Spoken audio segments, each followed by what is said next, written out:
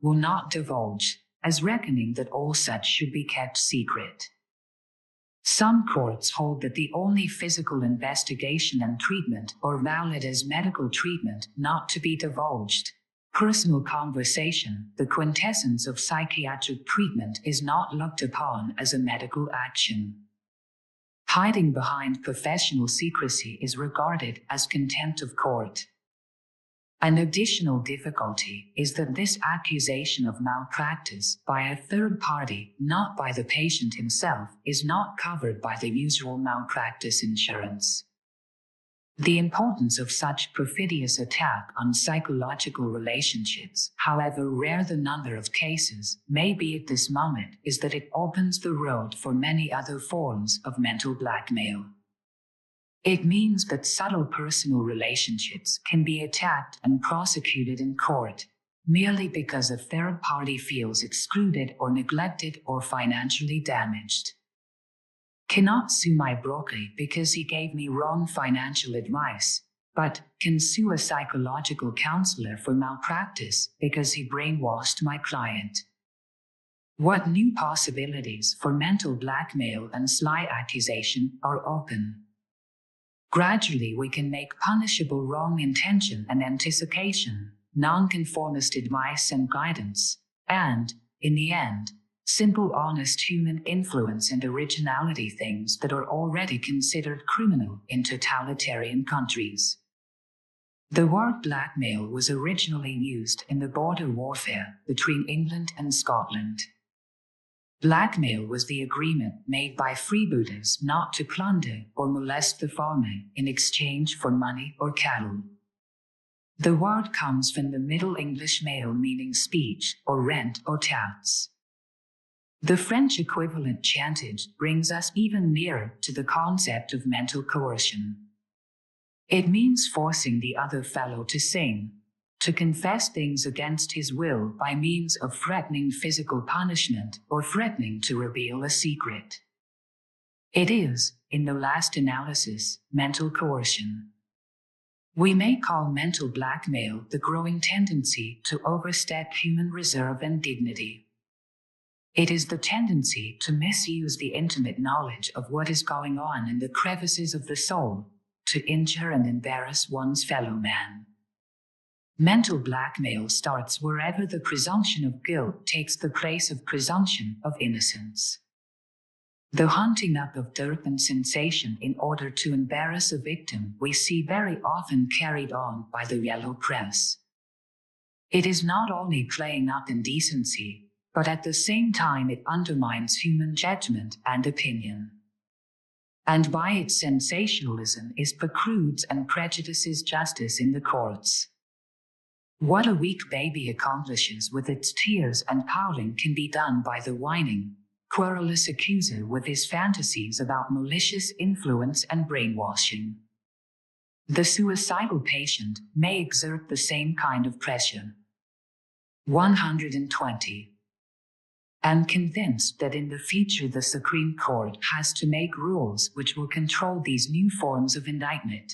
Yet the core of the problem is the growing suspicion within man in our era of transition. We blackmail men's minds with too many security measures, with secret files. We blackmail with gossip, with subtle pressures within political pressure groups, with lobbies within lobbies, and even by withholding our friendship. 121. The judge and the jury. What about the people who are called upon to sift truth from falsehood, to arrive at just and impartial verdicts?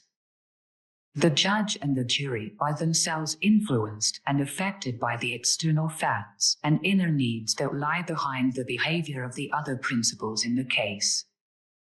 Yet they are supposed to rise above their background, their personal needs and desires, and to render a verdict strictly on the evidence, unswayed by any prejudice or subjective desires. And let us bear in mind that it is not only those officially connected with a case who make a decision about it, it is everyone who knows about it. You and I, the public, or judge and jury too. Judge and jury face the difficult task of finding and asking on the basis of the facts alone, And yet even in them, under the influence of strong group emotions, an emotional rearrangement of remembered facts may take place. Judge and jurors are affected by the collective emotional atmosphere surrounding controversial issues, and it is difficult for them to maintain their much-needed objectivity. The average juror already submits to the popular emotional demand before the trial is started, as several trials about racial persecution proved. Lately, two authorities on law attacked the system of trial by jury, one because of its delaying action on the process of justice, Pett, and the other because he considered it an outmoded means of administering justice, Newman. Trial by jury is a relic of the 13th century intended to replace the magic trial by ordeal. The gods and coincidence decided the guilt, and to replace the trial by battle, physical skill and power decided which of two parties was guilty.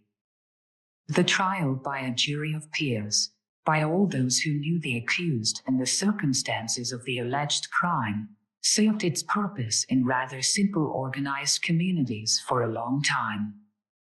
But in our complicated society, where people know less about each other and where 1,000-fold communications intrude the mind, things have changed.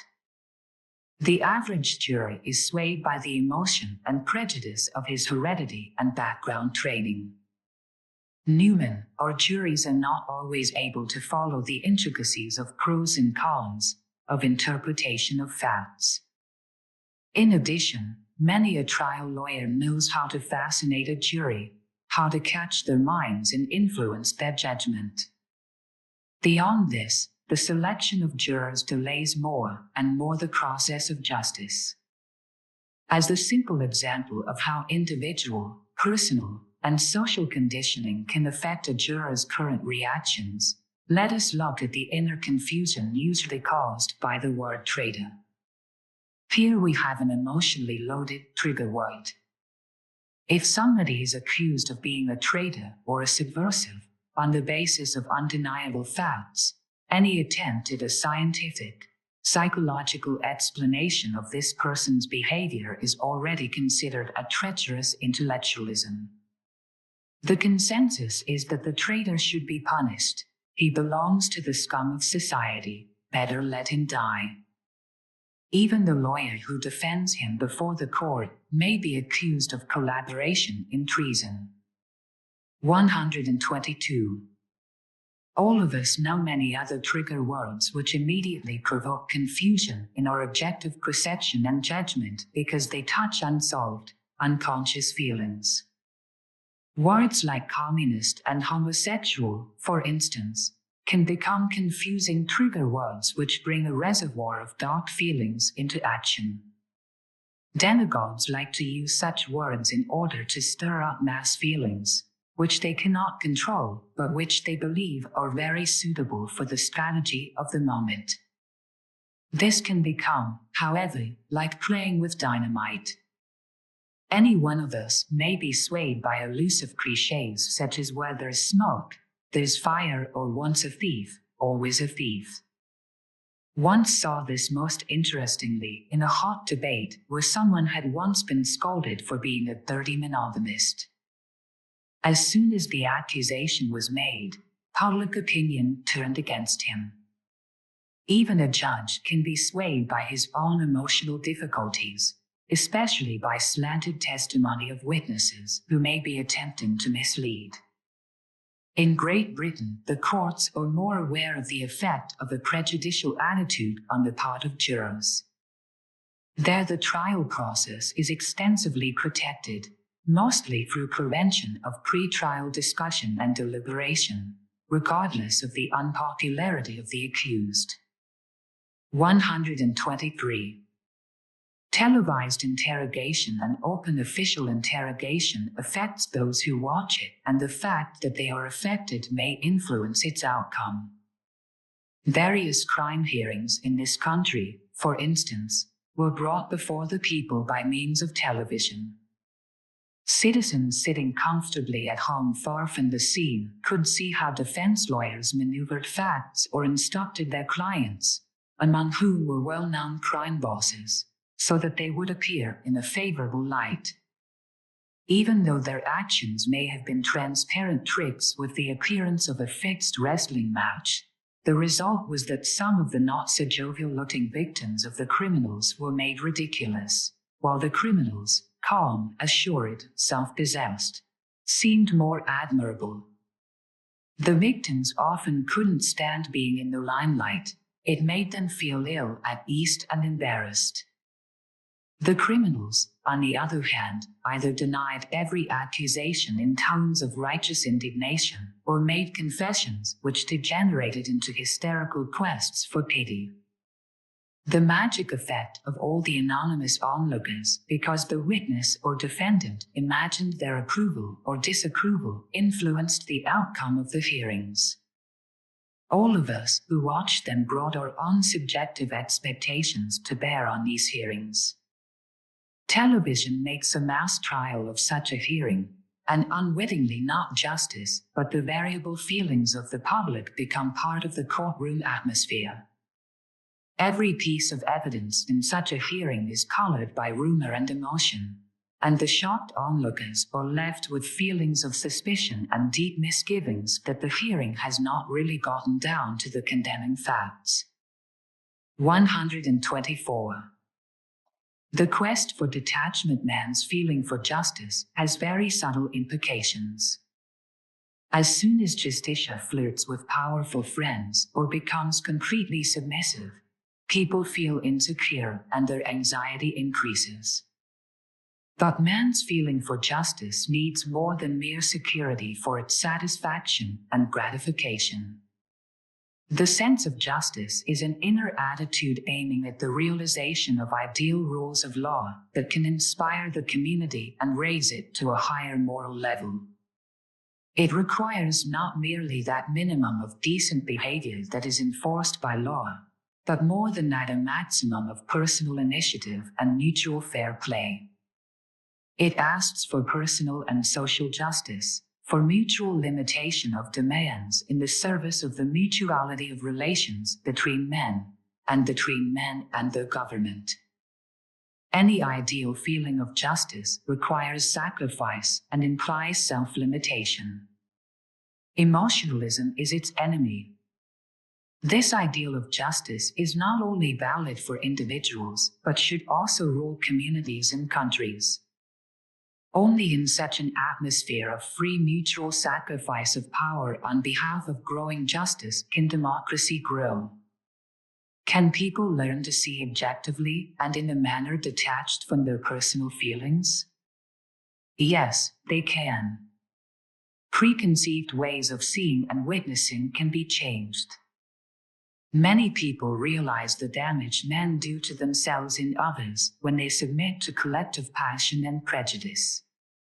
These people then learn through astute investigation and observation how to be less prejudiced, how to see events with constant readaptation of mind and eye, and with a search for reality. Prisoners in concentration camps or POW camps are so constantly bombarded with rumors and suggestions. Their observations are so distorted by the necessary self-defenses that they are hardly able to give an objective report regarding the actions of their fellows. The mass attitude of the day directs their opinions. The fellow who has become a scapegoat, whose function it is to alleviate for his fellow prisoners their common anger, will never be able to neutralize all later reports about him, simply because the number of so-called objective witnesses is against him. It is very difficult to separate the rumors from the facts and to neutralize ingrown mental toenails. There is in man an instinctual need to take sides with the majority, to conform to the opinion of the strong. This need is rooted in a biological urge for safety. That is why a strong feeling of participation grew among soldiers in a POW camp. The result was complete unconscious falsification of what happened. The individual observation got lost in the strong impact of mass opinion. In the future age of psychology, when insight into man's behavior is more generally understood and applied, we will be more aware of the importance of dependable witnesses. Every report and every piece of testimony, pro or con, will be examined and weighed in the light of its psychological and historical background. The citizen of the future will laugh as he looks back at the time once lost during trials because obvious facts on one side were not brought out to challenge equally obvious facts on the opposing side. These future citizens will understand that we only revealed our mutual hostilities and feelings of fear and insecurity by our behavior, feelings which moved us compulsively and subtly to make subjective rearrangements of our memories and impressions. He will point out that objective thinking was in its infancy in those days. 125. Chapter 9. Fear as a tool of terror. The fear of living in our era, the fear aroused by human relationships, is so strong that inertia and mental death often seem more attractive than mental alertness and life. Classical psychology often spoke of the fear of death and the great unknown as the cause of many anxieties, but modern psychological studies have shown us that the fear of living is a much greater, deeper, and more frightening one. Living often seems beyond our power. Stepping out of a relatively safe childish dependence into freedom and responsibility is both hazardous and dangerous. Living demands activity and spontaneity, trial and error, sleeping and reawakening, competition and cooperation, adaptation and reorientation. Living involves manifold relationships, each of which has thousands of implications and complications.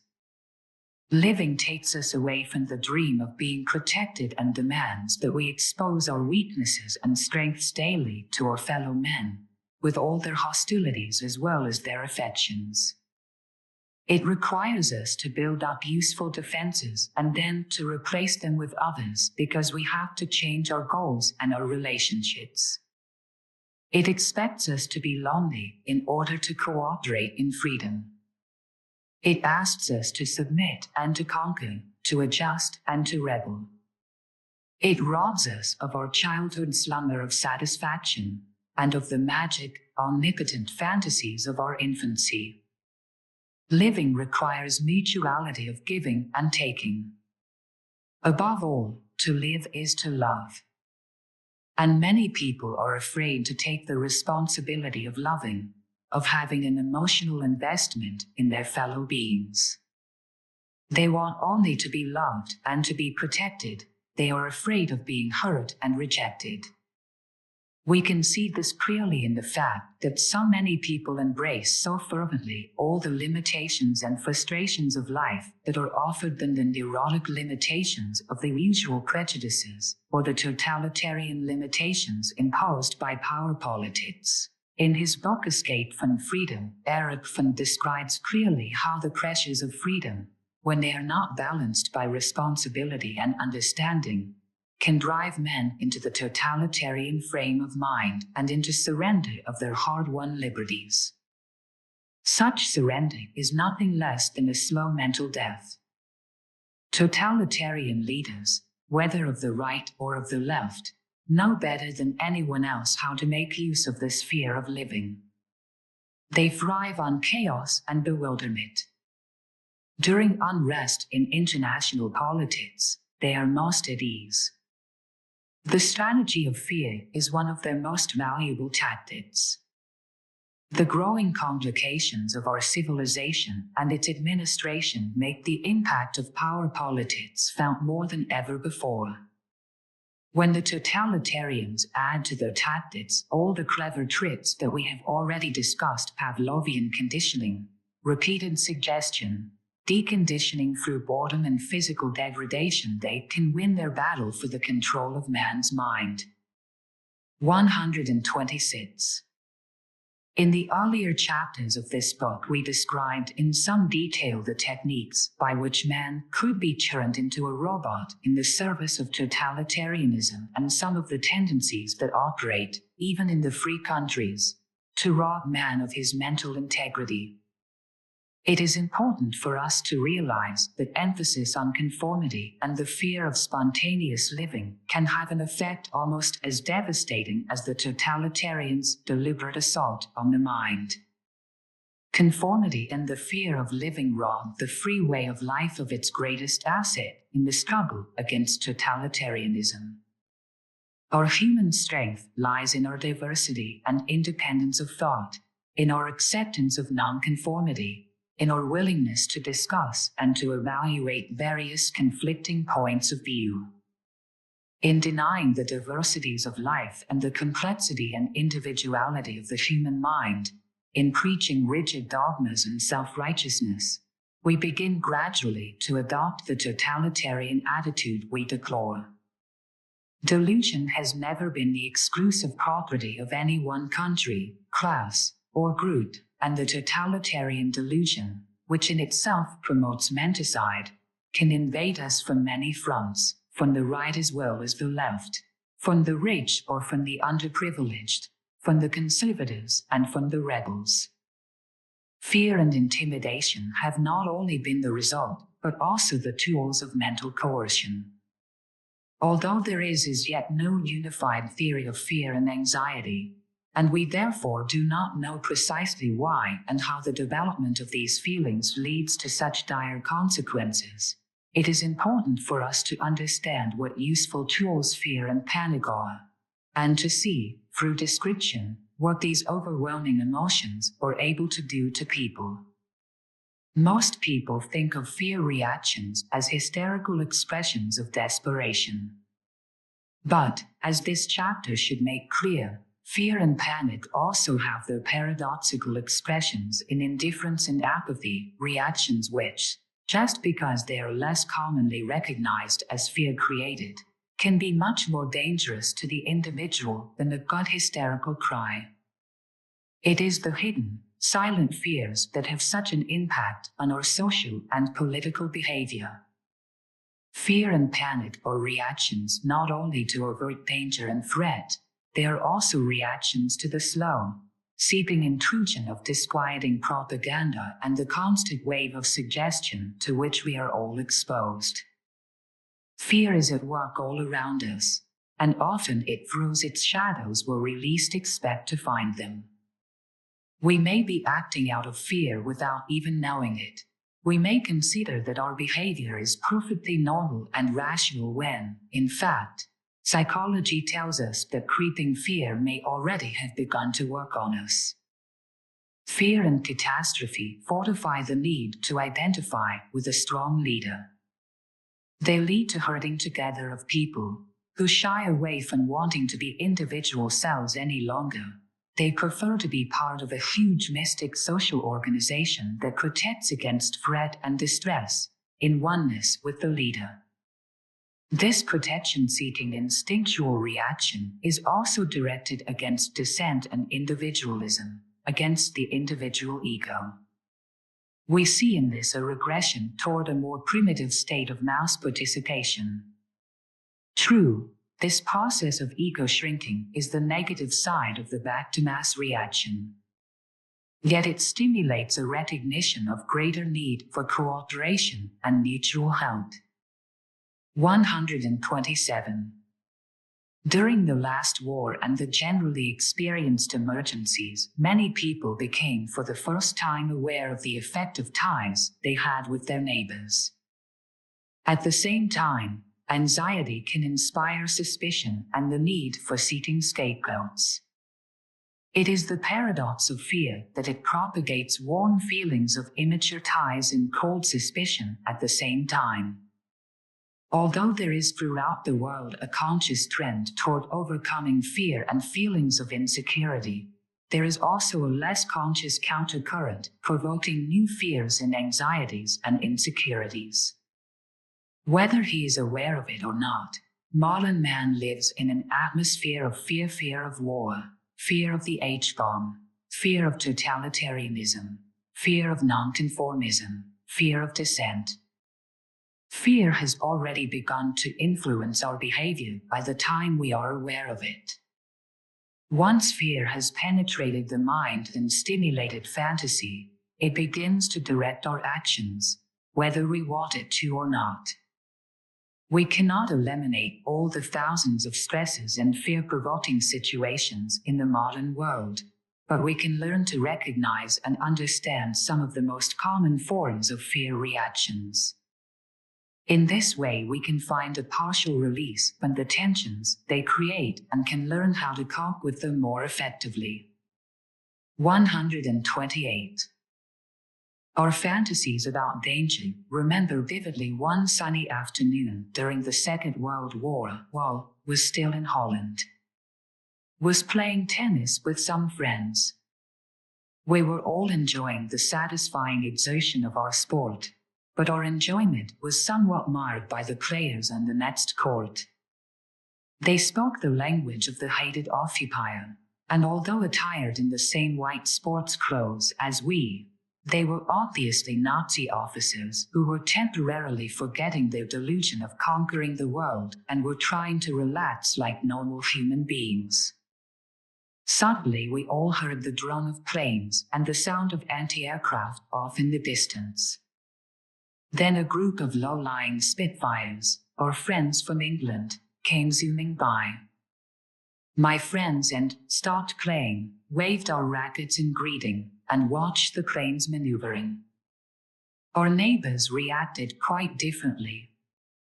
They became panicky. One of them flung his racket from him and ran off. The others threw themselves, face down, into a ditch bordering the court. Objectively, we were all faced with the same danger of strafing from the English planes, but for the Germans these were enemy planes, while for us they were friends. I'm sure it isn't necessary for me to add that after this occurrence my fellow Dutch citizens were forbidden to play tennis on that court. When, a year later, had arrived by good chance in London, found that every time German planes came over during the night, had that same suspicious feeling the German officers on the tennis court must have had. It seemed as though every bullet and every bomb was meant for me. So great is the role of fantasy and fear that an enemy bomb may have a different meaning for us than a friendly bomb. Fear may be defined very simply as an inner reaction to danger. This definition is deceptively simple, for as soon as we offer it, we are faced with a new problem. What shall we define as danger? Bombs, fires, earthquakes, and epidemics are easily recognizable as dangers. So are physical torture, direct totalitarian attack, and sudden economic collapse. But there are many subtle emotional dangers, too, arousing fearful fantasies and anticipations, often combined with inner visions of doom and disaster. As our examples will show, these dangers are faced differently by different people. It is our personal attitude toward life and toward mankind that determines whether we consider a situation a welcome challenge or an unconquerable danger. Some people enjoy strict control and mechanical conditioning of their lives. For them, totalitarianism and thought control are not danger. They bring a kind of eternal day sleep without responsibility. To these people, freedom is a danger, while dependence is a pleasurable safety. Others loathe any intrusion into their personal freedom and integrity and are continually on the alert to defend themselves against any external pressure, real or fancied. 129. Paradoxical fear. Even when people are well prepared and trained to meet an anticipated disaster, such as imprisonment and brainwashing, the actual impact of the danger may provoke all kinds of defensive behavior.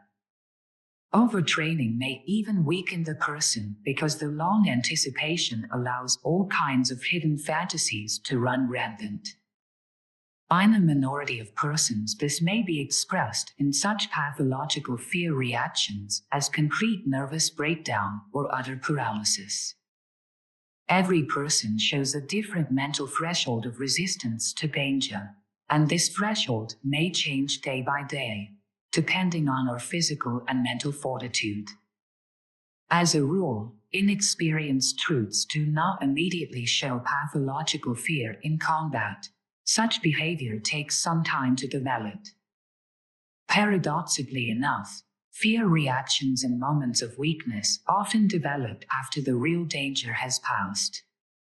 When the tension of battle or the daily stress of life in the prison camp is over, and there is no longer any need to hide one's fears and to control one's behavior, many people let go completely and give free vent to all their anxieties. In Dover, England, in 1944, the population suffered a kind of collective nervous breakdown when, after the tension of 4 years of continual shelling by the Germans, they heard only silence. The shelling suddenly stopped completely after the Allied troops swept victoriously across the Belgian coast. At that moment, many of the people of Dover broke down. It was as if the unexpected silence had brought them into a state of shock. This paradoxical fear reaction after danger has passed is important for us to understand. The totalitarian strategists know that during a period of temporary quiet and relaxation of tension, people lose their alertness and thus can be more easily caught in the totalitarian mental grip. In their strategy of terror, they consciously make use of the psychological action of the breathing spell. As soon as we let go and drop the defenses we have built up against danger, we can be brought to swallow any strong suggestions. The totalitarians also, in their document on terror, call the technique of taking advantage of such relief the strategy of fractionalized fear. In a quiet period between acute tensions, they can easily condition their victims' minds. Hitler used the Munich period of appeasement in precisely this way. During this time, his propaganda barrage was doubly effective.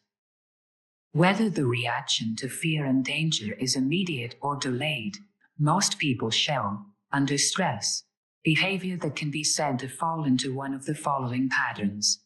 1. Regression loss of learned behavior. 2.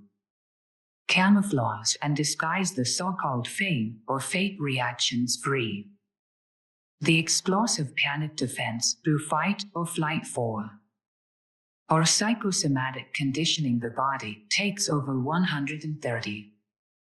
Regression. Although most people are more or less acquainted with the concept of regression, of setting the cultural clock back, they are surprised, nevertheless, to see staid men and women lose their acquired habits of civilization in times of catastrophe and panic.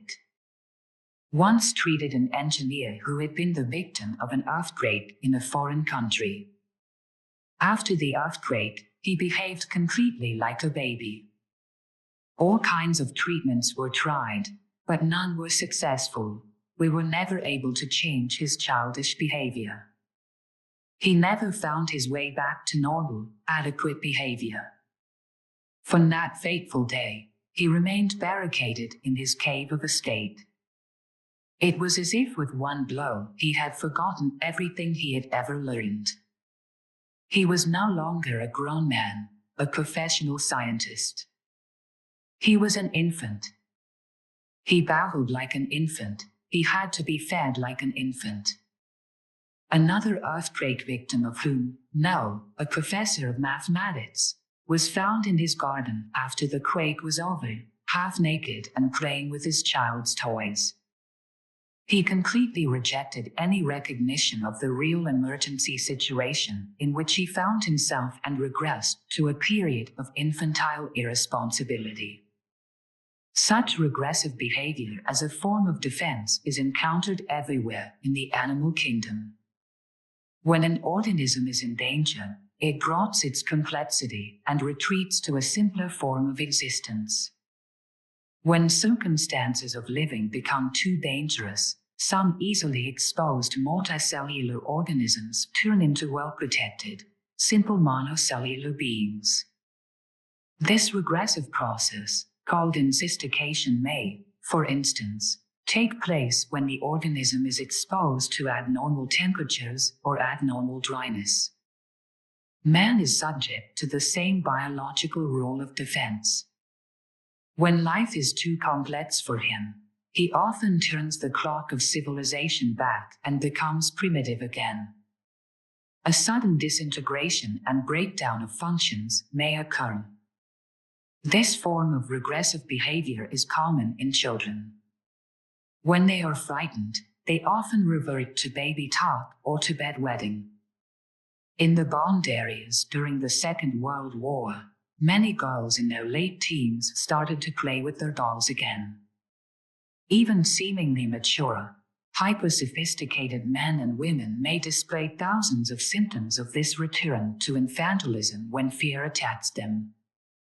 Their symptoms are not always as dramatic as the examples above. Nevertheless, they are symptoms of fear. When grown people begin to stutter and to lose their daily decorum, when they take to carrying around special protective charms, when they invent stories about their magic and vulnerability, when they boast more, eat more cake and candy, whistle more, talk more, cry more, and lose their formal stiff and staid behavior, they are acting out of fear. During the Second World War, in the prison camps and the air raid shelters, people really got to know each other, as do children in the playpen who have the simple intuitive gift of knowing whom they can trust. In our age of anxiety, we feel possessed by the same frightening shadows that once haunted the Stone Age man, and we may react to them by acting more like our simpler ancestors. 131. Camouflage and disguise. A different pattern is that of camouflage and disguise, playing hide and seek with fate. This useful protective trickery is often seen in lower animals who temporarily acquire the form or color of their environment. It is just like military camouflage. Everybody is acquainted with the color changes of the chameleon, and there are many other animals which are able to change their skin or body form in times of danger. Yet many people are not aware that human skin, too, shows rudimentary attempts at camouflage. The phenomenon of goose flesh resembles the reaction of a frightened, bristling cat, sudden graying of the hair or discoloration of the skin, which is known technically as fear melanosis, changes our outer color. During the Second World War, went with a first aid team to Rotterdam after the city had been heavily bombed. As we looked at the people, our first impression was that they were all wearing masks. Their skin was wrinkled and showed a typical camouflage reaction. They were all still badly frightened.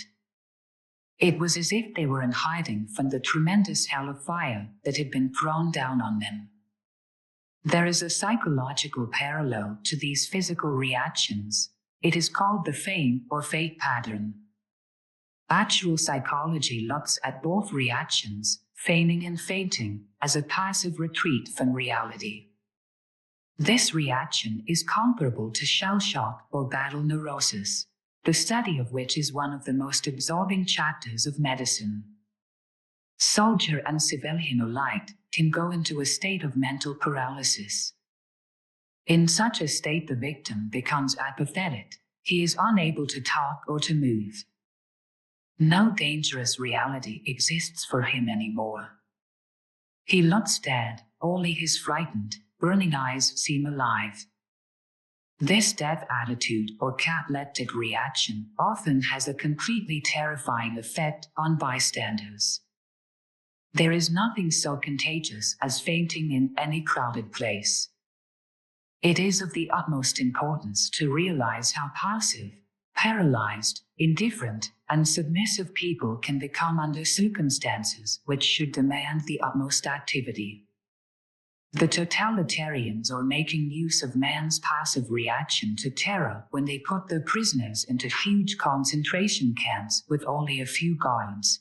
They are gambling that the reaction of passivity will keep the victim from rebelling or trying to escape. Like the bird which stands stock still when the snake approaches, man may surrender passively to what he dreads and fears in order to get rid of the tension of anticipation. The thief who surrenders to the police because he cannot stand the tension and insecurity of not knowing when he will be found out is an obvious example. A psychological camouflage reaction lies behind emotional shock and silent panic, the mental paralysis that overcomes some people when they can no longer cope with the circumstances in which they find themselves. Passive surrender to what he fears is one of man's most common reactions to sudden danger. It is not limited to pathological personalities. It occurs much more frequently than wild and overt panic, and displays itself in numerous subtle behavior mechanisms. People may escape into complaints about physical disease. 132. They may take refuge in very important pseudo-tasks and hobbies. They may deny real danger in the seemingly self-securing complacency.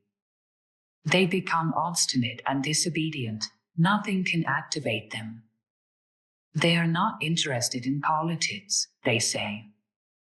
Some will try to sell to themselves and others the paralyzing theory of hopelessness and the inevitability of doom. But don't talk about the nuclear bomb.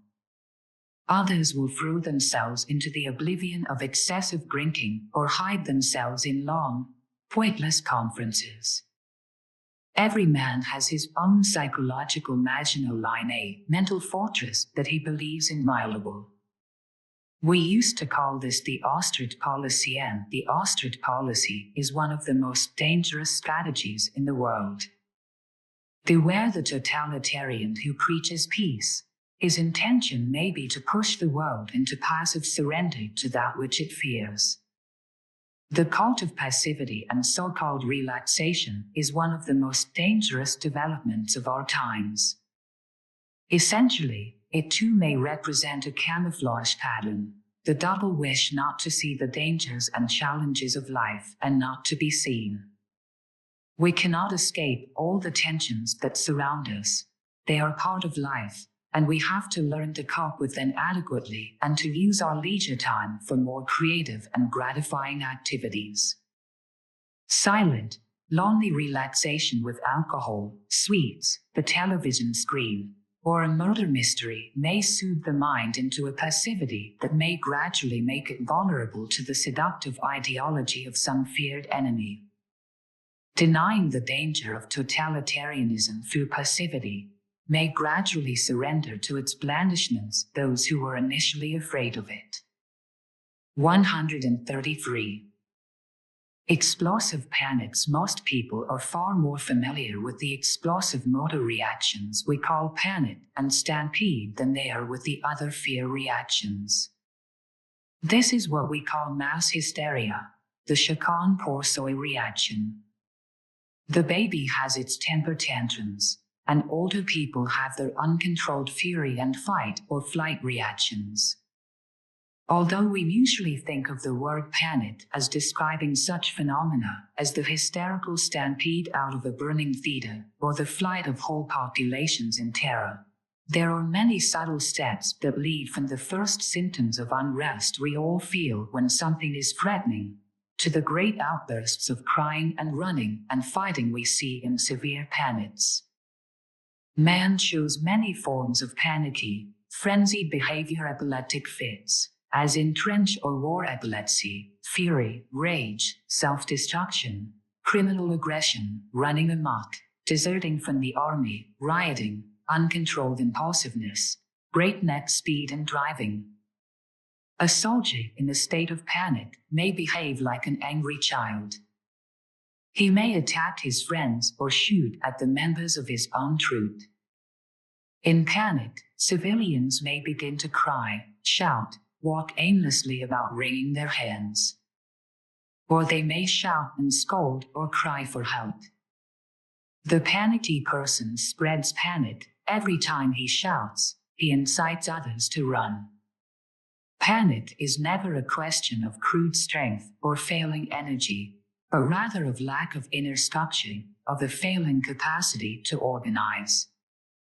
The panicky leader hesitates to use the powers entrusted to him. The child with temper tantrums lies deep within all of us. The more mysterious and unaccountable the danger, the more primitive our reactions may be. Riots, furious mass movement, and outbreaks of criminality serve to increase fear and panic, and thus can be used to deepen man's sense of insecurity and further his passive surrender to the totalitarian environment. Any terroristic regime compels its victims to repress the reactions of rebellion and anger. The more these reactions are repressed, the more the victims develop tremendous inner rage, which must bide its time and wait until it is permitted some socially sanctioned form of explosion. War is often said to universal panic, a mass discharge of accumulated internal rage. Here, too, the inner fears of mankind are discharged in mass destruction. 134. The body takes over the great group of psychosomatic reactions, although they are no mystery or more difficult to explain. Let us look at an example which may make this phenomenon more clear. In my hometown in Holland, after a few bombardments during the Second World War, an epidemic of bladder disease broke out. At least there was the first explanation. People suffered from the need to urinate so often that their sleep was disturbed. Almost no one had a full night's rest. For a short time, there was a boom in the practice of urologists. Then psychiatrists were able to explain that this urge to urinate was one of the first reactions to fear. The victims had only to think back to their childhood and to recall their bodily reactions before taking examinations at school to see what was happening. Increased urination may be described as one of the tension-reducing devices of the body. The body may react to danger and panic with a variety of physical symptoms. Perspiration, frequent urination, heart palpitations, diarrhea, high blood pressure are only a few. We know that many of these reactions are related to the body's mobilization of specific defenses against threatening dangers. The specific ways in which bodily diseases related to fear and anxiety develop are conditioned largely by the individual's personal life history, especially his development during childhood. The infant whose early tensions and yearnings were drowned in milk and pabulum will grow up into an adult who tries to fill his mouth again as soon as something threatening occurs. Overeating has become for him a fear-allaying device. In the process of rearing the child, the parent unwittingly trains certain of the child's organs to react to the tensions of life. Because man has many bodily organs, he can show a tremendous variety in his physical and emotional responses to threats, both from without and within. Psychosomatic medicine distinguishes between different character types in terms of the different organs which respond to outside stress or danger. There is the ulcer type, the asthma type, the colitis type, the heart failure type. Each of these types shows a different reaction to the same battle, the battle against fear. Feelings of social tension may be expressed in various organic diseases. In acute fright, however, certain organs of the body more commonly react than others. As we saw in our earlier example, the need for frequent urination is a nearly universal reaction to fright. The upset stomach is another almost universal fear reaction. During the Second World War, a medical team looked in vain for the bug causing an unknown intestinal disease among American soldiers who were preparing to land on one of the enemy islands in the Pacific. The doctors and biologists searched and searched. They found nothing. The mysterious disease vanished as suddenly as it had appeared after the invasion began, and the soldiers were able to discharge in action the tension of waiting for the invasion. These men were not strange or abnormal in any way. Even when one consciously accepts the challenge of danger and is prepared to face it, counter forces in the body may defeat the mental effort. The mind wants to be brave, but the body escapes into disease. Consistency of child rearing, emotional security at home, and lifelong conditioning to acceptance of the various challenges of life, all these are the factors that determine how we will react when we are put to the test. 135. In their treatment of panicky soldiers during the last war, psychiatrists gave some of their time to an explanation of these various danger reactions. As the victims began to understand the reactions and saw how common they were, they took the first and most important step toward cure. No longer were they so afraid of their fears. No longer were they in such dread of cowardice. It was important for them to know that what had reduced them to the level of helpless childhood was part of a universal pattern of defensive behavior. As they understood this, they became less afraid and ashamed of their own private fears. They knew that their bodies were reacting like many others, and they became able once more to accept their duties quietly and with better control. Stamina and resourcefulness depend as much on self-knowledge as they do on the help and support we get from others. In times of stress and calamity, people begin to probe for the vulnerable spots and weaknesses in both their friends and their enemies. This testing goes on constantly during a hot war, but it happens during a cold war as well. The Cold War exerts a continual pressure on human imagination and mental fortitude and is the cause of many peculiar escape reactions or bodily reactions. Whenever fear and danger confront him, man has to make a choice. Shall he indulge in unchecked fury? Shall he concentrate upon self-protection? Or shall he accept his responsibilities? The few reactions we have described show how the primordial impulse to self-protection, misguided though it may be, can break through all our civilized defenses. Only training and conscious preparation for danger, both inner and outer, can give a man strength to hold these reactions in check. This training starts within the nucleus of the family and is supported by the example of a peaceful, free community. These are the first teachers in the constant battle between inner fear and outer danger.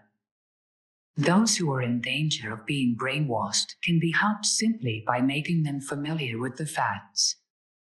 Foreknowledge has a partial protective function, and this belongs to the best security we can give to them. It takes away the weakening influence of anxious and mysterious anticipation. With this aid, their mental vulnerability is then furthered by innate inner strength, by the example of God-rearing, and by the challenge and opportunity their society gives to them. 136.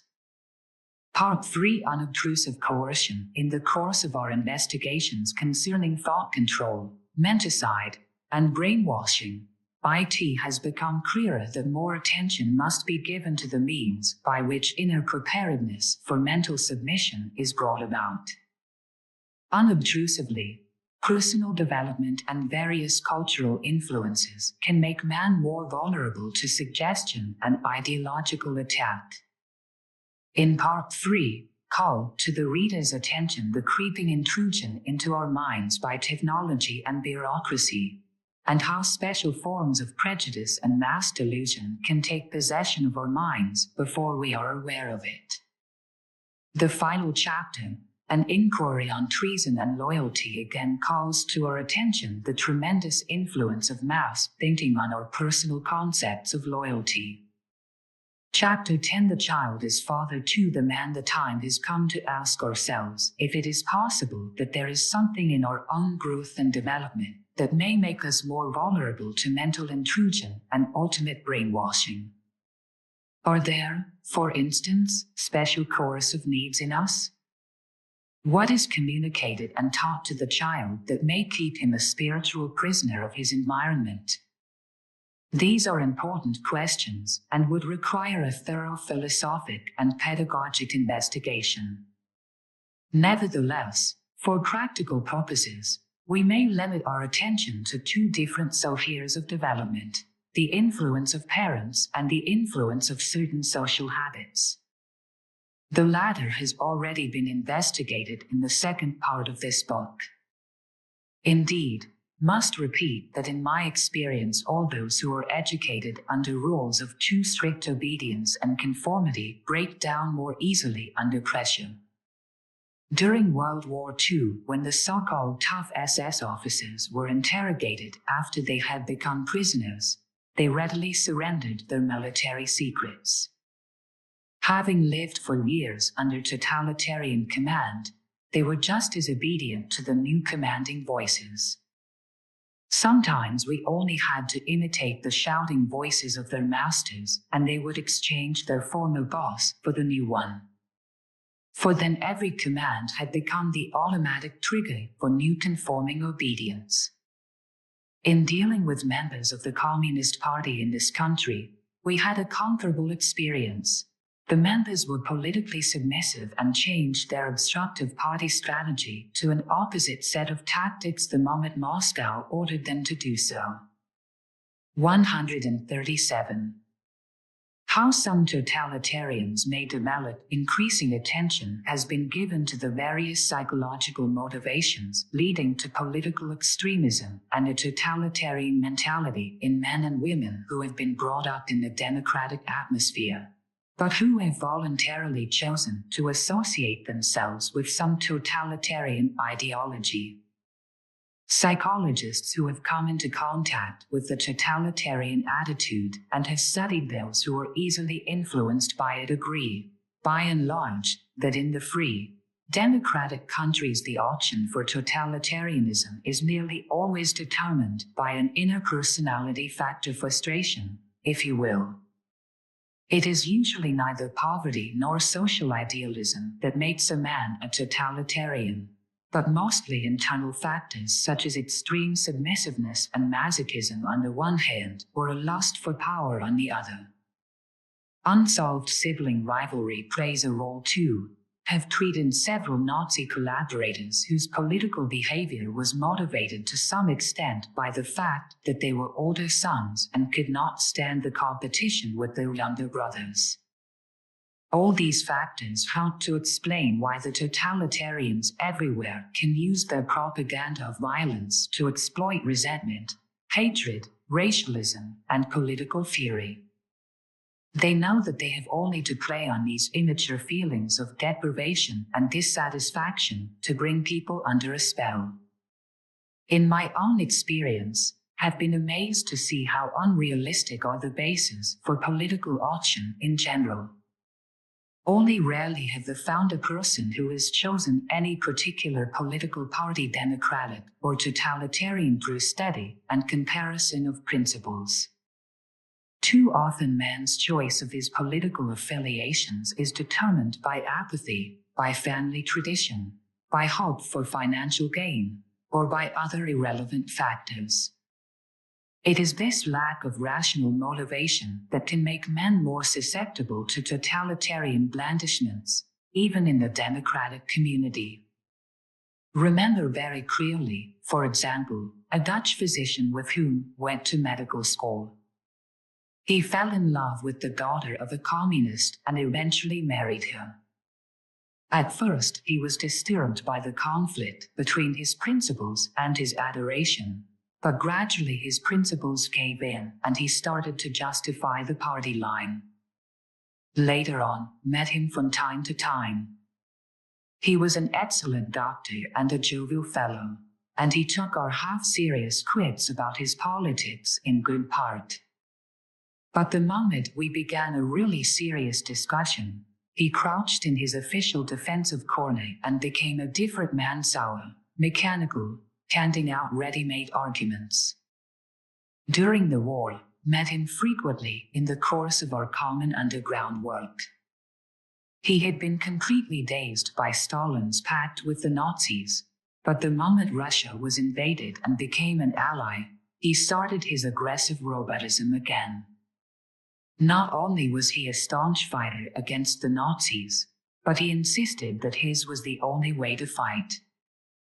He lost his life on a dangerous mission for the underground, and always had the feeling that it was in a way welcome to his latent suicidal feelings. In other Nazis and communists, both have seen dramatic examples of how personal resentments, outside the suffering of real injustice, can lead a man to the side of the rebels. 138. Some of these people were the type who simply submitted passively to a movement stronger than themselves, men and women whose ideology was a reflection of whichever side had caught them first. Others were motivated by the need to vent their own personal anger and resentment in some direction and used political action to satisfy this need. But if we are to come to any real understanding of the internal factors that lead a man to adopt a totalitarian ideology, we must dig a little deeper than this and must give our attention to some basic roots of this problem. 139. The Malling Nursery. One of the important things we have learned from modern psychology is that the roots of many of our adult attitudes and problems lie far back in the seeming quiet of the nursery and childhood years. The infant's life may appear to be placid and uneventful, but from the moment he is born he hears thousands of rumblings both from inside his own mind and from the world outside. In his mother's womb he knew neither warmth nor cold. Now his skin transmits these sensations to him. As he lay protected in his mother's body, he did not have to breathe, eat, or excrete. Now he must do all these things himself. He needs help in doing them. He needs protection, and for this protection and help he must rely on those grown-up giants, mother and father. He is utterly and completely dependent, unable by himself to find adequate responses to his needs. There he is, with his pitifully limited means of adaptation, with his minimum of innate patterns of action. Warmth of food and love, things which he needs to sustain his life, come to him when he does the right thing, and the right thing is the learned, civilized thing, not the instinctual, primitive thing. The giants, his parents, make demands on him. They begin to mold him according to their own habits, and the infant must submit to all these external demands in order to get what he wants and needs. He must follow the hundreds of subtle, incomprehensible educational rules in order to be paid back with the affection and protection on which he is so dependent. All of this transforms him into a more or less conforming being. His parents' morality is, as it were, sucked in and becomes an ever-present force inside him. He is imprinted with all kinds of habits which serve to condition him into the particular form of adaptation his parents and his society think good for him. The forms his adult behavior will take are foreshadowed by the forms his parents' behavior take. The patient mother imprints patience on her child. The anxious, compulsive mother imprints tensions on hers. The child who is brought up in a loving environment will develop inner pictures of love and affection and will be better able to accept all the restrictions his parents impose on his freedom, all the rules they lay down. He will accept timetables, toilet training, parental confusion, without too much inner protest, even when his needs run contrary to these social demands. He may want to be fed at a time when, according to this schedule, he should not be hungry. He may want to sleep when his parents want him to be awake. Society demands of him that he learn to postpone his own gratifications, and he will react to this demand in a manner contingent on his own sense of security in his parents' affection. Having to wait for food, not being allowed to suck anymore, Having to control his need to excrete all of these require the child to make new and difficult adaptations. His urge for immediate and unconditional satisfaction of his needs has to be transformed into something much more complicated, a whole pattern of learned responses. 140. It is not important for us to describe here the different ways in which these early cultural obligations are met by the child. But it is important to understand that the cradle and the nursery change and recondition the innate natural responses of the unsocial, primitive child to mold him into an adult, who may be left from his childhood a legacy of frustrations stemming from this molding process. Individual problems are caused by individual patterns of child rearing. These very patterns are themselves to some degree the product of the cultural traditions in which they are rooted and the mores of the community into which the child is born. 1. For the degree that our society imposes on children frustrations and restrictions for which they are neither biologically nor emotionally ready, to that degree our culture paves the way for adult behavior problems and for neurotic attitudes of submission or aggression, which may find expression in allegiance to some totalitarian group. Conditioning a child into a servile and submissive attitude, for example, may start when parents rigidly imprint automatic rules of conduct on the infant. They may make a time maniac out of him or a cleaning automaton. They may compel him to speak too early or to be silent when his voice itches to burst out of his throat, or to sleep when his body is throbbing with the energy of wakefulness. Such parents impose on their child a constant feeling of guilt. He feels disturbed and unhappy every time he does not comply with their demands. And at the same time, they force him to love them even when they are disagreeable. They may compel him to apologize for behavior which seems to him to be perfectly acceptable. They may demand that he confess to crimes which do not exist as crimes for him at his age. Some techniques of brainwashing can be seen at the cradle. The parents may cross-examine him, tie him to their apron strings, or keep him constantly under their eyes. With their solicitous attention, they never leave him alone to enjoy a feeling of being secure with himself. The helpless child in such an environment becomes emotionally insecure. In exchange for more borrowed security, he becomes more conforming and submissive, although this conforming behavior covers up tremendous inner protest and hostility. When parents do not permit a child to express his instinctual needs openly and directly, they force him to look for other ways to express them.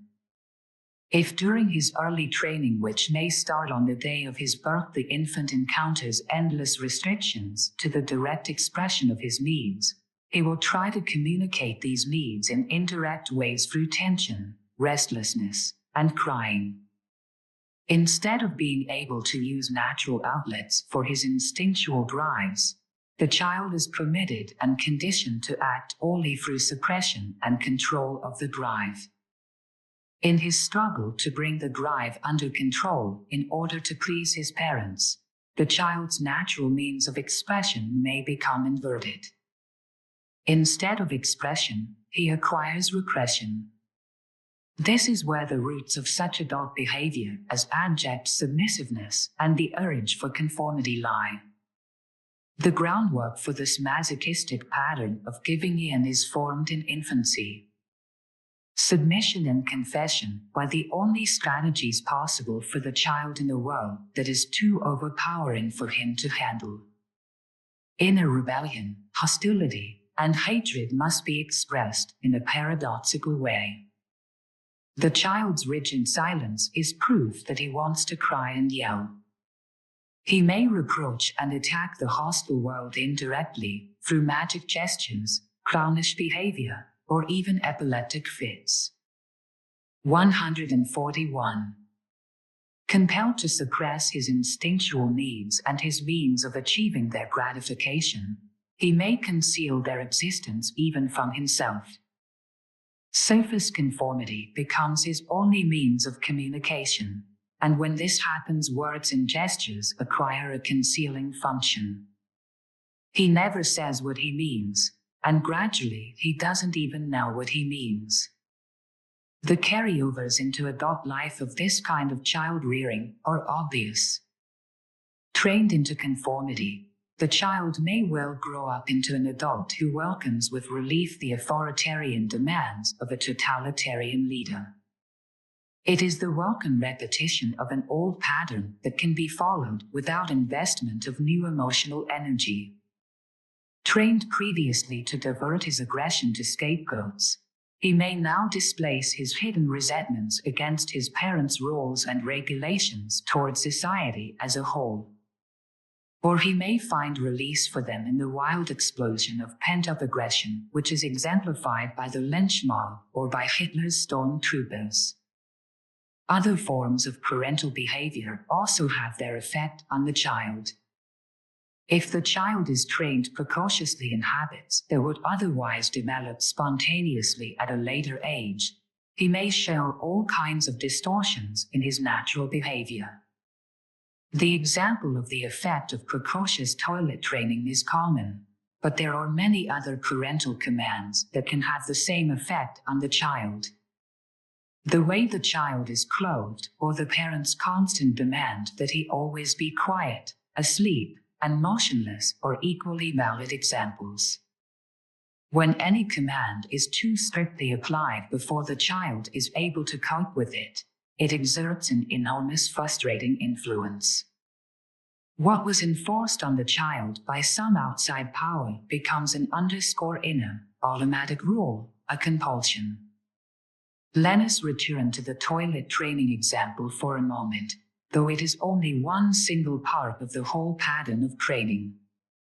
The child who is trained to control his need to excrete at too early an age learns to keep himself clean and constipated under all circumstances.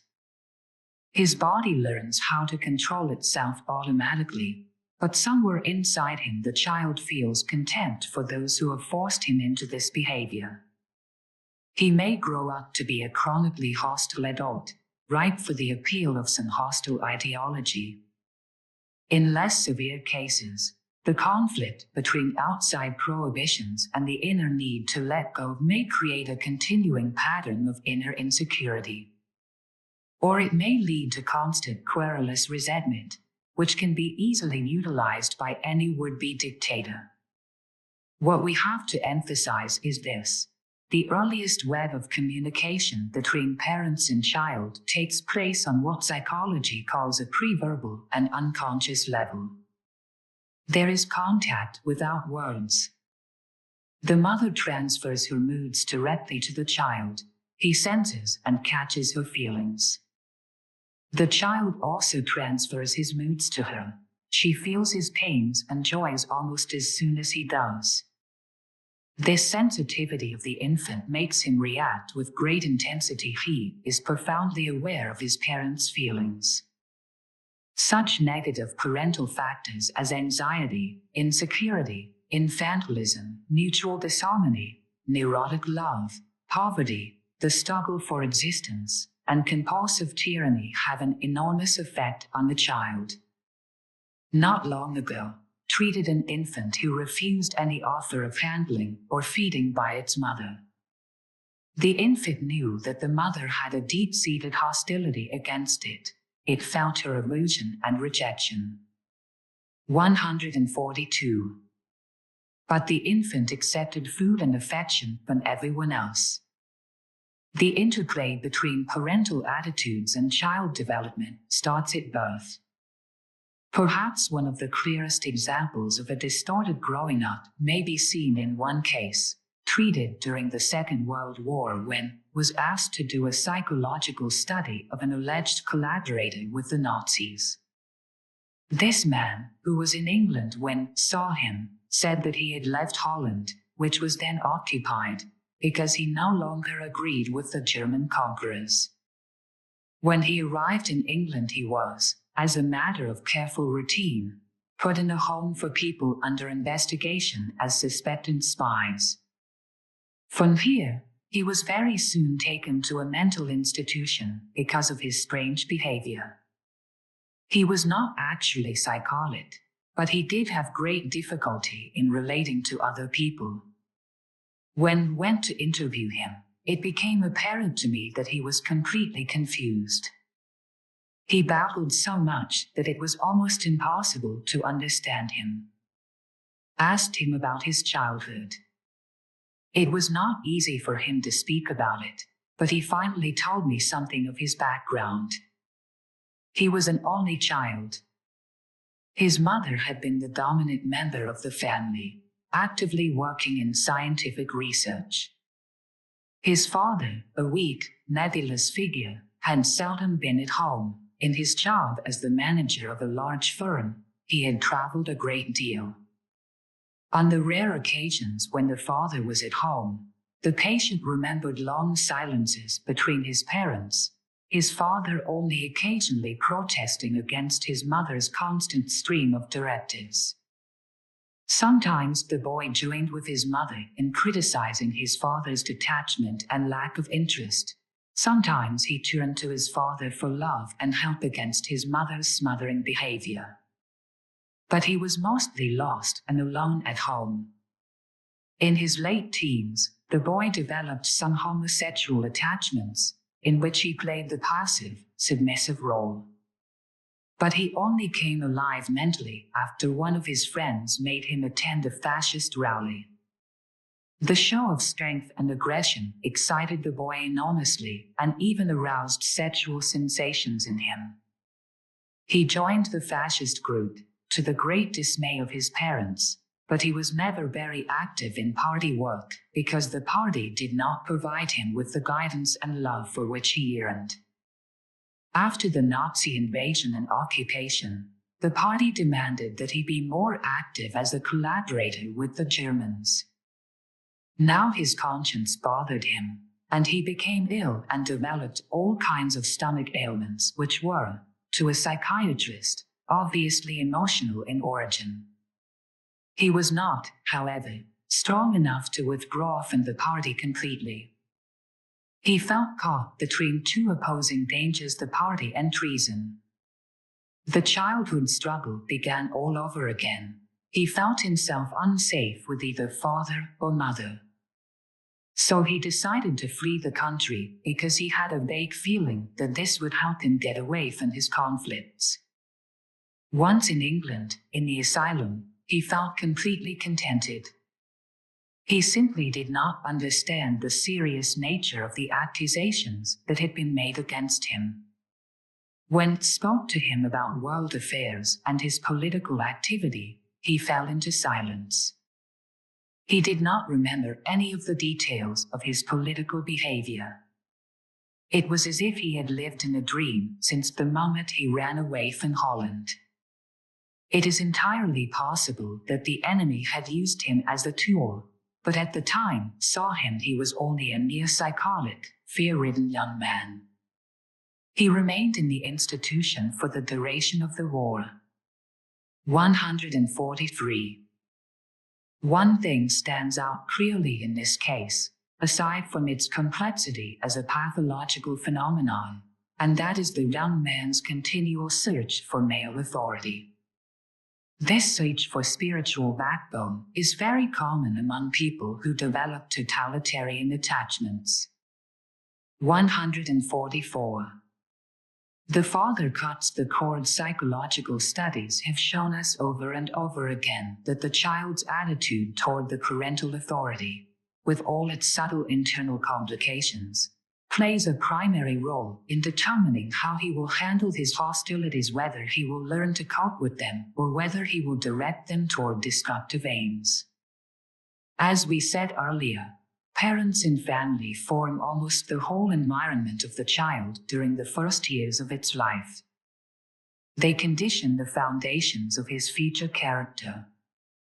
And in the family, it is the influence of the father that determines whether the child will stick to its strong natural ties with its mother, to its dependency needs and its needs for protection, or will step out of this maternal realm and will form new ties with new people.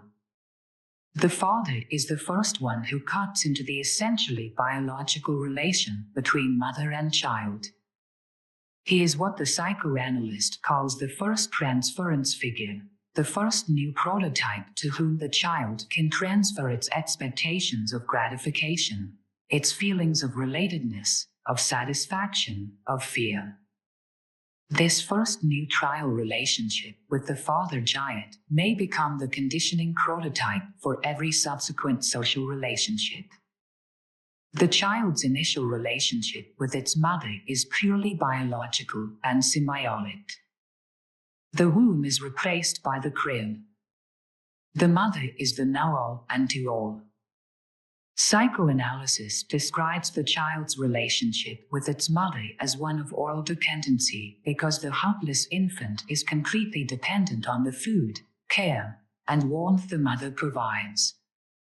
The little human being's dependency need lasts longer than that of the other animals. It is this fact that makes man gregarious, dependent on cooperation with others. The father brings a third person, who has no part in this relationship of biological dependency, into the life of the child. When he cuts into the child's relationship with its mother, he is cutting the psychological umbilical cord just as the doctor cuts the physical one when the infant is delivered. First, he gives the child the opportunity to transfer feelings and expectations to him. Later, he brings the child more actively outside the maternal realm and teaches him more and more about social relationships. The specific role of the father as the transference prototype is not so simple as it seems to many fathers. Father is not merely a toy with whom the child can occasionally play. The child needs to identify with this giant who lives with him and with mother. He wants to become familiar with the giant. He wants the giant to become part of his world. The child wants more than this. He wants to be gratified by father so that he can love father as much as he does mother. But the child will transfer some of its love and emotional investment to father only if it sees something of mother in him. Father can do the same things mother does. He can feed the child, can solace him, can take care of him, and thus the child can maintain a feeling of gratitude and affection toward this third person. This transference of feelings can only take place, however, when the relationship between the parents themselves is tranquil. How can the child identify with and love his parents when they are in constant conflict with each other? 145. This picture is, of course, something of an oversimplification. There are mothers who behave like cold, distant fathers, and fathers who behave like warm, cuddling mothers. There are grandparents or adoptive parents who can take over. There are many mother or father substitutes. But this is not my point.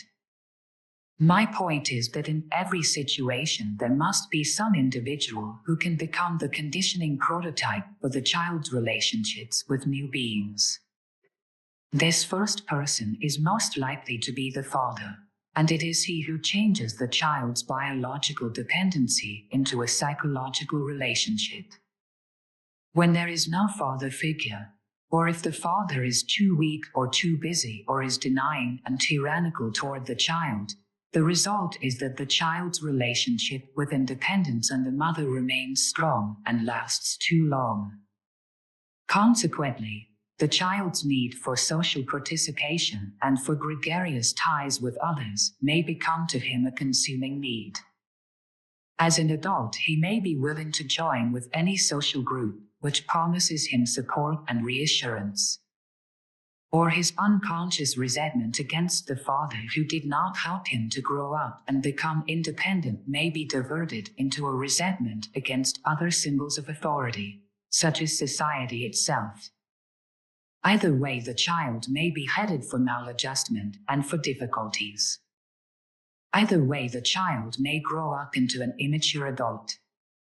In a study on living by proxy, described the arrested emotional development that results when the father does not play his proper role or is not present. A child brought up in such an emotionally defective atmosphere searches continually for strong figures who may serve as a proxy for the normal relationships the child would otherwise have had in life. Have treated several cases of homosexuality and other forms of arrested development, both in men and women, which were almost directly attributable to the too strongly tied symbiotic life with the mother which results from such an environment. In the building up of man's awareness of an independent self and the establishment of his ability to have easy, relaxed relationships with his fellow men, the father, as the natural chief and protector of the family, plays an important role. He cuts the cord. He may condition the later pattern of dependence and independence. His potential psychological dominance can become a blessing or a curse, for the child's emotional attitude toward its father becomes the prototype for its attitudes toward future leaders and toward society itself. We saw this clearly in the case of our spy who had never had a strong male guide in his life. Many of the people investigated who had chosen to identify themselves with aggressive totalitarian groups had this problem. For such people, the totalitarian party became both the good father who accepted them and the proxy which gave expression to all their hidden and frustrated hate. The party solves, as it were, their inner problems.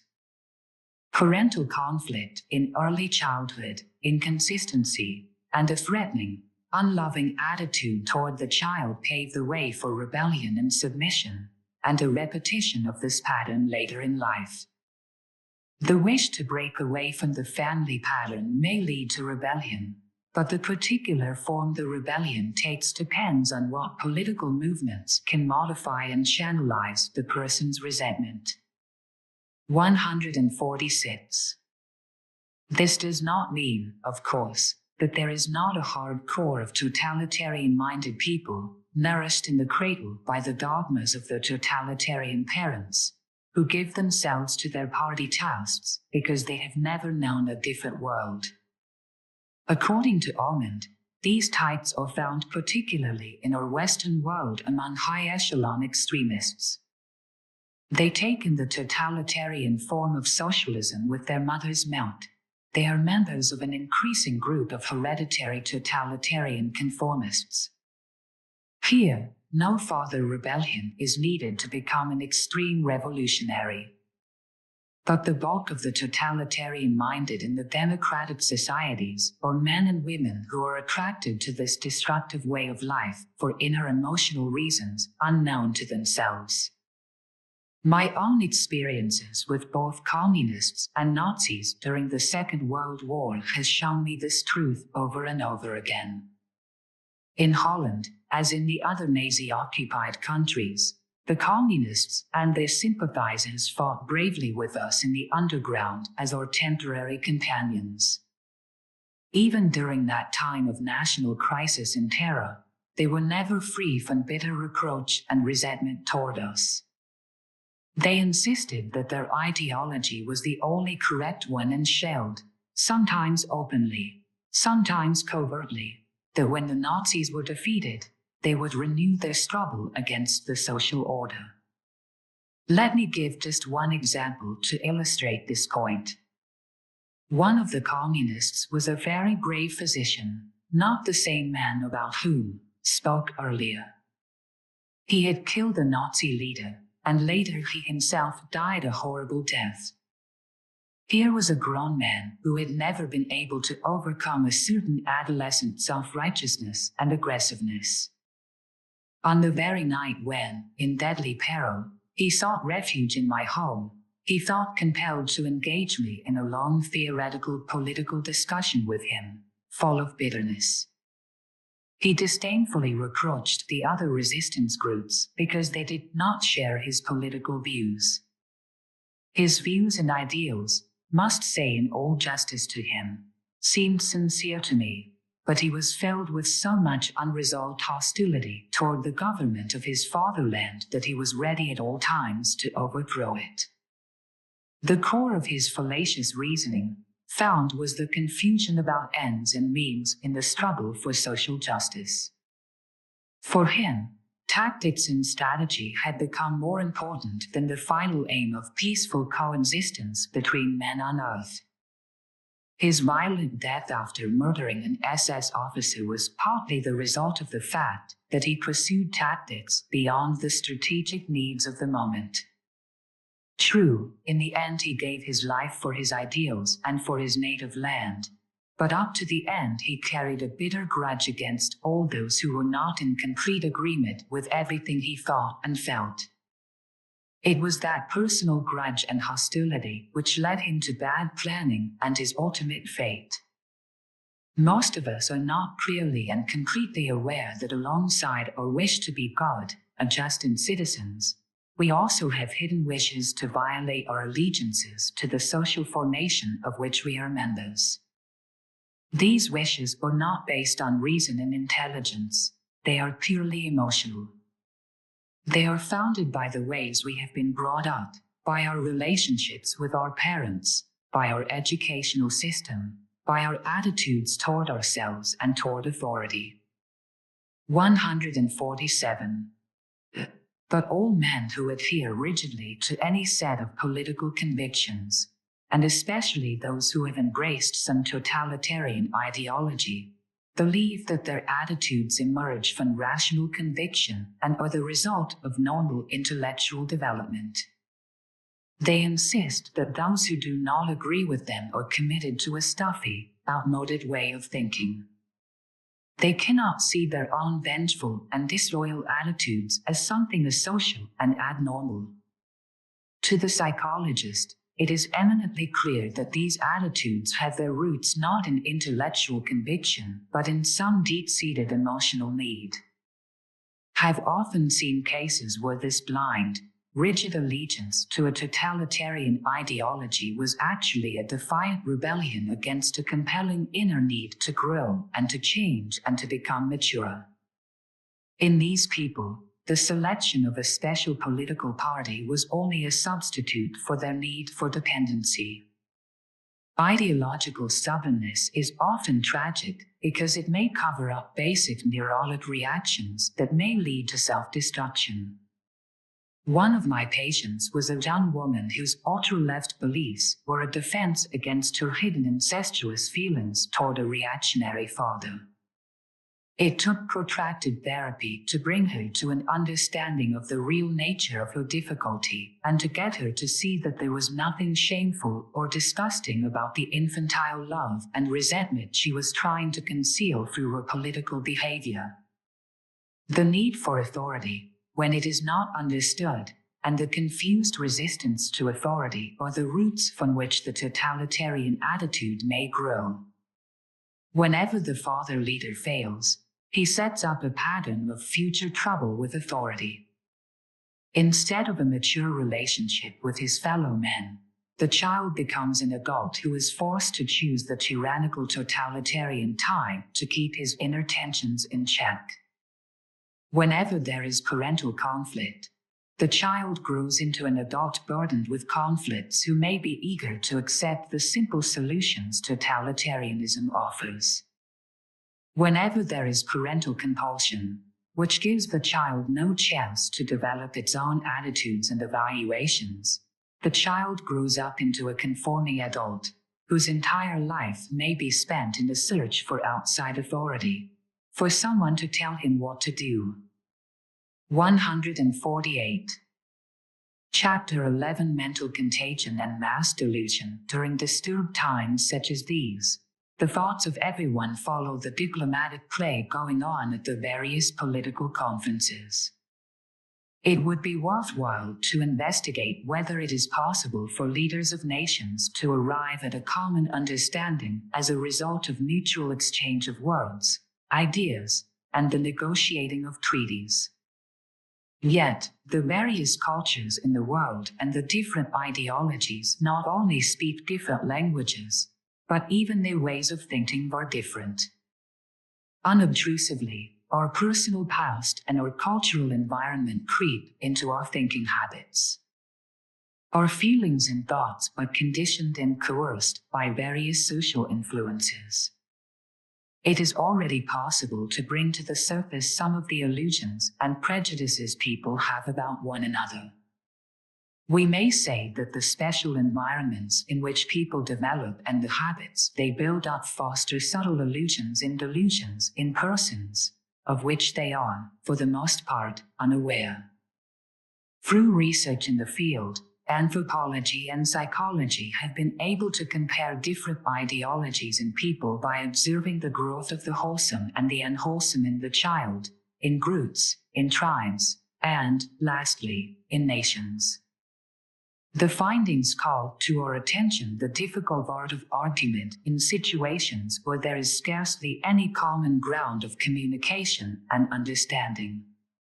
In a study on mental coercion, we have to trace some of these mass psychological influences which condition our attitude in life.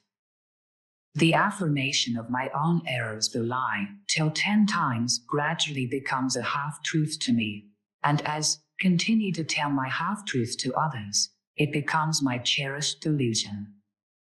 We rediscover this phenomenon every day in that huge laboratory of human relations we call psychological counseling and psychotherapy.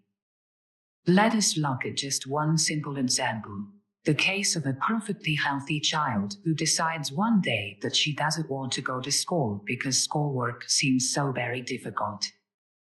So she tells her mother that she has a headache, and mother agrees to let her stay at home. Thus the girl avoids the schoolwork she dreads and gets the additional gratification of her mother's solicitous and tender nursing. The next time our little girl wants to stay home, it is easier to pretend she has a headache, and the third time it is easier still. Gradually, the girl herself begins to believe in her recurrent illness. Her conscience bothered her the first time she lied, but by now her initial lie has become an ingenuous truth to her. 149. By the time our heroine becomes a grown woman, she will have to consult with the doctor about her constantly recurring headaches. Doctor and patient will have to spend many hours untangling the web of half-lies, innuendos, and self-pitying complaints until the patient rediscovers that her headaches all began on that one day she didn't want to go to school. Delusional headaches afflict the world itself. Political demagoguery is, to some extent, a problem in our country. The particular form this demagoguery takes is only a passing phase, and when our current dragons and inner phantoms have been laid to rest, the eternal demagogue may arise anew. He will accuse others of conspiracy in order to prove his own importance. He will try to intimidate those who are neither so iron-fisted nor so hot-headed as he, and temporarily he will drag some people into the web of his delusions. Perhaps he will wear a mantle of martyrdom to arouse the tears of the weak-hearted. With his emotionalism and suspicion, he will shatter the trust of citizens in one another. His delusions of grandeur will infect those insecure souls who hope that some of his dictatorial glamour will rub off on them. Unfortunately, the problem of delusion has been studied almost exclusively in terms of its pathological manifestations. The psychiatrist who has encountered delusions of grandeur in his patients has in the past lacked the philosophical and sociological background necessary to enable him to form comparisons between his patients' delusional systems and mass delusion in the world. In dealing with patients suffering from megalomania or persecution mania, he has tended to rely too much on hypotheses which explain pathological delusions as the product of anatomical changes in the individual brain. He has not given enough attention to the question of whether or not these phenomena are in any way related to an abnormal way of thinking in a physically normal person. Since the growth of anthropology and the social sciences in the last decades, new light has been thrown on the subject of mass feelings and mass delusion. Obviously, these are not phenomena which a pathologist can examine under a microscope. They demand a knowledge of history and social psychology, and of all the studies which concern interhuman relations and man's collective thinking. To arrive at a clinical stage of study of this subject, it is necessary to divest oneself of various fixed philosophical ideas which have dominated scientific thought since Aristotle. There is, for example, the doctrine of the identity of all thinking processes and the possible universality of human understanding. This is essentially founded on the belief that all human beings think in the same way. But against this hypothesis is the observable truth that philosophers themselves have the utmost difficulty in reaching mutual understanding. This may be largely due to the fact that different men have different methods and standards of thinking. For centuries, science has adopted the Aristotelian dictum that most thought is carried on according to the established rules of logic, which apply in the same way as the laws of nature. It was the philosopher Francis Bacon who first pointed out, in his theory of idols, that although the laws of logic and clear thinking certainly exist, men may or may not make use of them, depending on the emotional circumstances. Thoughts are often the theatrical curtains to conceal personal passions and reactions. 150. In this statement, the philosopher who lived during Shakespeare's time might almost be attacking the seeming logic of modern demagoguery. Since the Renaissance, therefore, it has been acknowledged that human feelings and personal inclinations mold and direct thought, and this point of view rather early found its most moving expression in the works of Spinoza and Pascal. When we come into contact with the phenomena of collective passion and mass delusion, it is impossible to keep modern psychology out of the picture whether we look at it philosophically or politically. For, when examining this problem, we are immediately confronted with the question, do these disquieting phenomena in group life, which lead to so much mutual misunderstanding, arise from the fact that the group is in a particular, immature, and adolescent phase of psychological and political development? It will be illuminating and may help us answer the question if we study briefly the history of the growth of consciousness and awareness in the individual mind as it passes through successive stages from infancy to maturity, since we can, in fact, find a parallel between such stages of growth in the individual and the human group. 151. Stages of thinking and delusion. The psyche is constantly confronted with and communicating with the outside world, and at every phase of an individual's development, the world and its events are experienced differently. Although different scientists have drawn different conclusions about the various phases and their implications, the very recognition of change and growth of personal outlook is one of the most important scientific findings in psychology and is agreed on by all psychologists. Let me briefly explain here the developmental approach to human psychology. It is not the only one, but it will serve to illustrate the tremendous impact of immature and delusional thinking on our final opinions. Developmental psychology, as studied in children and primitives, posits at the origin of thinking, in both the individual and the race, a hallucinatory stage of the mind, in which there is no experience of difference between the inside and the outside world. The mental separation and distantiation between the self and the world has not yet taken place. The psyche is felt to be omnipotent. All that is experienced inside the self is attributed to the universe as well, and is imagined to be part of that universe.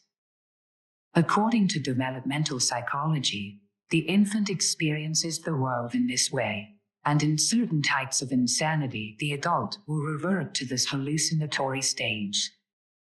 Yet, even mature man does not succeed completely in separating internal fantasy from outside reality. And often he thinks that his private and subjective moods are caused by some external actuality. In the next stage, that of animistic thinking, there is still a partial sense of oneness between the ego and the world. The individual's inner experience, his fears, his feelings, are projected onto seeming causative agents in the outside world. The outside world is a continual demonic threat to him. The child who bumps against the table projects onto that table a hostile living power and hits back. The primitive tribesman, hunted by beasts of prey, attributes to the animal he feared a divine power, that of a hostile god. The entire outside world may in fact be peopled with the fears of men. In times of panic and fear, we all may populate our neighborhood with non-existent traitors or fifth columnists. Our animistic thinking is continually busy accusing others of what actually occurs inside our own minds. Nowadays, there are no devils and ghosts in trees and in wild animals. They have made their homes in the various scapegoats created by dictators and demagogues. The third stage is that of magical thinking, in which there is still a sense of intimate connection between man and his outside world. However, man places himself more in opposition to the world than in union with it. He wants to negotiate with the mysterious powers around him. Magic is in fact the simplest strategy of man. He has discovered that he can manipulate the world with signs and gestures, or sometimes with real actions or changes. He erects totem poles and sacrificial blocks. He makes talismans and strange medicines. He uses words as powerful signs to change the world. He develops a ritual to satisfy his need for coming to terms with the outside world. 152. Which of us has not felt a sudden desire to count cobblestones, or is not the jealous possessor of an amulet or some other secret token whose power would be lost if its existence were known to others? Immature as they are, these tokens serve to build up happiness and a good life. We all still live in the world of magic and are caught in the delusion of happy manipulation of nature. The modern tribe drives around in mechanized cars and becomes a megalomaniac sorcerer of the wheel. Millions of victims are brought to the altar of the gaunt speed because of our hidden delusion that frenzied rapidity prolongs life. The engine and the gadget have replaced the more mysterious amulet of earlier days.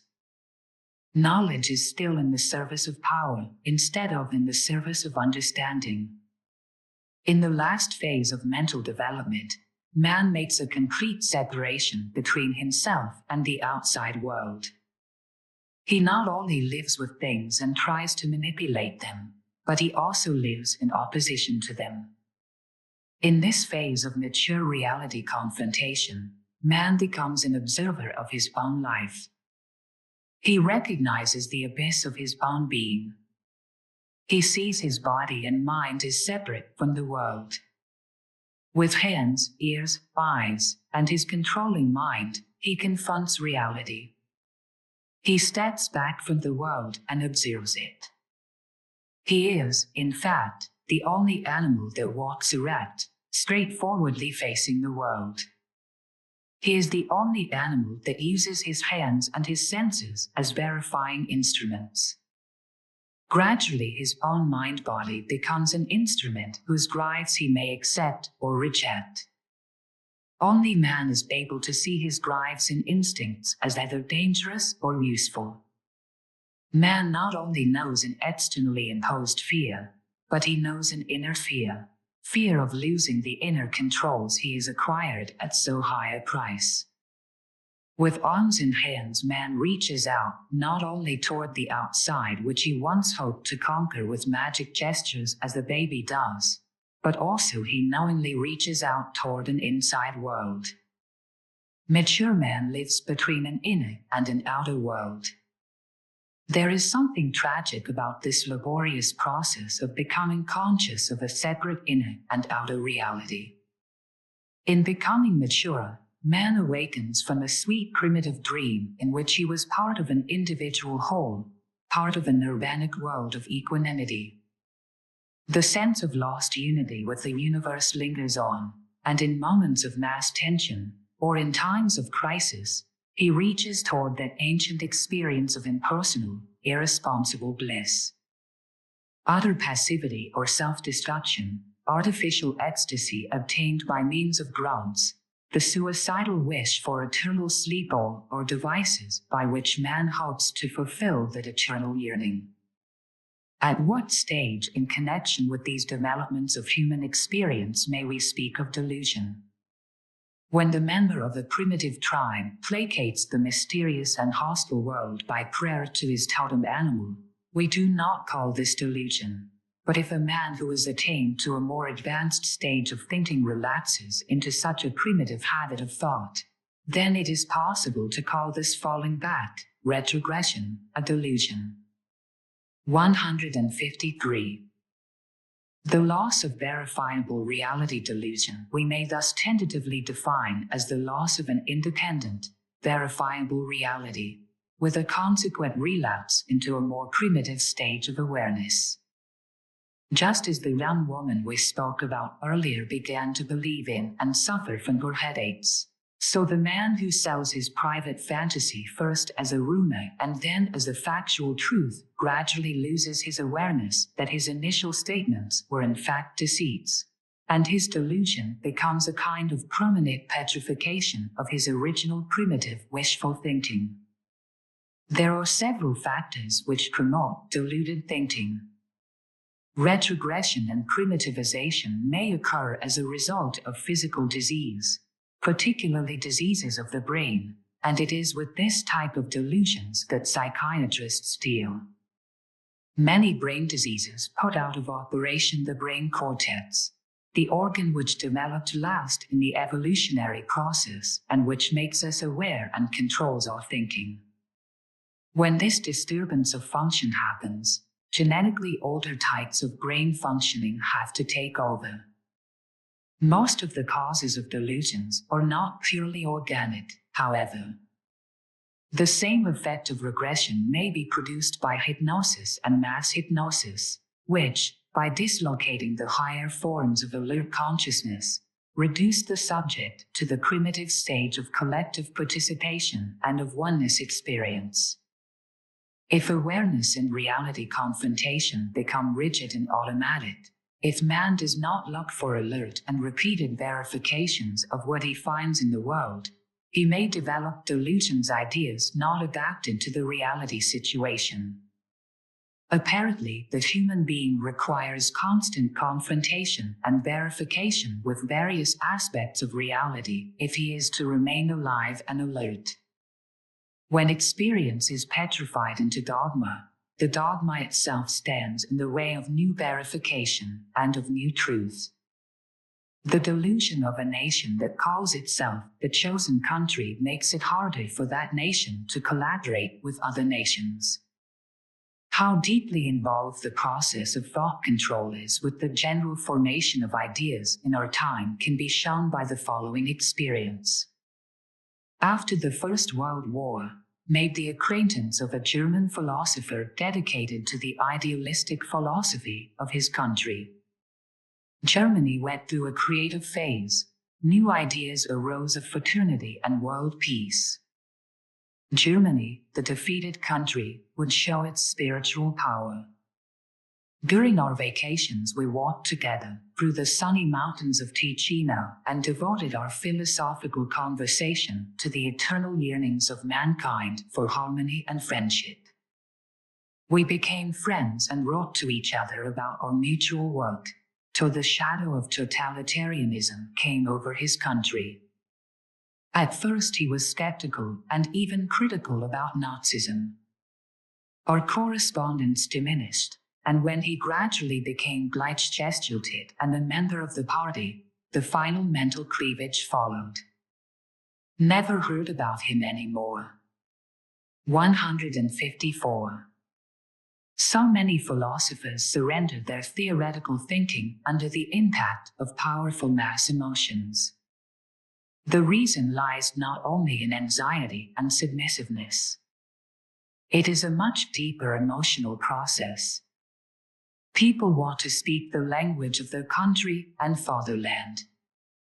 In order to breathe, they have to identify with the ideological cliches of their surroundings. Spiritually, they cannot stand alone. Stephen Zweig wrote during the First World War that this inner process of speaking along with the chauvinistic voices around him was experienced by him as a deep inner conflict. Each had then willen nicht mehr direkt zu sein, did not have the will anymore to be just to the others. 155. Mass delusion. It is interesting to note that the phenomenon of institutionalized mass delusion has so far received little scientific treatment, although the term is bandied about wherever the problems of political propaganda are discussed. But science is shied away from scrutinizing the collective mental aberration we call mass delusion when it is connected with present-day affairs. It is the historical examples, such as witchcraft and certain forms of mass hysteria, that have been examined in great detail. In our era of warring ideologies, in a time of battle for man's mind, this question demands attention. What is mass delusion? How does it arise? What can we do to combat it? The fact that have made an analogy between the totalitarian frame of mind and the disease of mental withdrawal known as schizophrenia indicates that. Consider the totalitarian ideology delusional and the totalitarian frame of mind a pathological distortion that may occur in anyone.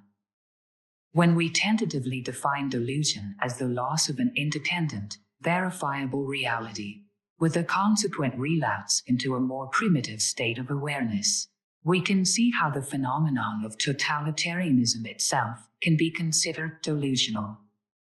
For it is delusional, unadapted to reality, to think of man as an obedient machine.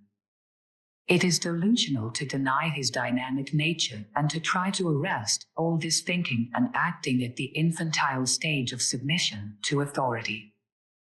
It is delusional to believe that there is any one simple answer to the many problems with which life confronts us, and it is delusional to believe that man is so rigid, so unyielding in his structure that he has no ambivalences, no doubts, no conflicts, no warring drives within him. Where thinking is isolated without free exchange with other minds and can no longer expand, delusion may follow. Whenever ideas are compartmentalized, behind and between curtains, the process of continual alert confrontation of facts and reality is hampered. The system freezes, becomes rigid, and dies of delusion. Examples of this can be found in very small communities cut off from the world. On fishing vessels which have been at sea a long time, contagious religious mania coupled with ritual murder has been known to break out. In small village communities there are instances of collective delusion, often under the influence of one obsessed person. The same thing happens in the more gigantic totalitarian communities, cut off from contact with the rest of the world. Is this not what happened in Hitler Germany, where free verification and self-correction were forbidden? Indeed, we can show that historically this is the case with every secluded civilization. If there is not interchange with other people, the civilization degenerates, becomes the victim of its own delusions, and dies. We can phrase the concept of delusion in a different way. It is a more primitive, distorted form of thinking found in groups or individuals, looked at only from their limited viewpoint. Delusional thinking doesn't know the concept of delusional thinking. The fakir lying on his bed of nails would be called a deluded man if he exhibited his devotion on Fifth Avenue, but among his own people his behavior is considered saintly and eminently sane.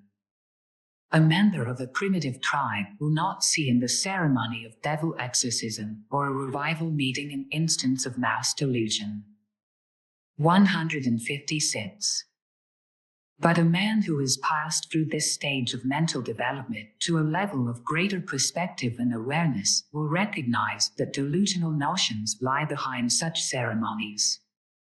Whether or not we are able to detect delusion when it appears depends entirely on circumstances, upon the state of civilization in which we live, upon the groups in the social class to which we belong. For delusion and retrogression are terms which imply a special social and intellectual level of awareness. That is why it is so difficult to detect the delusions and primitive rituals in our own midst. Our present-day civilization is full of mass delusions, prejudices, and collective errors which can be recognized easily if viewed from above, but which cannot be detected if they are seen from within. While the delusion of witchcraft has been banished, we have never freed ourselves from the delusion of cultural or racial inferiority and superiority. Medieval mass obsessions such as Tarantism and St. Midas's dance are little known now among Western nations. In their place we have mass meetings with shouting crowds expressing in delusional ecstasy their affiliation to some political delusion. Instead of the dance fury, we have the raving frenzy of the motor, or the passive peeping contagion of the television screen. As we saw in the chapter on totalitaria, mass delusion can be induced. It is simply a question of our organizing and manipulating collective feelings in the proper way. If one can isolate the mass, allow no free thinking, no free exchange, no outside corrective, and can hypnotize the group daily with noises, with press and radio and television, with fear and pseudo-enthusiasms, any delusion can be instilled. People will begin to accept the most primitive and inappropriate acts. Outside occurrences are usually the triggers that unleash hidden hysterical and delusional complexes in people. Collective madness justifies the repressed personal madness in each individual. That is why it is so easy to sloganizing people into the mass hysteria of war. The outside enemy who is attacked by vituperative slogans is merely the scapegoat and substitute for all the anger and anxiety that lives inside the harassed people. Delusions, carefully implanted, are difficult to correct. Reasoning no longer has value, for the lower, more animal type of thinking becomes deaf to any thought on a higher level. If one reasons with a totalitarian who has been impregnated with official clichés, he will sooner or later withdraw into his fortress of collective totalitarian thinking. The mass delusion that gives him his feelings of belonging, of greatness, of omnipotence, is dearer to him than his personal awareness and understanding. The lonely prisoner in a totalitarian prison camp is the more easily compelled to surrender gradually to the collective thinking of his guardians when part of his own infantile thinking has been conditioned to give in to strong suggestive power. He has to communicate with his guardians lest he be delivered to his own private delusions. Only a few remain their true selves in that heroic battle. The situation of our prisoners of war in Korea, who lived there for months and years, cannot be studied without taking into account the atmosphere of mass delusion. In a sphere filled with rumors without an opportunity to verify the facts, the mind is ever on the alert, but its observations are distorted. 157. The process of mass brainwashing, with continual propaganda, made it very difficult for the individual to observe his comrades objectively. In such surroundings, it is easy to make an innocent scapegoat for all the suffering of the group, and facts can easily be hallucinated in such an atmosphere of mass contagion. in one of the prison camps, had to make a report about a man who was exorcised and even attacked by the others because of his brute homosexual behavior. During the investigation, no fact, no victim, could be recorded. Rumors there were plenty, expressing hatred toward a lonely, sarcastic, unsocial being who had aroused the latent homosexual feelings of the other campers, thereby attacking their manliness. No POW accused of collaboration with the enemy should be convicted without a study having been made of the rumors rampant in his camp. In totalitarian surroundings, hardly anyone keeps his thinking free of contagion, and nearly everyone becomes, albeit temporarily, the victim of delusion. 158. The danger of mental contagion. Indeed, there is a continual danger of mental contagion. People are in constant psychic exchange with one another. As a country, we have to ask what dangerous mental pollution may come to us from the other side of the border. Let me make it crystal clear that I'm far from insensitive to the danger of totalitarian subversion and aggression with which we are now faced. My own experiences with the Nazis made it painfully obvious to me that these dangers must not be minimized. As a psychologist, too, I'm deeply aware of the contagious nature of totalitarian propaganda and of the fact that free citizens in a free country must be on their guard to protect themselves. But we must learn to fight these dangers in democratic ways, and I'm afraid that too often in our fight against them we may take a leaf from the totalitarian book.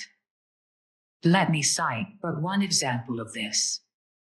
The Feinberg Law in New York State, enacted in order to protect children against the dissemination of dangerous political propaganda, is partly based on this concept of mental contagion.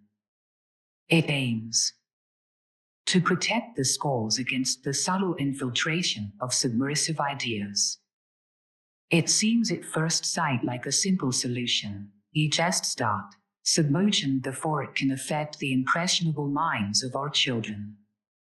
But the fact remains that it presents all kinds of psychological difficulties. In our fear of being polluted, we create norms and schemes against which we measure the acceptability of unorthodox ideas, and we forget that the presence of minority ideas, acceptable or not, is one of the ways in which we protect ourselves against the creeping growth of conformist majority thinking in us. U.S. Supreme Court Justice Hugo Blatt, in his dissenting opinion on the Feinberg Law *, made this point. This is another of those rapidly multiplying legislative enactments which make it dangerous to think or say anything except what a transient majority happens to approve at the moment. Basically, these laws rest on the belief that government should supervise and limit the flow of ideas into the minds of men. The tendency of such governmental policy is to mold people into a common intellectual pattern. Quite a different governmental policy rests on the belief that government should leave the mind and spirit of man absolutely free. Such a governmental policy encourages varied intellectual outlooks in the belief that the best views will prevail.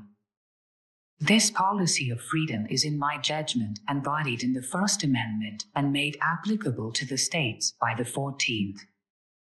Because of this policy, public officials cannot be constitutionally vested with powers to select the ideas people can think about, censor the public views they can express, or choose the persons or groups people can associate with. Public officials with such powers are not public servants, they are public masters. We cannot prevent one mental contagion through enforcing another. The only way we can give man the strength to withstand mental infection is through giving him the utmost freedom in the exchange of ideas. 159. People have to learn to ask questions without demanding that they be answered immediately. The free man is the man who learns to live with problems in the hope that they will be solved sometime either in his own generation or the next. Man's curiosity and inquisitiveness have to be stimulated. We have to fight man's growing fear of thinking for himself, of being original, and of being willing to fight for what he believes in. On the other hand, we also have to learn to resist ideas. Governments may be overthrown not only by physical violence, but also by mental violence, by suggestive and menticidal penetration of young minds, by rigid conditioning, regimentation, and prohibition of dissent. 160. The explanation of delusion. One of the most corrosive delusions is the explanation delusion. The need to explain and interpret everything because the person has a simple ideology in his pocket. Unwittingly, the victim of this delusion wraps the magic cloak of omniscience around himself, and this provokes awe and submission in those men who have a strong need for rational explanation of phenomena they do not understand. The quack, for instance, with his gesture of omniscience, pushes his victim into a kind of nothingness so that he feels himself become smaller and smaller in relation to the great mysteries of the world. It is this compulsive need to be the wise guy and the magician who knows all the answers that we so often find in the totalitarian world, and nobody, your author included, is completely free from seizing on these premature answers. It is among the intelligentsia, and especially among those who like to play with thoughts and concepts without really taking part in the cultural endeavors of their epoch, that we often find the glib compulsion to explain everything and to understand nothing. Their retreat into intellectual isolation and ivory tower philosophy is a source of much hostility and suspicion from those who receive the stones of intellectualism instead of the bread of understanding.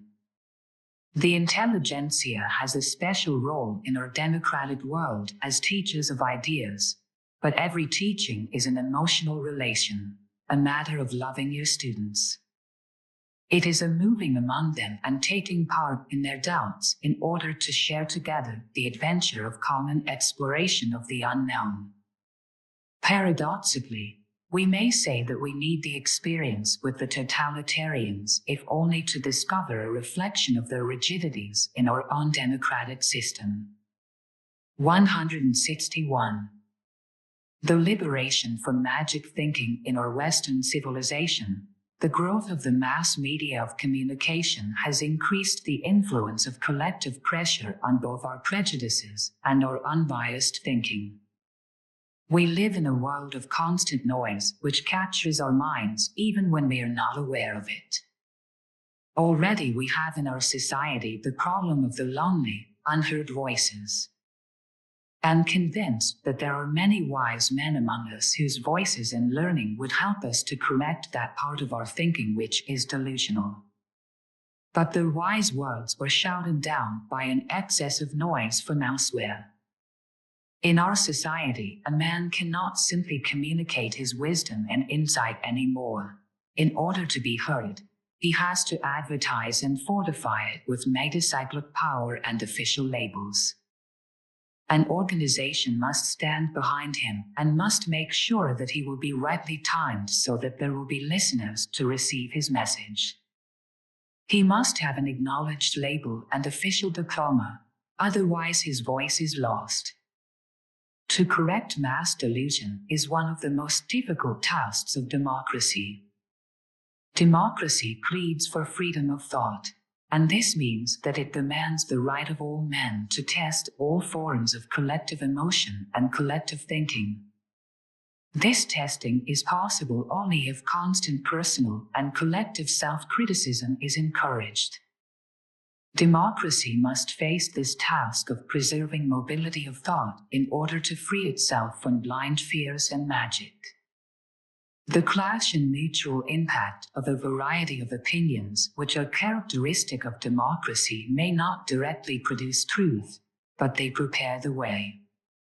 At this very moment, the whole world dances around a delusion, around the magic idea that the material and military power behind an ultimate will bring us nearer to the truth and nearer to safety. Yet, one push of the button and the atomic missiles may lead us all to mutual suicide. In a world of warring and contrasting thoughts and delusions, the solution lies in the delineation of frontiers, of awareness of mutual limits. This agreement on what it is we disagree about is the first step to understanding. 162. Chapter 12 Technology invades our minds. It is rather difficult to describe the onslaught on our minds made by the intrusion of technical thinking. This is so because technology has such contrasting influences.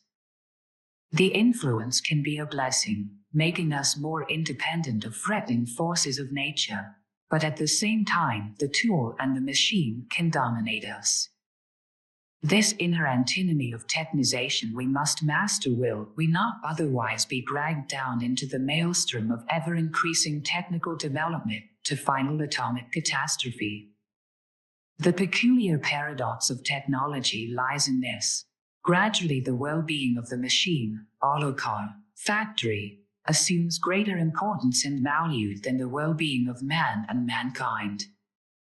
The growth of technology, of the manifold mechanical instruments in the services of our fantasies, has thrown mankind back to an infantile dream of unlimited power. There he sits, the little man, in his room with various gadgets around him. Just pushing a button changes the world for him. What might and what still further power he envisions. Yet what mental danger. The growth of technology may confuse man's struggle for mental maturity. The practical application of science and tools originally were meant to give man more security against outside physical forces. It safeguarded his inner world. It freed time and energy for meditation, concentration, play, and creative thinking. Gradually, the very tools man made took possession of him and pushed him back into serfdom instead of toward liberation. Man became drunk with technical skill. He became a technology addict. Technology calls forth from people, unknown to themselves, an infantile, servile attitude. We have nearly all become slaves of our cars. Technical security paradoxically may increase cowardice. There is almost no challenge anymore to face the forces of nature outside us and the forces of instinct within us. Because the very technical world has become for us that magical challenge which nature originally afforded. It is the very subservience to technology that constitutes an attack on thinking. The child that is confronted from early youth with all modern devices and gadgets of technology, the radio, the motor, the television set, the film, is unwittingly conditioned to millions of associations, sounds, pictures, movements, in which he takes no part. He has no need to think about them. They are too directly connected with his senses. Modern technology teaches man to take for granted the world he is looking at. He takes no time to retreat and reflect. Technology lures him on, dropping him into its wheels and movements. No rest, no meditation, no reflection, no conversation. The senses are continually overloaded with stimuli.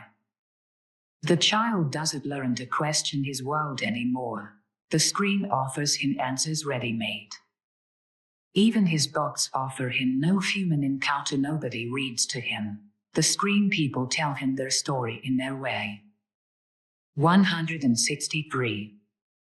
Technical knowledge forced upon him in this way makes no demand that he think about what he sees and hears.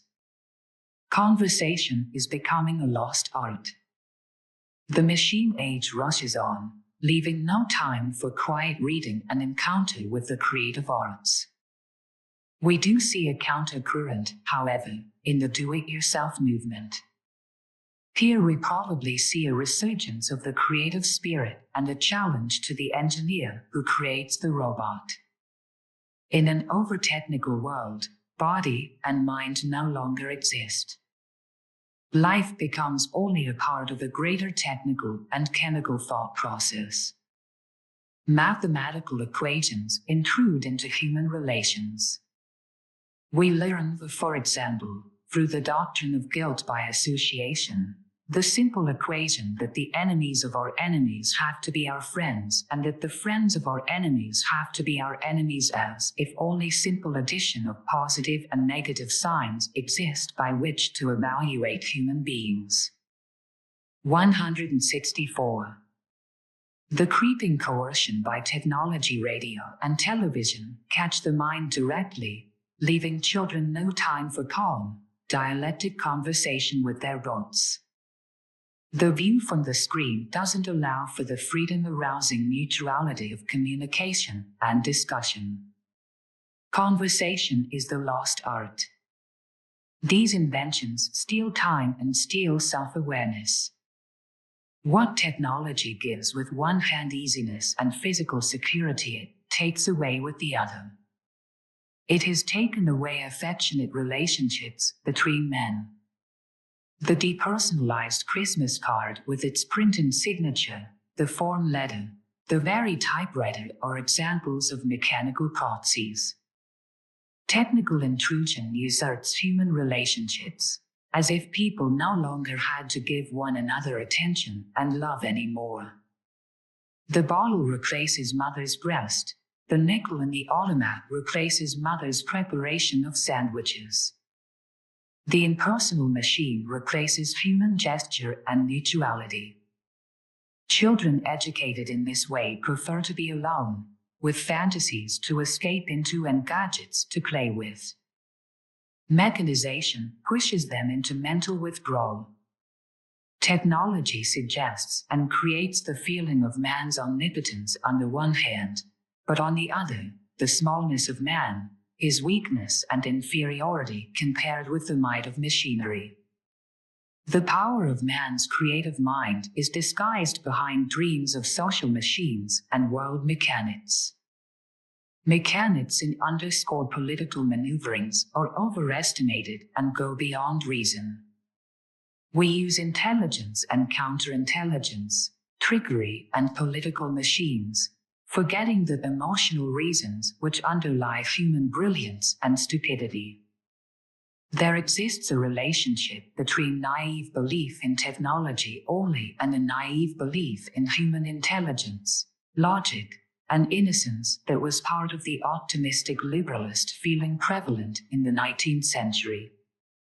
We see in both beliefs the denial of the irrational depths of the mind.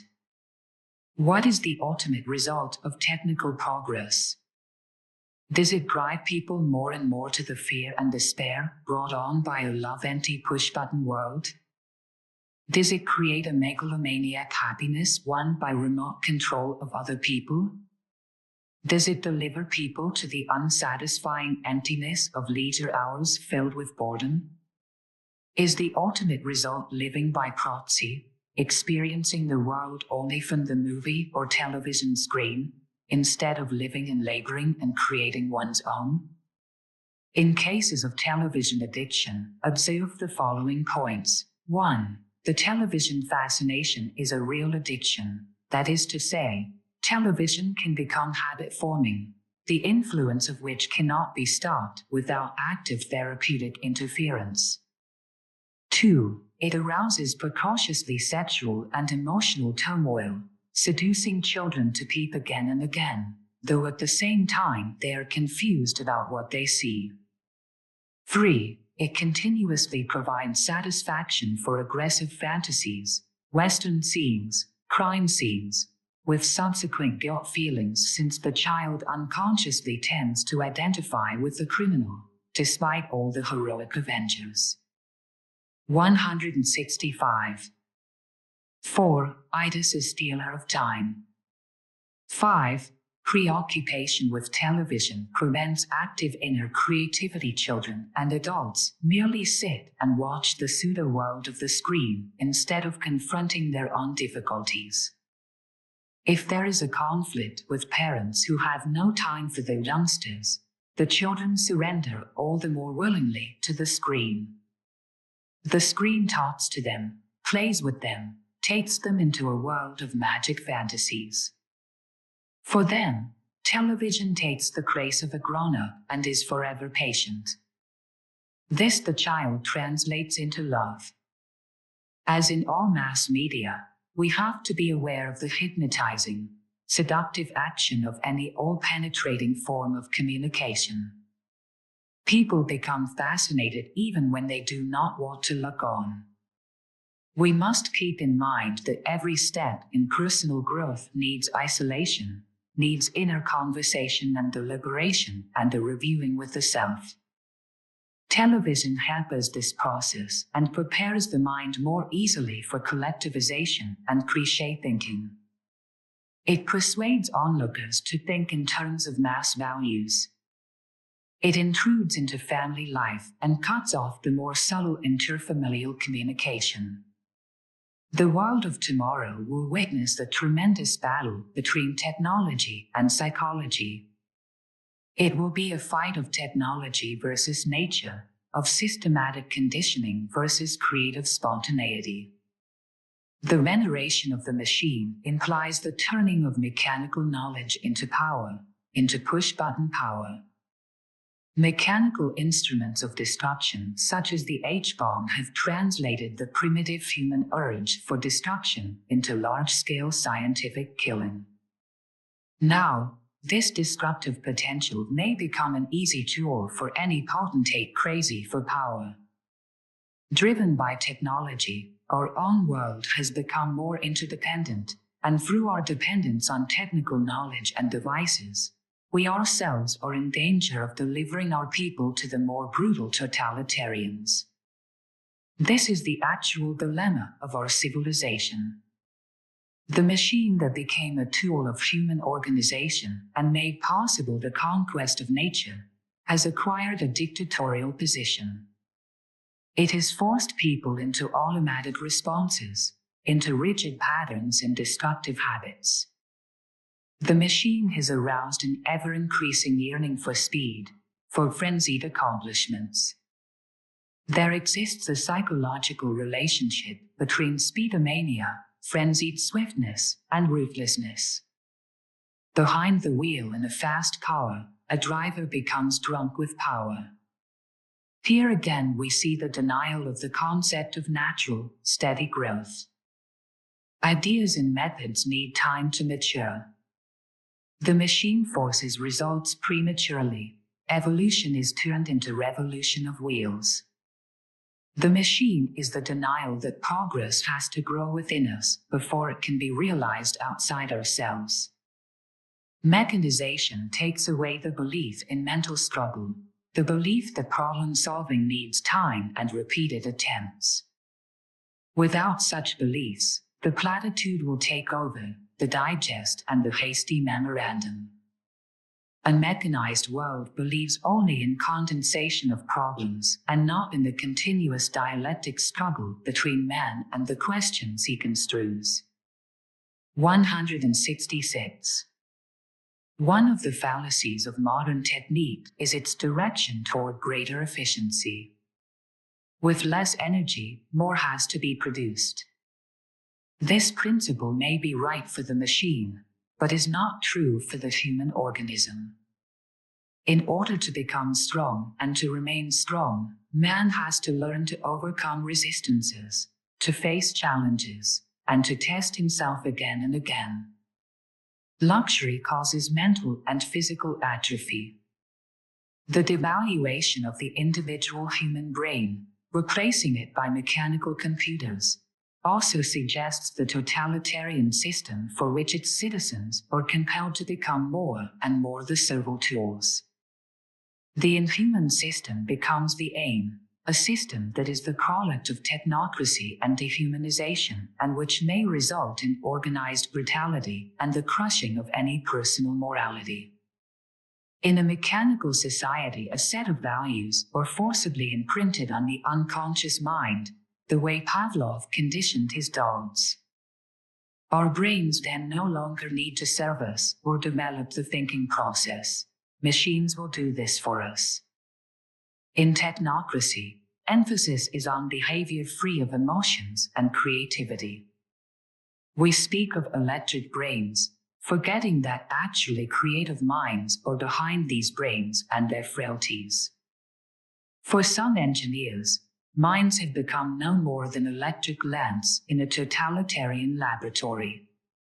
Between man and his fellow man there has been interposed a tremendous, cold, paper force, a nameless bureaucracy of rules and tools. Mechanization has brought into being the mysterious pimp in human relations, the man in between, the mechanical bureaucrat, who is powerful but impersonal. He has become a new source of magic fear. In a technocratic world, every moral problem gets repressed and is displaced by a technical or statistical evaluation. The problems of sound and speedy mathematics serve to overthrow ethics. If, for instance, one investigates the inner life of the guards of the concentration camps and their inner troubles and tribulations, one understands why those jailers gave so much thought to the technical problem of how to get the murdered corpses of their victims out of the gas chambers as soon as possible. The words clean and practical and pure acquired for them a different dimension than our usual one. They thought in chemical and statistical terms and stuck to them in order not to be aware of their deeper moral guilt. The mind regarded as a computing machine is the result of compulsive rationalization and generalization of the world. This has been so since the time of early Greek thinkers. This concept implies denial or minimization of emotional life and of the value of marginal experiences. In such a philosophy, spontaneity is never understood, nor creativity and historical coincidence, nor the miracles of human communication as revealed by telepathy. Technology based on this concept is cold and without moral standards of living, without faith and feeling at home in our own world. It continually stimulates new dissatisfaction and the production of new luxury without knowing why. It stimulates greediness and laziness without emphasizing restraint and the art of living. Indeed, technology is a goal instead of a means, gives us the fiction of simple equality instead of the continual pursuit of freedom, diversity, and human dignity. 167. Technology disregards the fact that our scientific view of the world is only a gradual correction of our mythical and pre-scientific view. Technology, once a product of courageous fantasy and vision, threatens to kill that same vision, without which no human progress is possible. The idol, technology, must become a tool again and not the omnipotent magician per se, who drags us into the abyss. The industrial development in our Western culture created a new problem, that of making man more distant from the rhythm of nature. First, industrial man was tied to factory and engine, and then technological progress increased leisure time, bringing a new question: leisure for what? The increased growth of time and time-space, and of the sizes of towns, and the reduction of distance through the increased means of transport affected deeply the roots of our feelings of belonging and security. The family, the atom of society, often became disrupted, and sometimes even deteriorated. The raving frenzy of the family car on Sunday replaced the quiet being together of family groups in mutual exchanges of affection and wisdom. Only when man learns to be mentally independent of technology, that means when he learns to do without, will he also learn not to be overwhelmed and swept away by it. People have to become lonely Robinson Crusoes first, before they can really use and appreciate the advantages of technology. Our education has to learn to present simple, natural challenges and needs to the child in order to immunize him against the paralyzing and lazy-making tendencies of our technicized epoch. 168. The paradox of technology. Paradoxically enough, technical security may increase cowardice. The technical world we ourselves have created has replaced the very real challenge which nature originally afforded man's imagination, and man is no longer compelled to face the forces of nature outside himself and the forces of instinct within him. Our luxurious habits and complicated civilization have a tendency to appeal more to our mental passivity than to our spiritual alertness. Mentally passive people, without basic morals and philosophy, are easily lured into political adventures which are in conflict with the ethics of a free, democratic society. The assembly line alienates man from his work, from the product of his own labor. No longer does man produce the things man needs, the machine produces for him. Engineers and scientists tell us that in the near future automation running factories without human help will become a reality, and human labor and the human being himself will become almost completely superfluous. How can man have self-esteem when he becomes the most expendable part of his world? The ethical and moral values which are the foundation of the democratic society are based on the view that human life and human welfare are the earth's greatest good. But in a society in which the machine takes over completely, all our traditional values can be destroyed. In venerating the machine, we denigrate ourselves. We begin to believe that might makes right, that the human being has no intrinsic worth, and that life itself is only a part of a greater technical and chemical thought process. Man's progressive retreat toward a mechanized, push-button world is best illustrated by his love for automobiles and other machines. The moment he can retreat to his car seat and direct the world by remote control, he dreams an old, long-forgotten childhood dream of tremendous omnipotence. Man's servility to his automobile and other machines takes something away from his individuality. We are hypnotized by the idea of remote control. The wheels and the push buttons give us a false sense of freedom. Yet, at the same time, the creative part of man resists the machine's cold, mechanical intrusion into his inner freedom. As we drive every time past something beautiful along the road, be it an exhilarating view, a museum, a river, a tall tree, at that very moment a kind of tense conflict is aroused in me. Shall stop the car and drink in the beauty around me, or shall give in to my machine and keep racing along? For the psychologist and biologist, such behavior raises important questions. How will it end? Will man's tendency to become more and more an immobile technological embryo finally get the better of him and his civilization? The Dutch anatomist Balk, one of my teachers long ago, described the regressive retardation in growth characteristic of human beings as compared to the rapid development of the higher primates.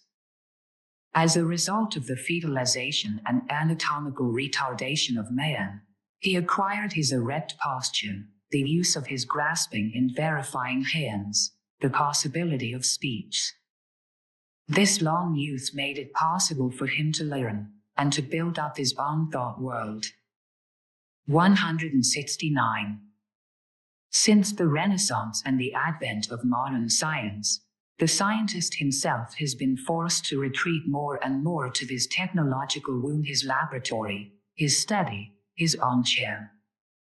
He has done this for the sake of greater intellectual concentration, but as a result he gradually became more isolated from living people unobtrusively.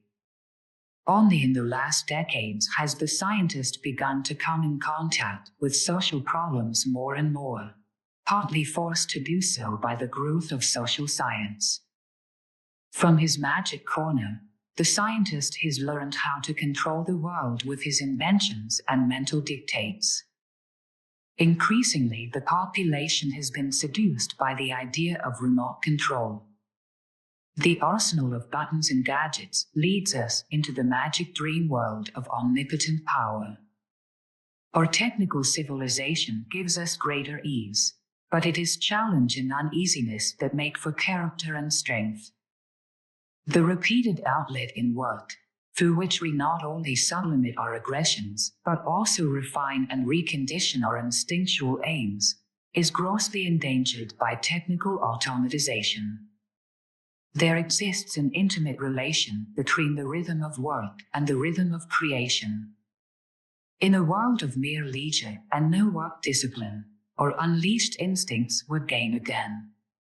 It is the alternating rhythm of work and leisure time that refines our enjoyment of leisure.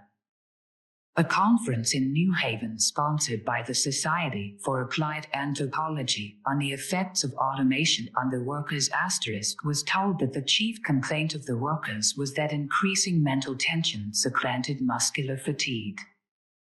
The strain of watching and controlling machines makes man jumpy. He develops gradually the feeling that the machine controls him instead of he asterisk the New York Times, December 29, 1955.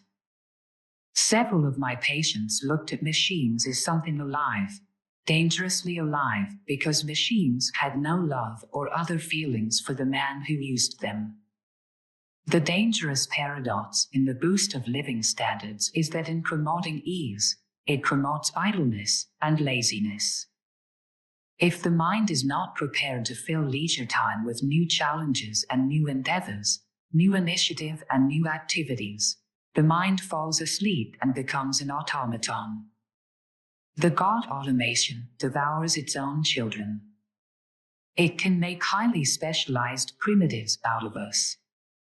Just as we are gradually replacing human labor by machines, so we are gradually replacing the human brain by mechanical computers, and thus increasing man's sense of unworthiness.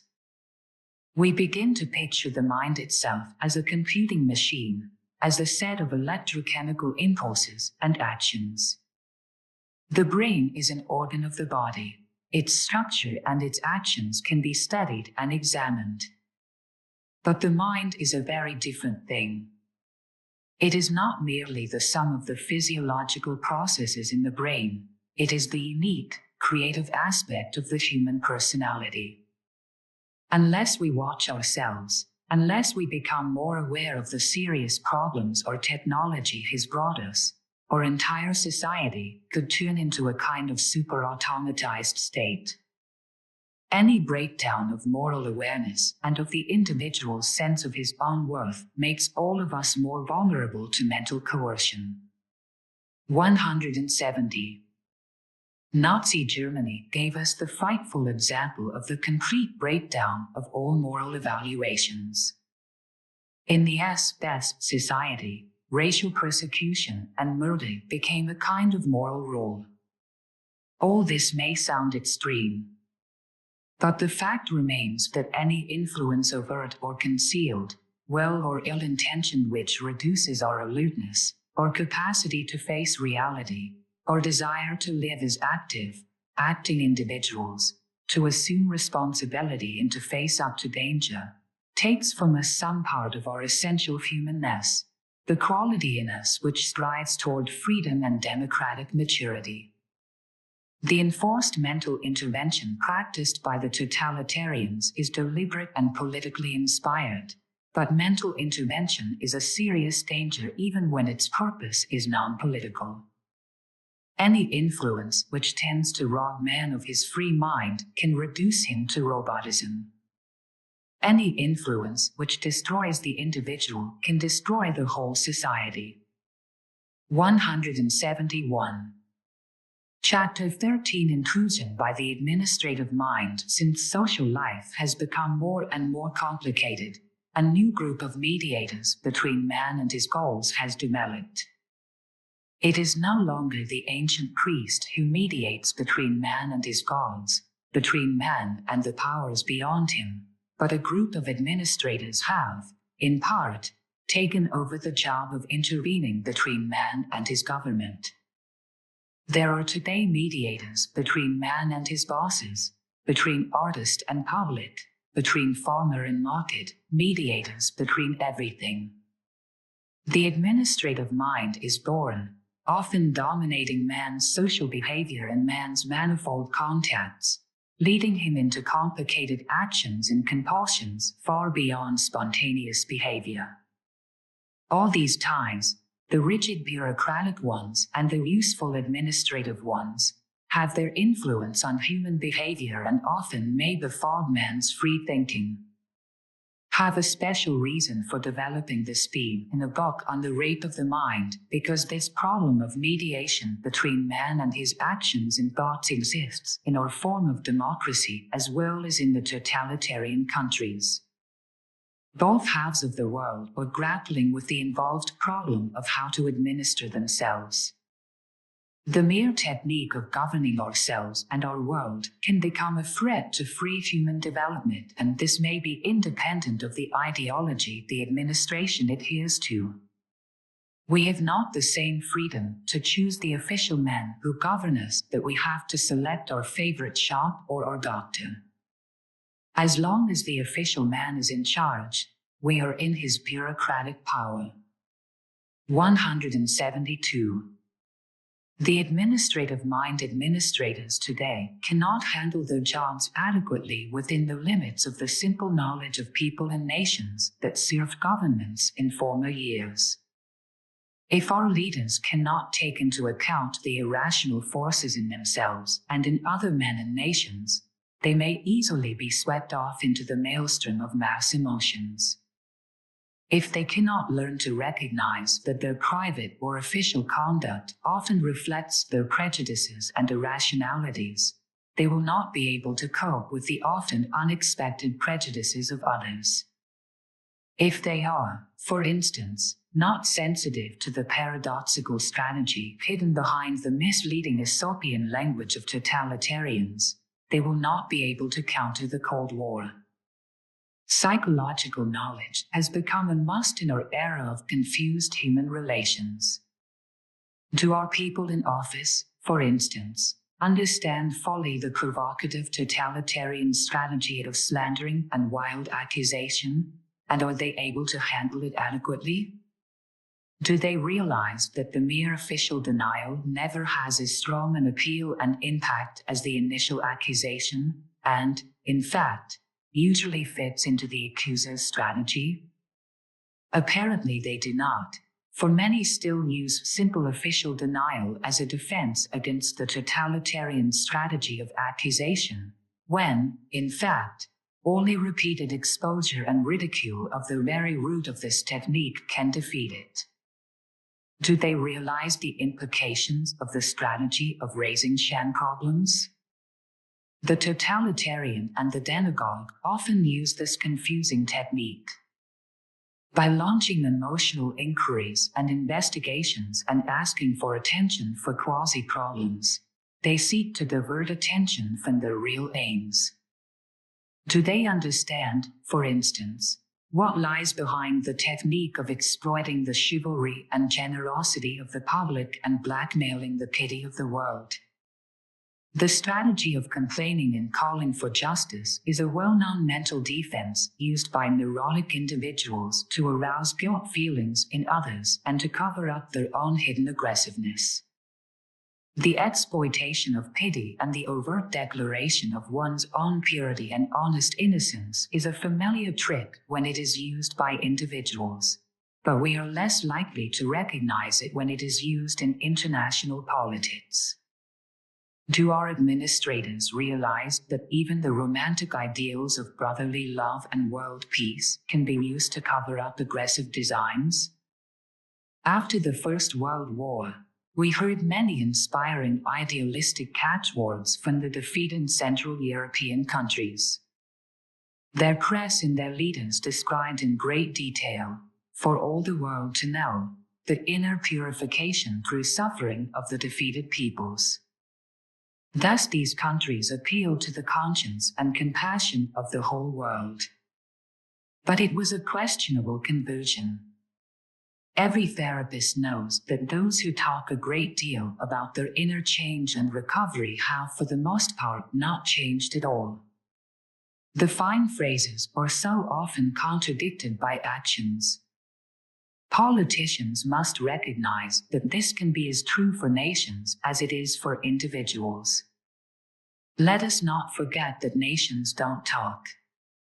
Official words are made up by representatives with unofficial and mostly unknown inner motivations.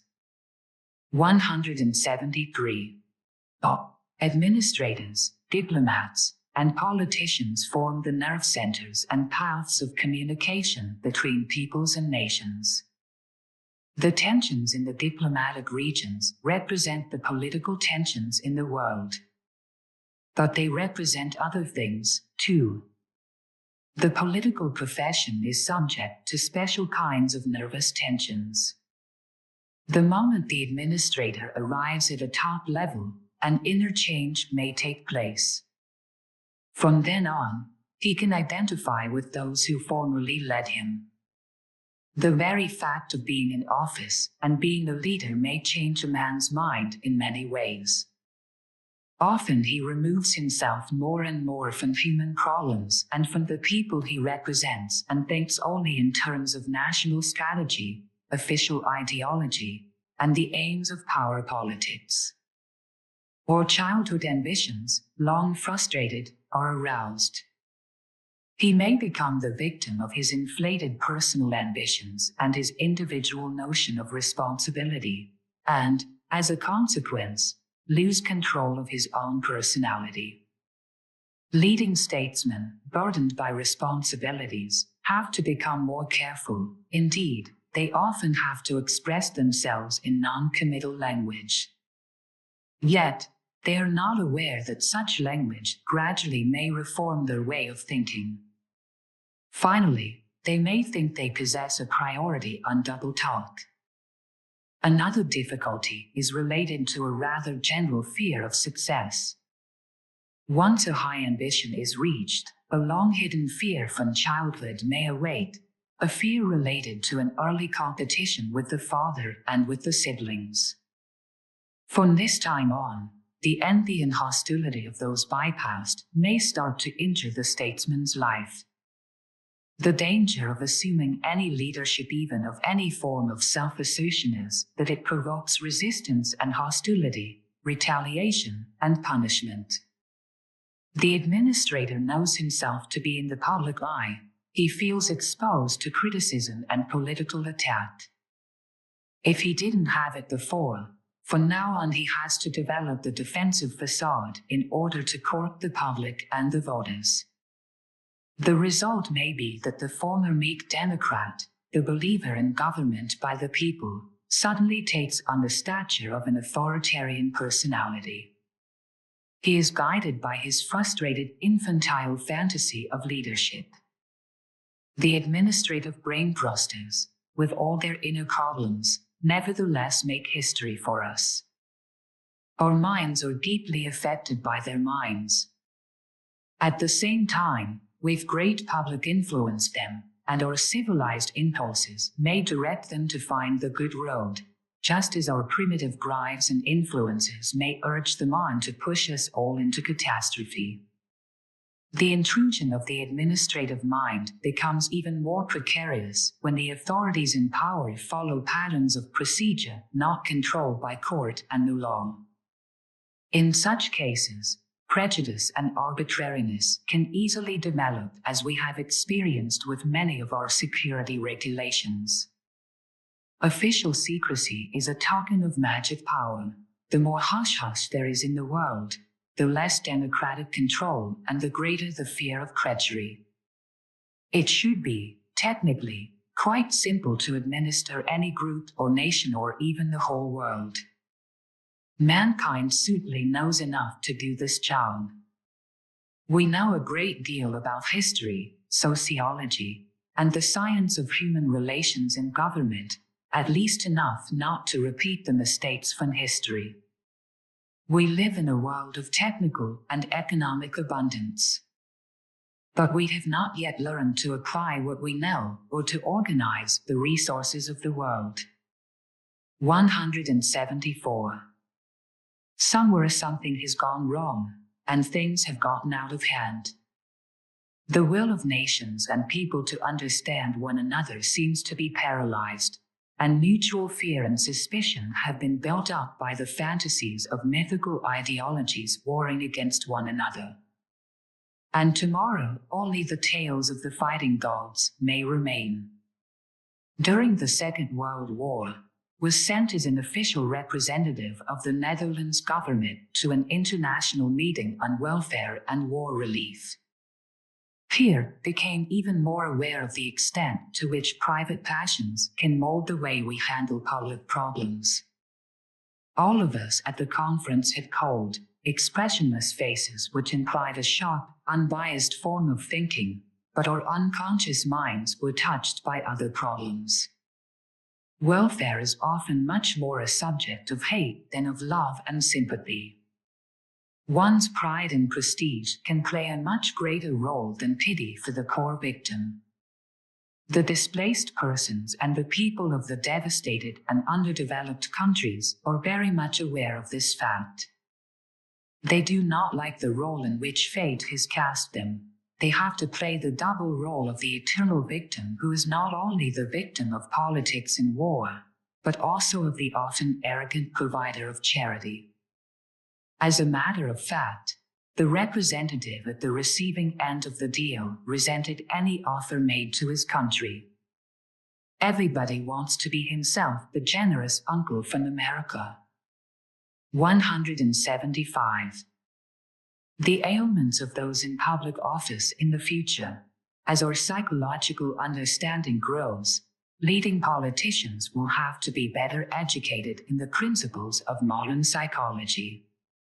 Just as the soldier must know how to handle his physical weapons, so the politician must know how to face and handle the mental strategy of human relationships and diplomacy. He will have to become aware of the pitfalls in all human communication and the frailties of his own mind. Bodily disease and neurotic development can have all kinds of effects on those in office. Under their influence, some men are drawn into a life of continuous resentment, as if, in their political and official activities, they were fighting out their infantile struggles against devils, anxieties, and inner guilt. Others are purified by their sufferings and become wiser and more humane than they were. The modern science of psychosomatic medicine makes it clear that constant worrying, continual competition, repressed aggressions, the will to dominate and to govern others, the fear of responsibility, the burden of one's chosen profession are among the many factors that influence body and mind to form a pattern of bodily reactions. These reactions may actually hamper our ability to solve our problems by incapacitating us physically. Becoming a chosen statesman in our era of increased human competition and increased dependence on the masses of voters builds up in office holders qualities that are nearly psychopathic. That can cripple the body or the mind or both at a time when we need the healthiest and soundest leaders. The role the latent psychosis or character disorder plays in many a leading personality cannot be emphasized enough. Not long ago, treated the leader of a huge humanitarian association, who was accorded much esteem by his fellow citizens, but who was a sick, psychopathic tyrant in his own family circle. His children trembled at the sight of him and developed, of course, a cynical attitude about all idealism and humanitarianism. Suspect that many times this pathology is influenced by the way we select our leaders. Public preference is often directed towards strong, defensive, overcompensated qualities of character which show up well at public functions. The outer facade is too much seen. We are not able to judge the inner core. In 1949, Burnett Hershey wrote an article which posed the question, "Is our fate in the hands of sick men?" The article was written after the tragic death of James Forrestal, the American Secretary of Defense, who committed suicide under the influence of despair and delusions of persecution. It describes in some detail the psychosomatic afflictions of various statesmen. Hershey quotes General George C. Marshall's words to the Overseas Press Club, "Stomach ulcers have a strange effect on the history of our times." In Washington, had to contend with, among other things, the ulcers of Bedell Smith in Moscow and the ulcers of Bob Lovett and Dean Acheson in Washington. The author goes on to point out that Stalin, Sir Stafford Cripps, Warren Austin, and Wyszynski also suffered from psychosomatic ailments, as does Clement Attlee. 176. All of us have heard of the repeated fainting spells of the Iranian ex-premier, Mossadegh, the man who might, in the spell of semi-consciousness, have changed the balance of power in the Middle East. The much debated and headlined Senator McCarthy is another case in point. At the height of his struggle for headlines, he had a stomach condition that required an exploratory operation, bursitis, frequent sinus headaches and signs of exhaustion, and all of these are known as psychosomatic involvements resulting from extreme tension. We have too many cheering examples of how physical disability and neurotic development can mature and strengthen the personality. Perhaps the brightest example of the relationship between body and profession is the late Franklin D. Roosevelt, whose political career was inconspicuous until he was stricken by poliomyelitis. His years of physical suffering became years of mental ripening. His conquest of pain and disease changed his attitude toward his own problems and also toward the problems of the world. His growth of empathy and humility, his increase in strategic intuition, and his superior knowledge of the balance of forces in his country must be partly attributed to his inner mental growth during his disease. Roosevelt will always be a guiding example of how the mind is able to overcome the physical limitations of the body, how the mind grows out beyond it when a man is willing to look inside and fight out the conflicts within himself. 177. The Conference of Unconscious Minds. Let me return for a moment to the Wartime Conference on Welfare, mentioned earlier, and tell you something more about it. The conference chairman did not feel well. Every decision was as painful for him as his ulcer. He hemmed and hawed and refused to accept the responsibility the position placed on him. The representative of one of the Eastern European countries was an attractive woman, but a misanthrope. Every word she spoke was colored by suspicion, and when a representative from one of the Latin countries attempted a mild flirtation with her, she showed her confusion by arguing furiously against every one of his constructive proposals. We also had a hesitant, old-school, professional politician in our midst. Though he couched his speech in gentle, polite words, he spoke only to destroy every proposal that was not initiated by his faction. When he had to listen and this he did not like to do at all, he busied himself constantly with his tie or his eyeglasses, always polishing himself. In a crowded corner sat an enthusiastic young man who longed to do something important. He wanted to act, he wanted to see something accomplished, and his excitement was regarded by the others with sophisticated disdain. He did not know the rules of conference play. The sessions were boring.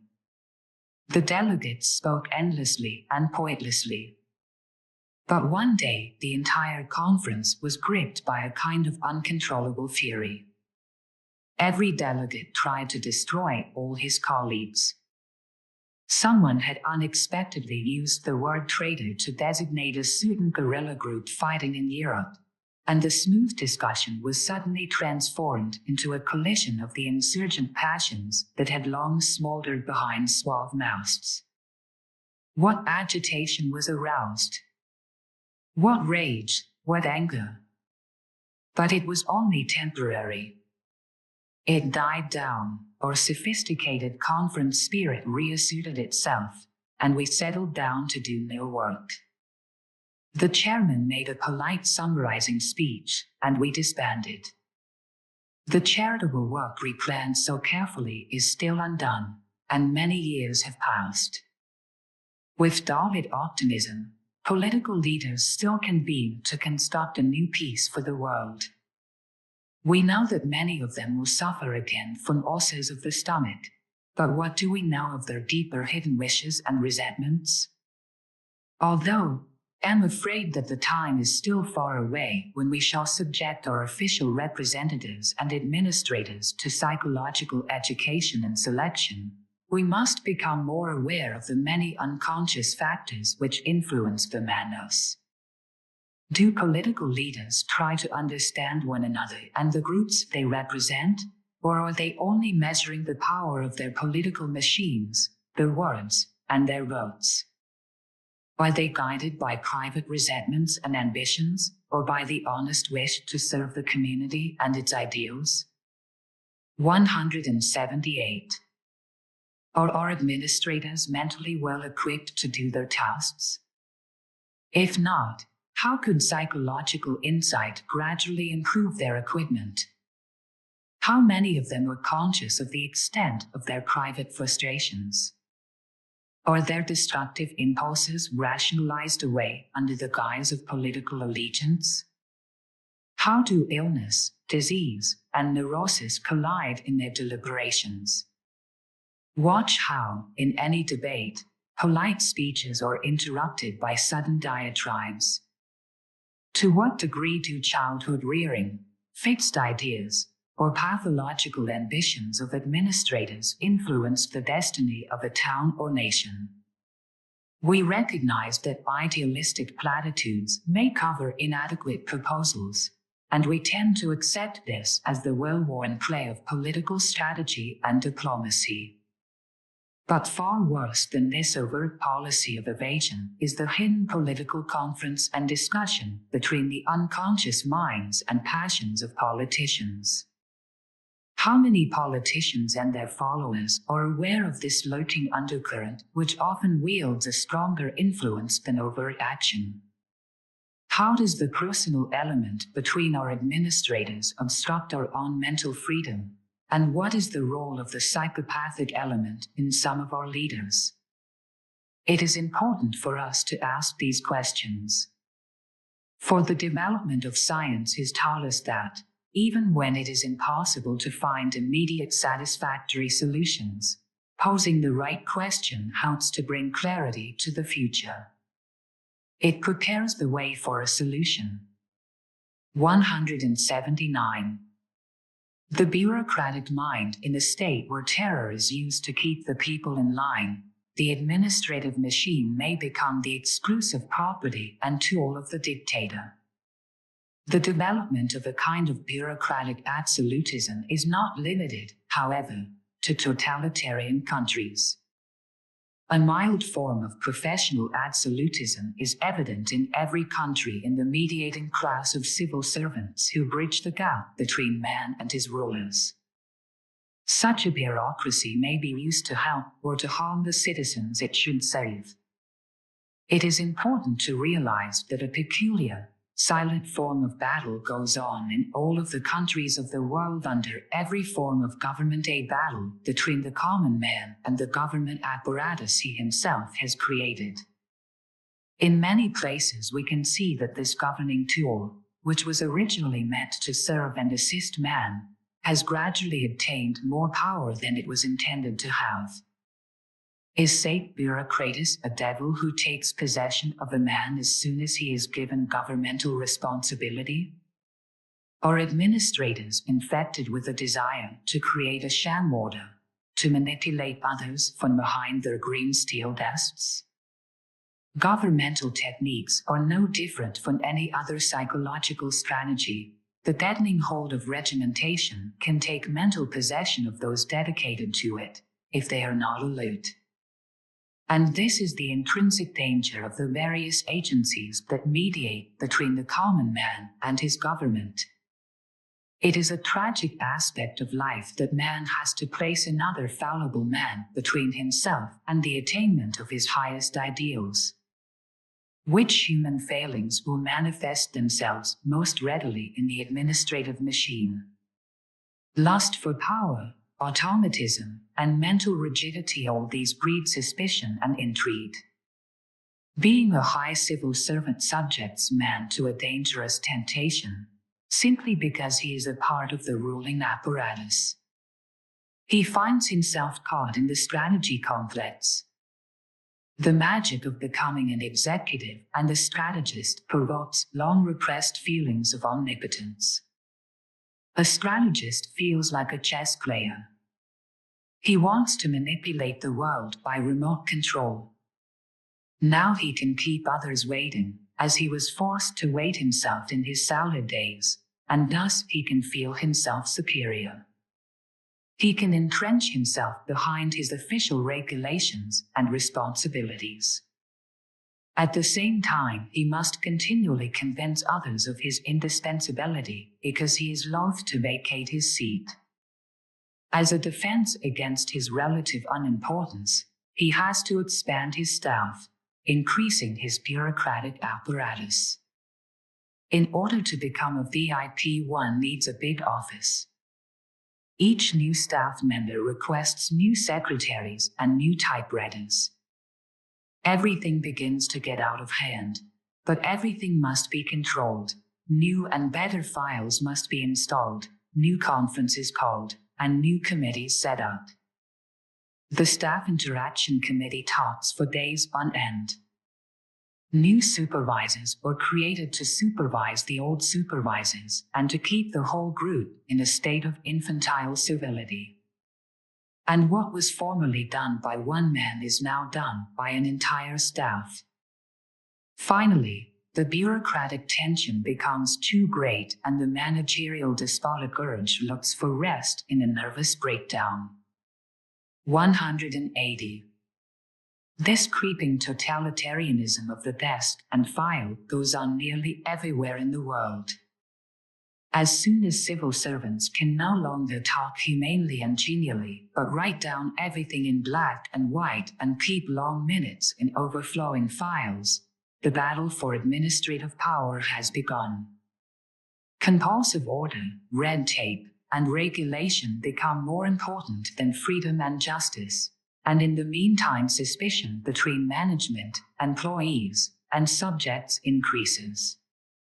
Written and printed documents and reports have become dangerous objects in the world. After a conversation, even when there are harsh words, inanities are soon forgotten. But on paper these words are perpetuated and can become part of a system of growing suspicion. Many people become administrators in public affairs out of idealistic feelings of service and avocation. Others try to escape the adventure of life by becoming part of the civil service corps. Such service assures them a settled income, regular promotion, and a sense of job security. It is very alluring, this feeling of security. The smooth automatism and polished rigidity of the red tape world is very attractive to certain types of men, but it may demoralize others who still believe in challenge and spontaneity. The burning psychological question is whether man will eventually master his institutions so that these will serve him and not rule him. In totalitarian countries, one is not permitted to see the humor of one's own shortcomings. The system, the red tape, and the manifold files become more important than the poor being lost in his chair behind a huge desk, looking much too important for his mental bearings. The art of being a leading administrator, of being a genuine representative of the people is a difficult one, requiring multiple empathy and identification with other people and their motivations. Diplomats and politicians still believe in verbal persuasion and argumentative tactics.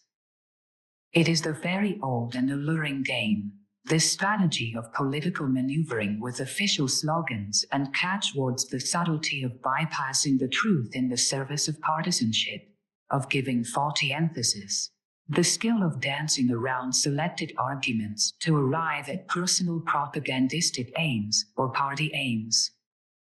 Sooner or later, nearly all politicians become infected with the bug.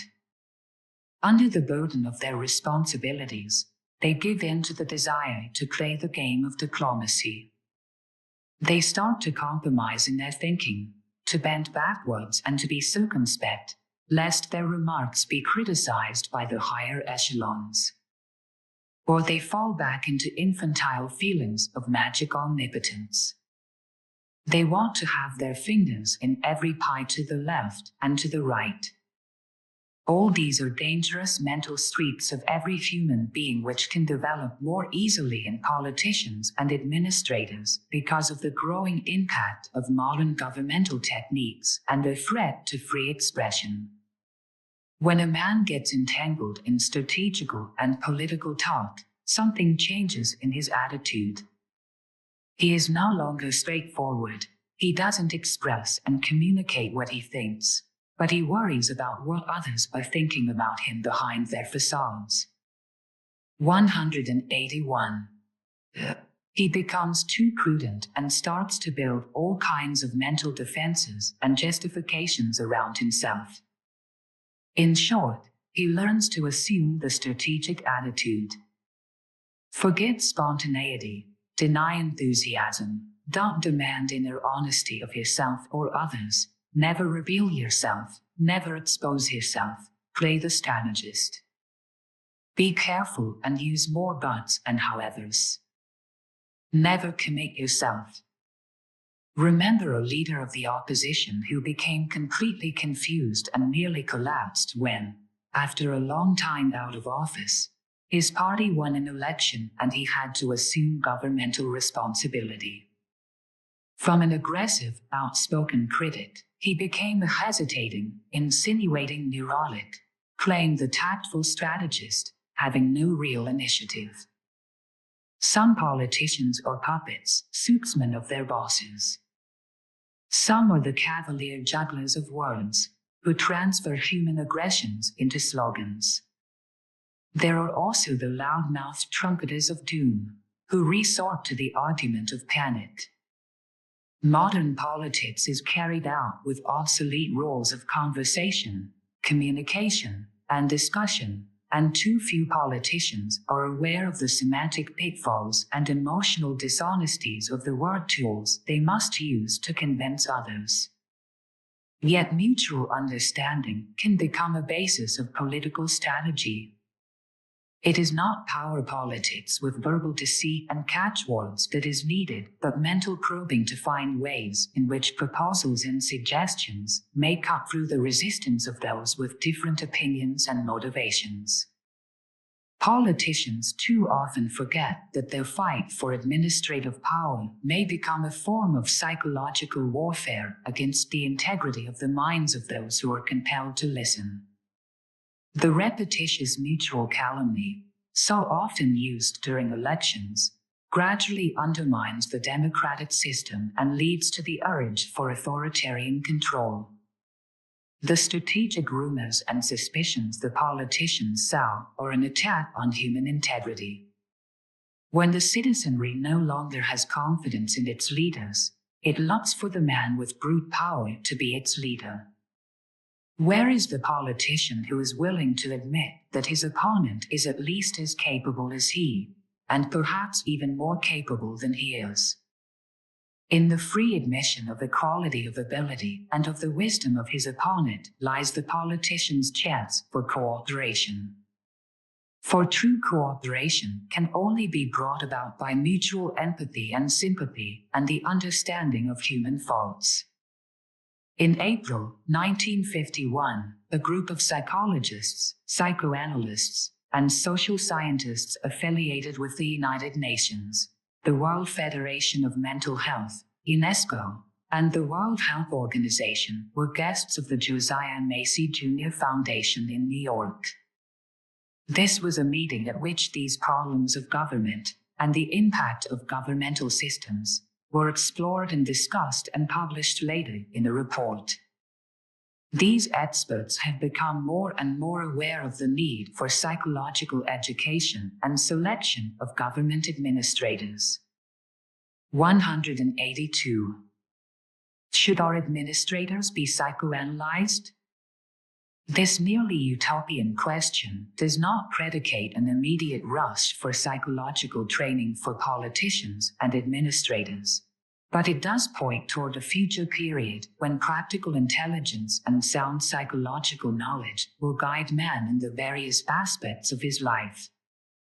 Education will be more fully permeated with dependable psychological knowledge. Psychology and psychoanalysis are still young sciences, but many of our present-day politicians could already profit by them. Through gain in self-insight, they would become more secure in the strategy of world guidance. They would assume more responsibility not only for their successes, but also for their failures. And they would take more responsibility, with fewer inner qualms, for the good and welfare of all. At this very moment, our failure to solve the problems of governmental inefficiency and bureaucratic intrusion into human actions may hamper the citizen's mind in its development. Man's need to conform is in constant battle with man's need to go out on his own. The tie-up of our spontaneous free-thinking with the unadventurous administrative mind has to be studied and the problem it presents solved by the psychology of the future. 183. Chapter 14. The turncoat in each of U.S. The confusing influence of the problem of treason and loyalty. As soon as treason is mentioned, something in man's soul is stirred. Anger and scorn, suspicion and anxiety are aroused, and people want to avoid the subject. The social reaction toward a traitor, even before we are certain that the accusation is deserved, is very spectacular. Former friends of a man accused as the traitor retreat and withdraw from this token of evil. In every trial of traitors we feel inwardly, personally accused and guilty. This is one of the reasons that treason trials make such deep impressions and provoke the most confusing discussions. Dictators can use such trials to cast a spell on the public. In a book on mental coercion and the rape of the mind, an investigation of the problem of treason and loyalty is needed. The involuntary traitor's self-betrayal comes out of all human pores. Sigmund Freud. In my hometown in Holland, there was a little barber shop quite near the government buildings. It was owned by a small man with a grey French beard. Through the years, he had served many of the country's most important men. Diplomats and cabinet ministers, proud generals and aggressive leaders of the opposition, they all wanted his service. The little barber was always very courteous and agreeable, eager to please his clients. He danced with prim, servile gestures around them while curling their hair and looking after their mustaches. As he worked, he would ask his distinguished clients polite questions. What is His Excellency so-and-so going to say about this bill? How does the Minister of State feel about that one? He was not really interested in politics at all, but the little barber knew that his clients were flattered by such questions. And then one day a puffy, the ribbon German general walked in and settled himself in the barber's chair. The Netherlands had been invaded and occupied by the Nazi hordes. Of course, our barber knew this, and he had even managed to hate the invaders for a few days. But he was innately a genteel soul, and he lathered the general's face himself and took care not to soil his uniform. On succeeding days, others of these strangely uniformed men appeared in the shop, and the little barber served them all well. The military men were followed by the brown shirts and then the green shirts of the Gestapo. The leather of the barber's chair was scuffed by the huge black boots. But the little barber did not complain, and soon the occupiers considered his haircut the most fashionable and best that could be obtained in the entire city. 184. Our barber was not too conscious of his increasing official importance. He danced attendance on his new clients with as much courtesy as he had showed the diplomats of the old days. He was sorry that his old acquaintances had gradually disappeared. But in the past his work had been seasonal. When Parliament was not in session, his shop had been empty. Now his business flourished all the time. The Germans and the collaborators liked the little barber shop, the perfume, the barber's skill.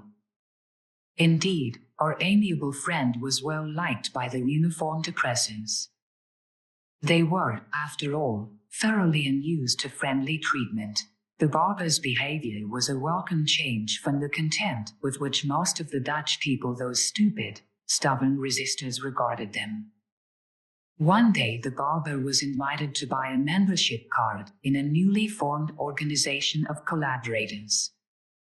Our friend responded to this request as he would have to any other appeal for charity. He did not like to give, but he thought of welfare as a special tax on business, and so he resigned himself to paying as a petty, necessary annoyance. Some of his old acquaintances warned him of the consequences. He would be accused of collaboration and treason. But he pacified them by saying, "I am a barber, and live as a barber. Have absolutely no interest in politics. Only want to serve my clients." When, after the bitter years of struggle and oppression, liberation came, our friend became officially known as a trader and a collaborator. When the black-booted, uniformed supermen were thrown out, the collaborating friends were imprisoned, the barber among them. After he had served a part of his sentence, a wise and forgiving judge sent our barber back to his little shop. The first excitement of liberation had passed, and people were becoming more willing to forgive those who had been collaborators because they had been weak-hearted. Our story is by no means finished. The barber came back from prison a beaten man. He had been in jail for 3 months. He still could not understand what had happened to him. He brooded constantly over his shameful days in jail. An injustice had been done him. He had served his fellow men as a well-behaved, virtuous citizen should, and he had been treated like a criminal. He felt self-righteous, abused, insulted, maltreated, and misunderstood. After all, he had only wanted to be kind and helpful. He was a barber, nothing more. The barber could not rid himself of his bitterness and resentment.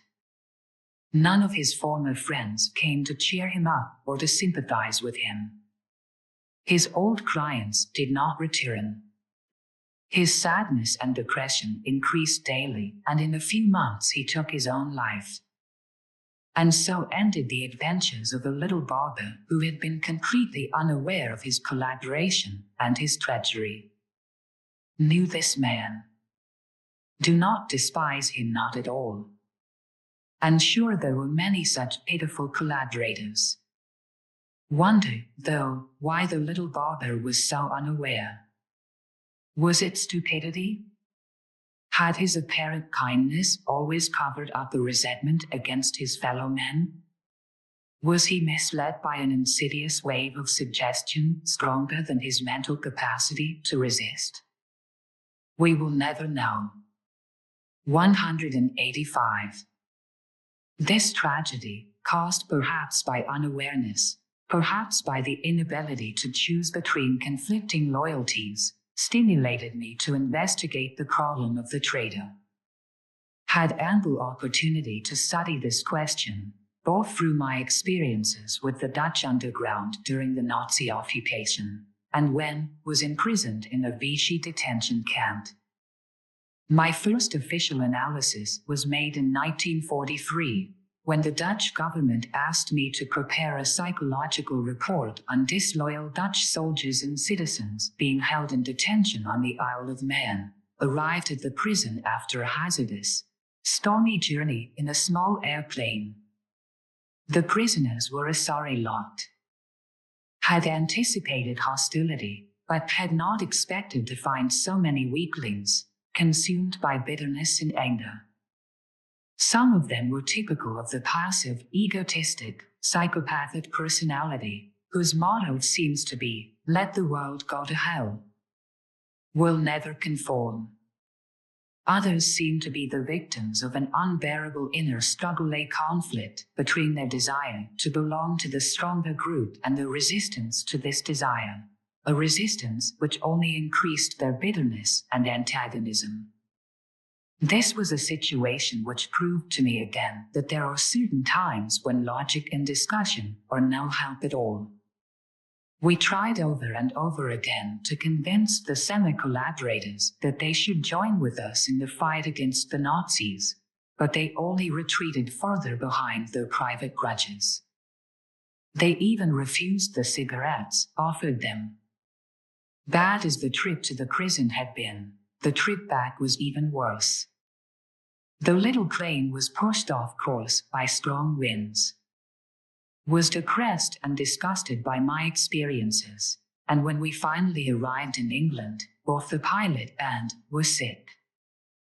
Had many opportunities thereafter to study spies, traitors, and subversives.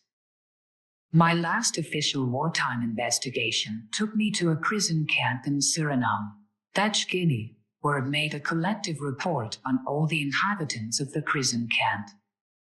In many of them, could discern neurotic and even psychotic traits. But have found that perhaps the best understanding of the problem of treason has come to me from my psychiatric work with neurotic patients who have to face the daily struggle with the little betrayals of everyday life, with their own self-betrayal, and with their ambivalent feelings toward those they should love. 186. The concept of treason. Before looking into the subject further, Lennis made an inquiry into the meaning of the word treason. It is, after all, used in a confusing variety of senses. The word treason has many social and political implications, and the customs, habits, and mores of the group in which it is used affect and color its meaning. The word itself is derived from the Latin tradere or transdare, to deliver wrongfully, to betray, to give something across, to give loyalty and secrets away. But from this root, the word has acquired a variety of meanings. In the first place, it has a purely emotional, individual meaning related to feelings of deprivation and injustice. The infant often experiences all that compels him out of his state of bliss and dependency, which means the very act of growing up is a betrayal, and sees treason in what he considers rejection by his parents. The person who retains these infantile feelings in his adult life may react to every fancied slight or rejection as to an act of treason or betrayal. Lack of solidarity with the family or clan, with the in-group not conforming to its rituals and taboos, has often been interpreted by the group as treason through descent. In this sense, the word implies a primitive moral evaluation. Disgust and contempt are associated with it. Treason indicates something deeply emotional, something taboo, something different or strange, like allegiance to an alien ideology, a breach of traditions, or the simple fact of being a foreigner. Rejection of the norms and rules of the community, being one's own judge of morality and ethics, is often considered treasonable. Utter rejection of the traditions of one's fatherland is an extreme. Often simple nonconformity may be considered treasonable, too. Indeed, in totalitarian nonconformity and dissent are the most serious crimes against the system, and totalitarian minds have a tendency to look upon even honest mistakes or differences of opinion as deliberate treachery. Because of its deep emotional content, the very word itself can be used as a political tool with which to manipulate people. In totalitaria, it becomes merely a Pavlovian sign, triggering off reactions of distrust and hatred. After a military defeat or a diplomatic disappointment, or whenever feelings of humiliation and inadequacy run high among the people, it is useful strategy to get them to project their sense of inferiority onto others. The traitor is in such a case an easy scapegoat who satisfies the collective need to project blame and to relieve unconscious anxiety. In a totalitarian society, every citizen is compelled to become a traitor, according to our own Western sense of decency, because it is his duty to betray to the regime every expression of dissension or rebellion. The child has to report his father, the father his child. They are even called traitors in the totalitarian sense as soon as they fail to report. 187. In the common political interpretation, treason is an act of rebellion, sedition, schism, heresy, conspiracy, or subversion. Its technical juridical meaning is well known to everybody. Treason is adhering to enemies and giving aid and comfort to them. It is also, in a more modern, modified sense, taking part in an international ideological conspiracy against the fatherland. To me, as a psychiatrist, its relation to the general problem of self-betrayal is the key to an understanding of the world.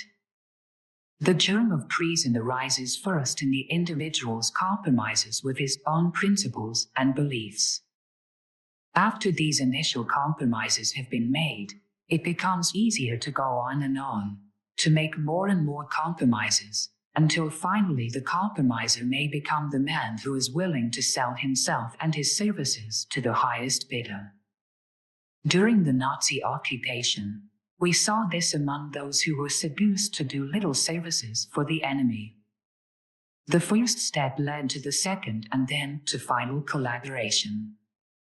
It is because all of us do doubt ourselves from time to time, because we are unsure of what we would do if we were put to the test, and because we may see in ourselves a potential traitor, that the word treason has such highly emotional appeal. But self-doubt is a far cry from actual treason, and the real traitor in the morbid sense of the word is not merely a self-doubter.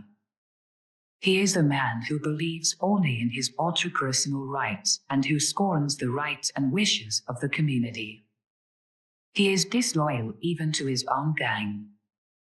Hitler, for example, was a traitor not only to his own ideas, handling them as changeable tools to help him gain and maintain power. He was repeatedly a traitor to his closest friends and collaborators, many of whom he betrayed and murdered in 1934, during what has been called the Night of the Long Knives. The real traitor is a person with egocentric delusions and the conscious conviction that he alone is right. He is a very different type from an involuntary, pathetic, unaware traitor like our little Barber. 188. The traitor who consciously takes option for the other side. In my study of political traitors and collaborators, found that most of them shared two common characteristics. They were easily influenced by minds stronger than their own, and none of them would admit his disloyalty as an act of treason. The traitors, interviewed, always volunteered innumerable justifications of their behavior, always surrounded their treachery with a complicated web of sophisms and rationalizations. Actually, they could not tolerate an objective picture of their actions. If they did, they would condemn themselves out of their own mouths. Unconsciously, most of them realized the nature of their crimes and were tormented by guilt feelings. These guilt feelings would have been unbearable if they admitted, even to themselves, the enormity of their deeds.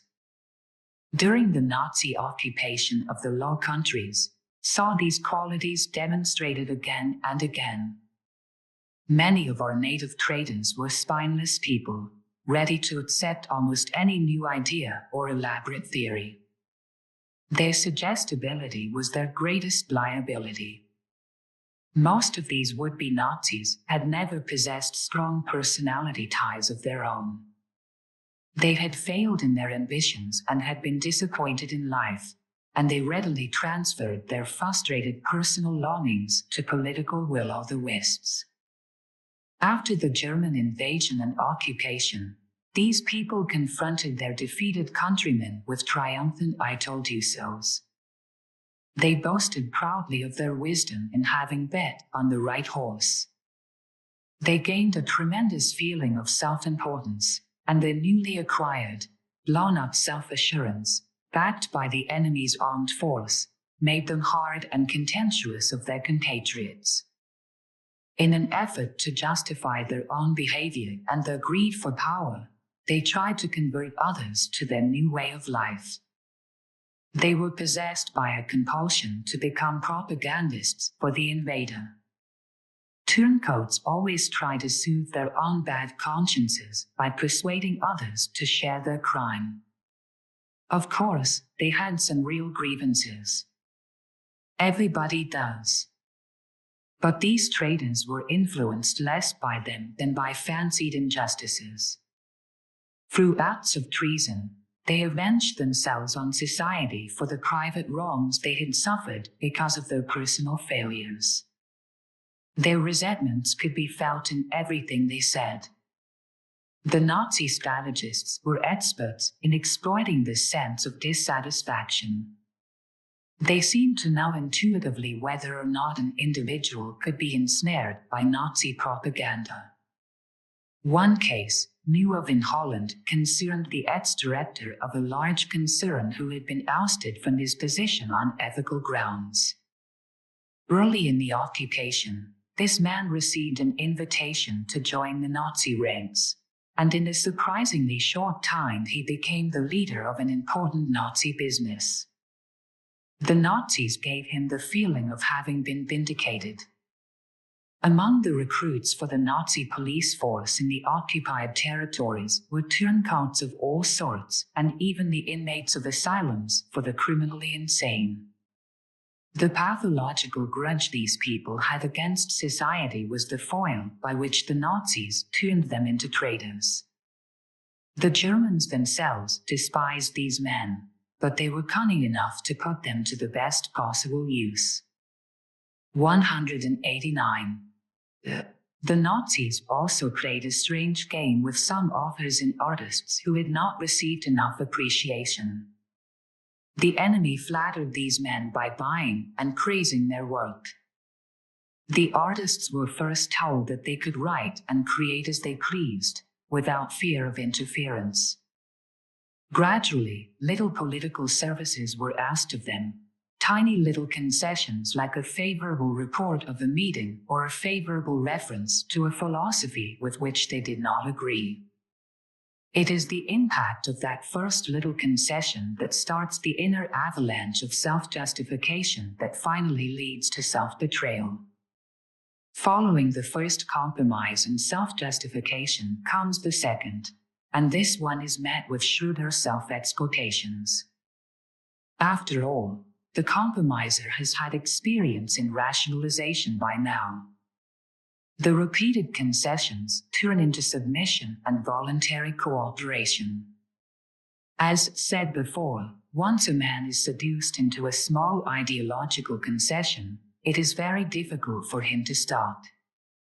From now on, his imagination produces enough justifications which help him maintain his self-respect.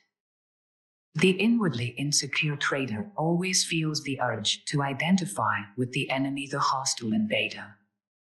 He has never belonged, never had a feeling of identification with his own group, has never felt the rewards of such cohesion, nor has he won the love, sympathy, and respect of his fellows.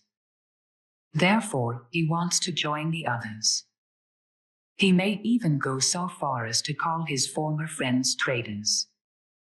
Lord William Joyce, the British trader who was executed by his government, considered himself a real Aryan German, and in this way justified his fight against England.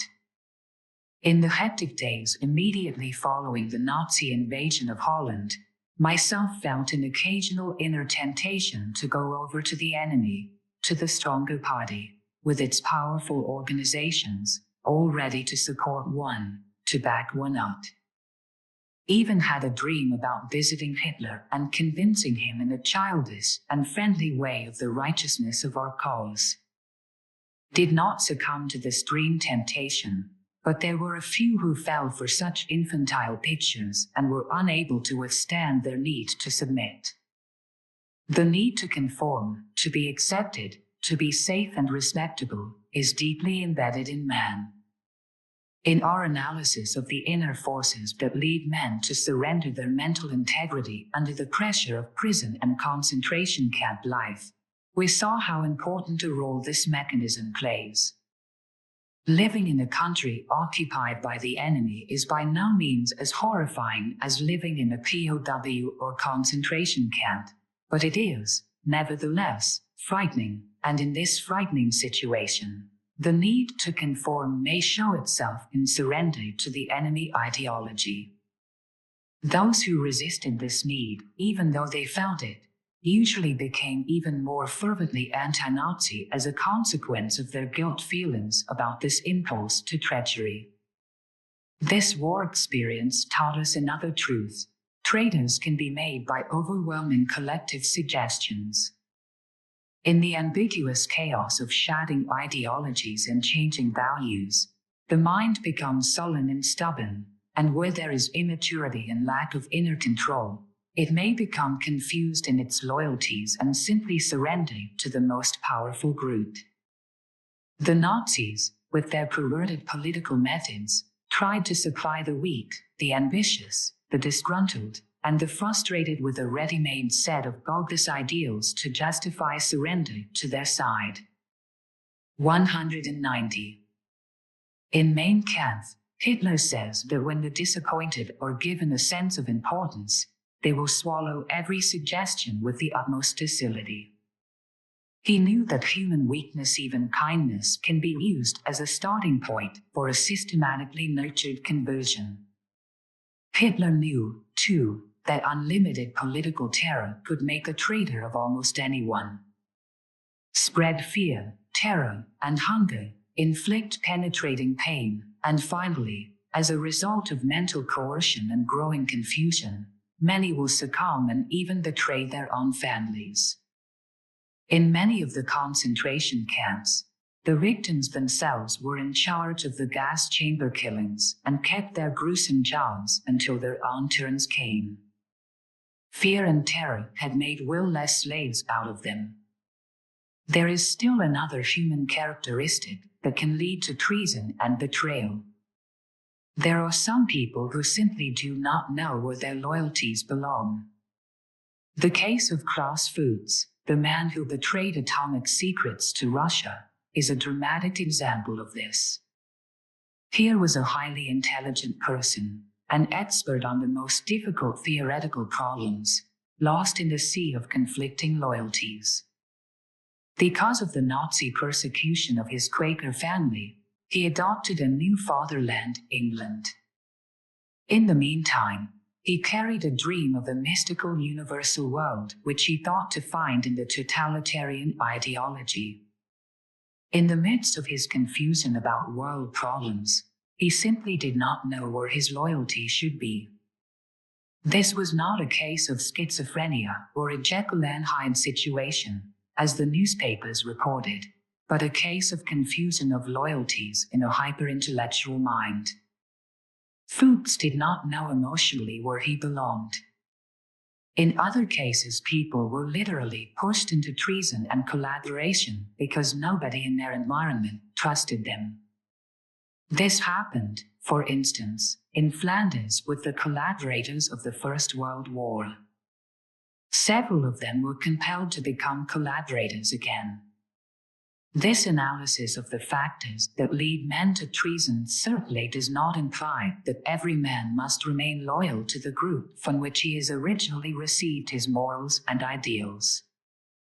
Better insight and higher ethics may override our childhood loyalties. It is the fate and the need of human beings to go beyond their teachers and to correct, if possible, the traditional roles of their schools. The great philosopher Socrates was accused of being a traitor because he corrupted the minds of the youth of Athens. And yet today we know that Socrates was far from being a corrupter. 191. Our treacherous intellect, perhaps the most tragic form of unobtrusive treason and self-betrayal, is caused by the inertia of the human intellect. We are often betrayed by our own minds. We forget completely what we want to forget. We deny the existence of real problems in order to retreat into wishful thinking. As soon as we do not understand and feel the implications of a problem or an argument, we tend to submit passively to the most powerful side, just as did the over-friendly barber. The ease with which human beings can be corrupted is still one of our most serious psychological and moral problems. Inner confusion can make us submissive to almost any strong suggestion from the outside, no matter how foolish or false. Our doubts are traitors, and make us lose the good we oft might win by fearing to attempt. There are other more complicated tricks of the intellect which lead to self-betrayal. The feeling of inferiority often arouses in ignorant people a great desire to grasp extremely difficult ideas. Such people like to identify themselves with a quasi-profound system of thought. Hitler and his abstruse writings made temporary pseudo-philosophers and magicians out of the majority of German people. All dictatorial totalitarians by the services of scholars who can make them such a set of pseudo-philosophic justifications. Unfortunately, some scholars are easy to buy. In Holland, for example, there was a not too intelligent philosopher who became converted to Nazism after it had shown its overpowering strength. Thereafter, he felt free to write on the most abstruse philosophical subjects and to expound the most complicated theories, all for the glorification of his powerful friends from the Third Reich and the myth of conquering the whole world.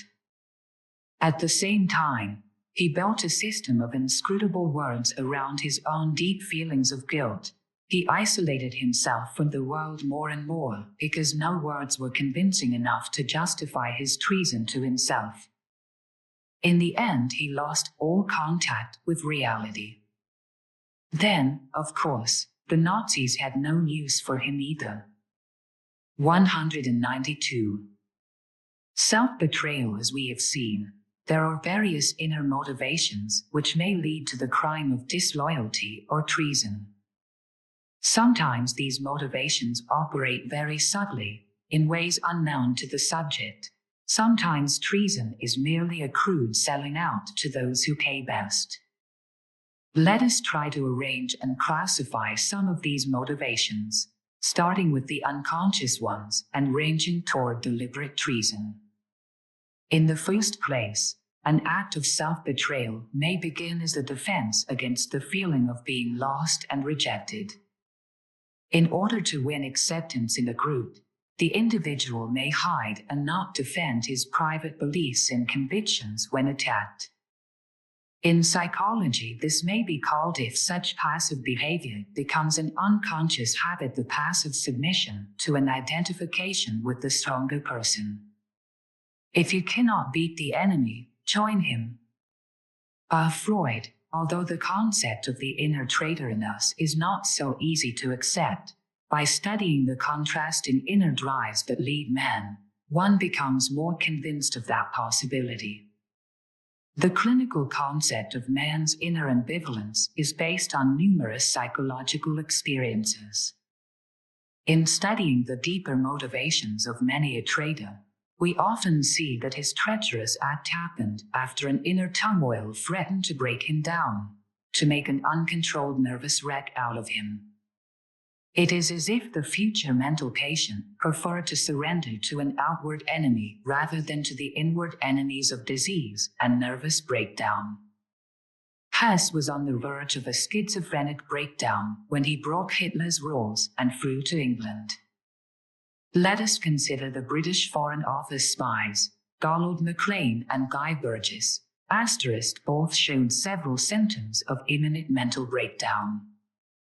It may be known to the reader that both these men left England in May 1951 in order to go via France to Russia.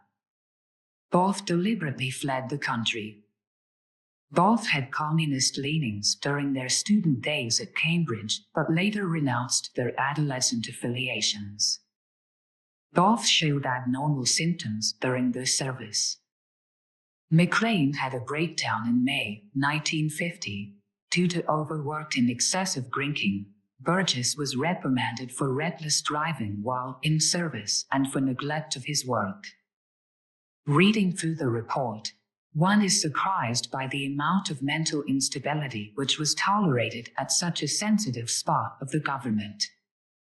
Both the men had homosexual leanings that can be related to a suppressed hostility for their mothers and mother country. Sometimes treason means a one-sided appeal to justice. This is found in the man who demands some sort of private protective justice and who refuses to acknowledge the subtle relationship between rights and duties. Such persons always feel continually deprived and betrayed. They are what Baudelaire calls the injustice collectors. In their acts of disloyalty, they are seeking to play the role of their own private judges. Many querulous and even paranoid persons have this kind of character structure. 193. Then there is the disappointed pseudo-idealist who gradually turns into a cynic, covering his emptiness by many self-justifications and exculpations. Such people betray their intellectual disappointment in all their debunking remarks. Conflicts between parents may give rise in the child to the need to betray one or both parents, and this need may be transferred in later life to a need to betray the fatherland. Have often found that the unsolved ties of hate and love toward the parents play an important role in forming the turncoat personality. As we saw, this problem often lies at the root of the totalitarian character structure. Although the totalitarian-minded are not by definition overt traitors, some of these people can easily become traitors to free, democratic ideals either out of compulsive allegiance to a foreign ideology or out of repetitive nonconformism. In describing special characteristics of a political group, one has to keep in mind that basic inner contrasts are inherent in all people. The quasi-rational Marxistic interpretation of the world, which satisfies the need for logical clarification and reasonable organization of social life, covers anxiety created by the irrational inner forces so easily detected in the totalitarian-minded. The cult of the masses often serves as a defense against loneliness. The belief in progress may be born out of vague despair and insecurity. The fear of deviationism is the fear that the unity of the group will be broken. Suspicion and self-criticism serve to keep, above all, the in-group together. There are several forms of inner conceit that can turn man into the traitor. The Dutch philosopher of Hume spoke earlier as an example of this, as are any of the verbose ideological apologists for totalitarianism. Lack of confidence or lack of belief in the guiding traditions and aims of one's own society can also lead to hostility, then to treason. Without such traditional beliefs, suggestibility and receptivity for competing ideologies are increased. The Clausewitz case, which was mentioned earlier, is an example of this. The personal need to be a pioneer or a martyr, often instilled by the unconscious need to suffer, may lead to a private messianic delusion and cause an attack on the traditional values of the group. Many groups consider such extremism as treacherous behavior. Another form of self-betrayal may be caused by the inability to grasp the complexity of the real world. Many people have been seduced into unstable behavior and even disloyalty through lack of comprehension of these complexities and through the need to find a single, all-embracing, easy answer to the problems of human life. Who gives them the simple myth to believe in? The Nazis seduced nearly all of Germany into a form of ideological treason in this way. Treason may also be a paradoxical reaction to a deep-seated neurotic sense of guilt. The neurotic strategy of accumulating more guilt coupled with the consequent development of an inner need for punishment are often the basic causes of criminal action. The treacherous deed is done precisely in order to provoke punishment. Rate 194. Treason may also be paid adventure, as we find it in international espionage. This kind of life fascinates the immature mind, which lives in the world of mystery stories and fairy tales. Bribes with women or money make such treason even more attractive. The enemy gratifies economic and sexual needs, and the traitor is willing to sell his integrity to the highest bidder. Overt fear and panic can also cause treason. The whole psychology of totalitarian interview and interrogation is based on this principle. People can be frightened and brainwashed into treason. 195. The development of loyalty. From all this, we can see that what we call treason takes place more in the emotional than in the intellectual sphere of functioning. In the course of human growth, everybody passes through periods of inner conflict in which he has to turn his love and allegiance from one person to another, from mother to father, from parents to the entire family, from the family to the state, and from the state to mankind. The core of the problem of treason and self-betrayal is found in the difficulties which arise in the repression of former loyalties, as each loyalty is in turn superseded by the next. Many people experience deep confusion in adolescence when, for the first time, they must leave the safe emotional protection of their homes and create new loyalties and new moral standards for themselves. It is in this period that the critical faculties are developed. In doubting the traditional truths passed on by his parents, each adolescent might be called a traitor, yet he is actually being true to the self he is shaping. During the crisis of adolescence, with its increased feelings of yearning for some unknown happiness, many young people want to betray their parental home and their parents' standards. At the same time, they do not want to give up the protection the home offers. Psychologically, we know, however, that temporary disloyalty is part of normal mental growth. In the process of individual human development, there are stages of progress which lead from initial submission to open rebellion and nonconformity. Every step toward mental maturity and independence involves the growing out of ties with the past. This growth can be effected in different ways, with more or less overt hostility and forsaking of the past, with self-betrayal and passive submission, with renewed submission to pay off feelings of guilt, with sworn conservatism or open rebellion. In this phase of adolescence, he is especially vulnerable to totalitarian propaganda. The youth may retain from the conflict of inner growth a sense of loneliness and guilt. If he puts it to productive use, he may become what we might call a creative revolutionary. The trailblazer, whose own inner forces drive him on to break with tradition, is such a man. Indeed, many of mankind's great moral and spiritual leaders have been of this type. They have been leaders precisely because they broke either with rigid remnants of the past or with the ossified or immoral elements of the present. In my own experience, I've known one such man, a German psychiatrist, whose idealism and moral sense made it impossible for him to go along with the Nazi desecration of human values, and who was hanged as a traitor for his part in the abortive German rebellion against Hitler in 1944-196.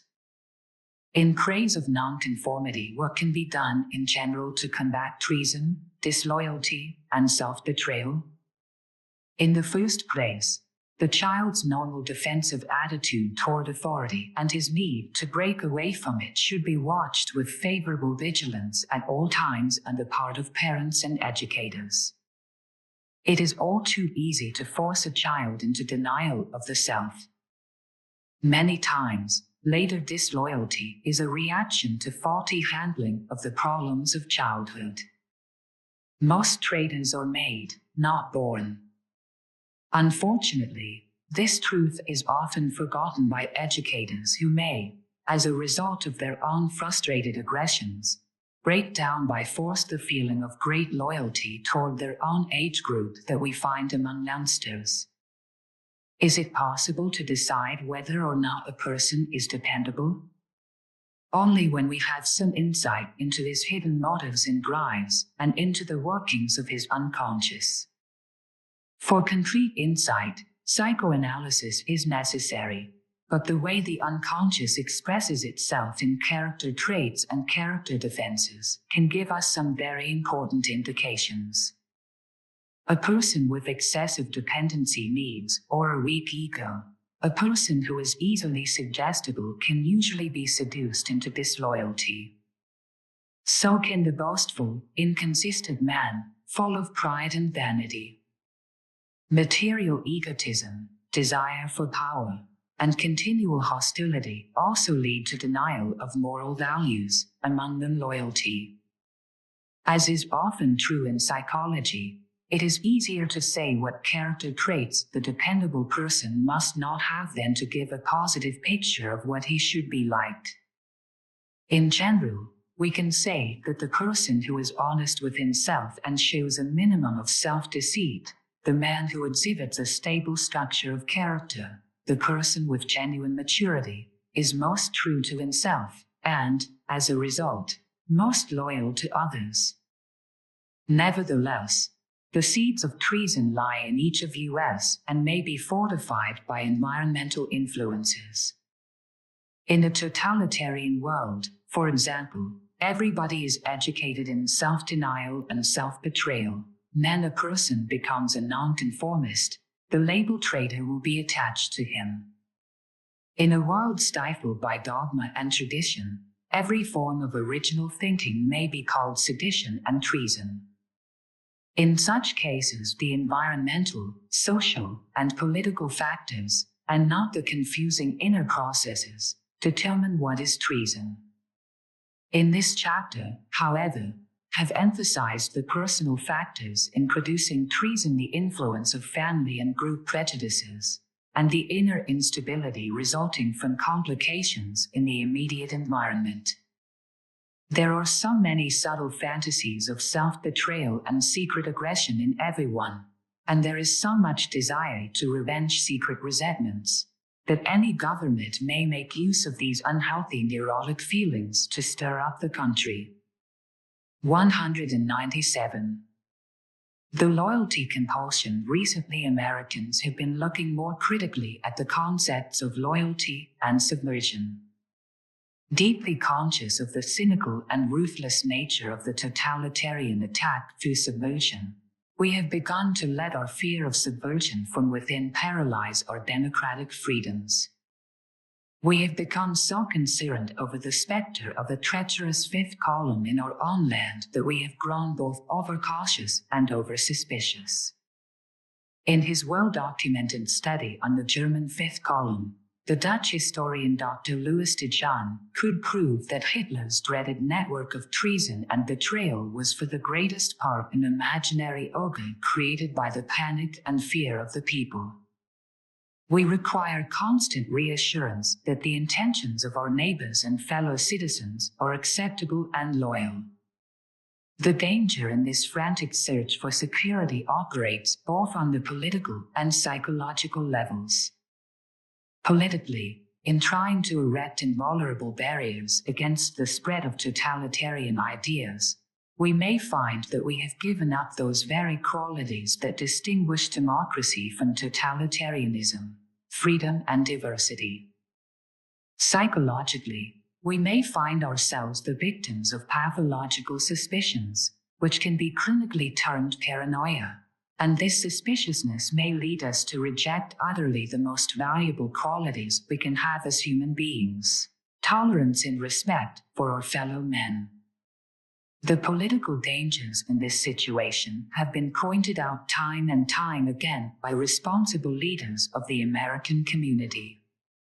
As the psychiatrist, should like to devote my attention to the psychological aspect of this problem and to the dangers to the free mind that are inherent in the current situation.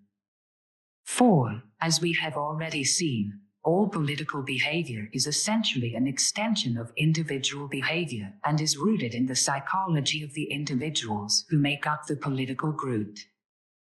Much of our collective suspicion can be attributed to a gigantic multiplication of personal feelings of insecurity. In times of fear and calamity arises the myth of a treacherous aggressor, the myth the totalitarians know so well how to exploit. Our own inner insecurity is displaced and projected onto our neighbors and our environment. We begin to doubt and distrust everyone. We accuse others because we are afraid of ourselves. We feel weak and cover our weakness by growing suspicion and by being continually on the lookout for possible traitors and dissenters. As we have seen earlier, the whole question of loyalty is a complicated one. In our zeal to create guarantees of trustworthiness, we tend to oversimplify the problem, and thus we may overshoot the mark and become like our totalitarian antagonists, for whom oversimplification is a stock in trade. Asking people for a loyalty oath, asking them to perform that magic ritual through which they forswear all past and future political sin, may have a paradoxical effect. Merely taking an oath does not make a man loyal, although it may later enable a judge to prosecute him for perjury. Our insistence on official expressions of allegiance actually discredits and devalues the basic personal sense of voluntary and self-chosen identification with the community, which is the essence of loyalty. It simply does not either create or ensure loyalty. 198. The loyalty oath too easily degenerates into an empty formula, and the man who takes it may forget completely the meaning it is supposed to have. To many it has become simply red tape, another one of those endless, troublesome forms that must be filled out. The oath compulsion can easily grow into a childish magic strategy, a form of mental blackmail. There are some Oriental religions in which devotions are performed through the use of a prayer wheel. When the wheel is set in motion by a flip of the hand, the worshipper has done his job. He need not recite any prayers, he need not think any devout thoughts. The practitioners of these religions no longer have any awareness of the content of their prayers. They are blind subscribers to a ritual whose meaning they have long since forgotten. Signing a loyalty oath can become as empty a gesture as turning the prayer wheel. True loyalty is not a static thing. As we have already seen, it grows and develops with the personality. It has to be rediscovered and re-experienced every day, since it is, essentially, as a result of an inner battle of contending values that man finds his own particular values and loyalties. When a man is compelled to swear to his loyalty, even though he feels it already deeply within him, the compulsion from outside means that he must lay aside his personal right to weigh values and take counsel with his honest principles. It does not matter whether or not the oath is an expression of his true feelings. The element of enforcement that lies behind it has a psychologically weakening effect on the man who takes it. This may seem strange at first glance, but a simple analogy will make it clear. The man who truly loves his wife, for example, does not need repeatedly to swear to his love. He shows it in his actions. But if she insists on his swearing, her very insistence, implying as it does that she doubts him, may bring questions to her husband's mind, and he begins to grow confused as to what he really thinks. Both in demanding an oath and in taking it, we perpetuate the ridiculous illusion that enemies can be kept out through this prayer system. The fact is that deliberate traitors and subversives are the very ones who are not afraid to disguise their motivations and hide their intentions behind prescribed formulations. Nor are they afraid of perjury charges. They feel no hesitation in signing an oath if it is opportune for them to do so. For them, words and oaths are only tools which have no binding moral value. More important than the demand for loyalty should be the demand for integrity, for steadiness of character, for maturity of aims and motivations. Free man needs loyalty to the self first of all, and this implies the right to be himself.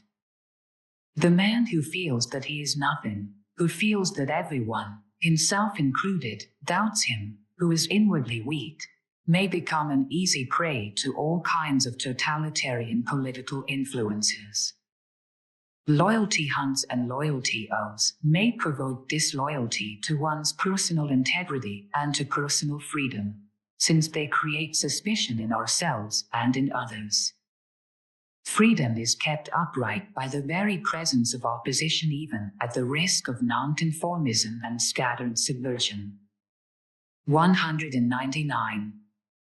Loyalty comes about as a result of mutual confidence.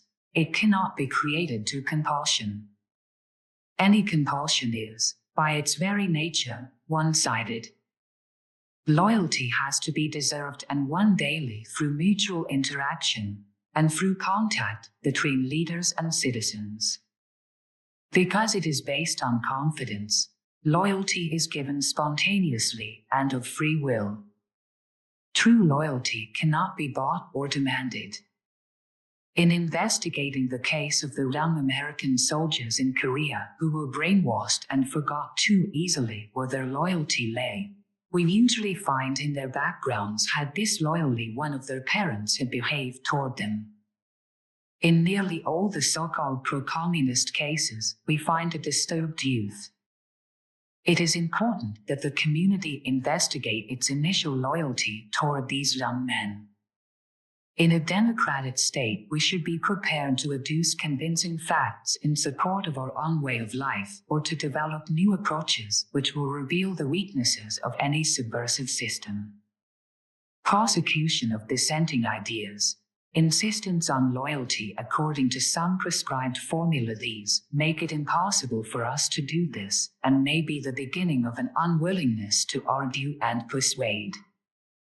They may even lead to a new form of betrayal, the subtle treason of intellectual detachment, the unwillingness to take responsibility, the treason of doubting relativism which leads to inaction. It may degenerate into a dangerous form of mental laziness, which can easily be turned into a life of no commitments or into totalitarian submission. The approaches to truth are multifarious, and it is only where there is a clash of opinion that these approaches can be discovered and the right road to truth be found. The danger in the loyalty compulsion is, then, that we may conceal mental apathy behind a rigid formula and thus lose sight of the constant need for psychological alertness and the real meaning of loyalty and a free way of life. The mechanical formula of a loyalty oath, because it checks moral alertness and a search for ethical clarification, may be the beginning of the thought control we all fear. True loyalty is a living, dynamic quality. In the subtle choice between loyalty to people and loyalty to principles, usually a much vaguer feeling, the lawmaker has to leave the individual as free as possible, because the latter type of loyalty is based on the first. Without personal loyalty, there is no national loyalty. There is still another aspect to this problem. We must learn to distinguish between disloyalty in actions and disloyalty in feelings and thought. Subversion of opinion is never a crime. The right to dissent is the keystone of democracy. In a free state, we must be willing to correct subversion by our better arguments. Prosecuting dissenting ideas is a form of mental laziness. Psychologically speaking, a government cannot concern itself with conscious motivations, and the unconscious motivations which cannot be separated from them, of people, because inwardly everybody has contrasting motivations. The quandary that such a government would provide itself is illustrated by the following quotation from the Oppenheimer hearing by the Gray Board, published in 1954. 200. We believe that it has been demonstrated that the government can search its own soul and the soul of an individual whose relationship to his government is in question with full protection of the rights and interests of both. We believe that loyalty and security can be examined within the framework of the traditional and inviolable principles of American justice. In these beautiful phrases lie hidden all the ominous beginnings of totalitarian thought control.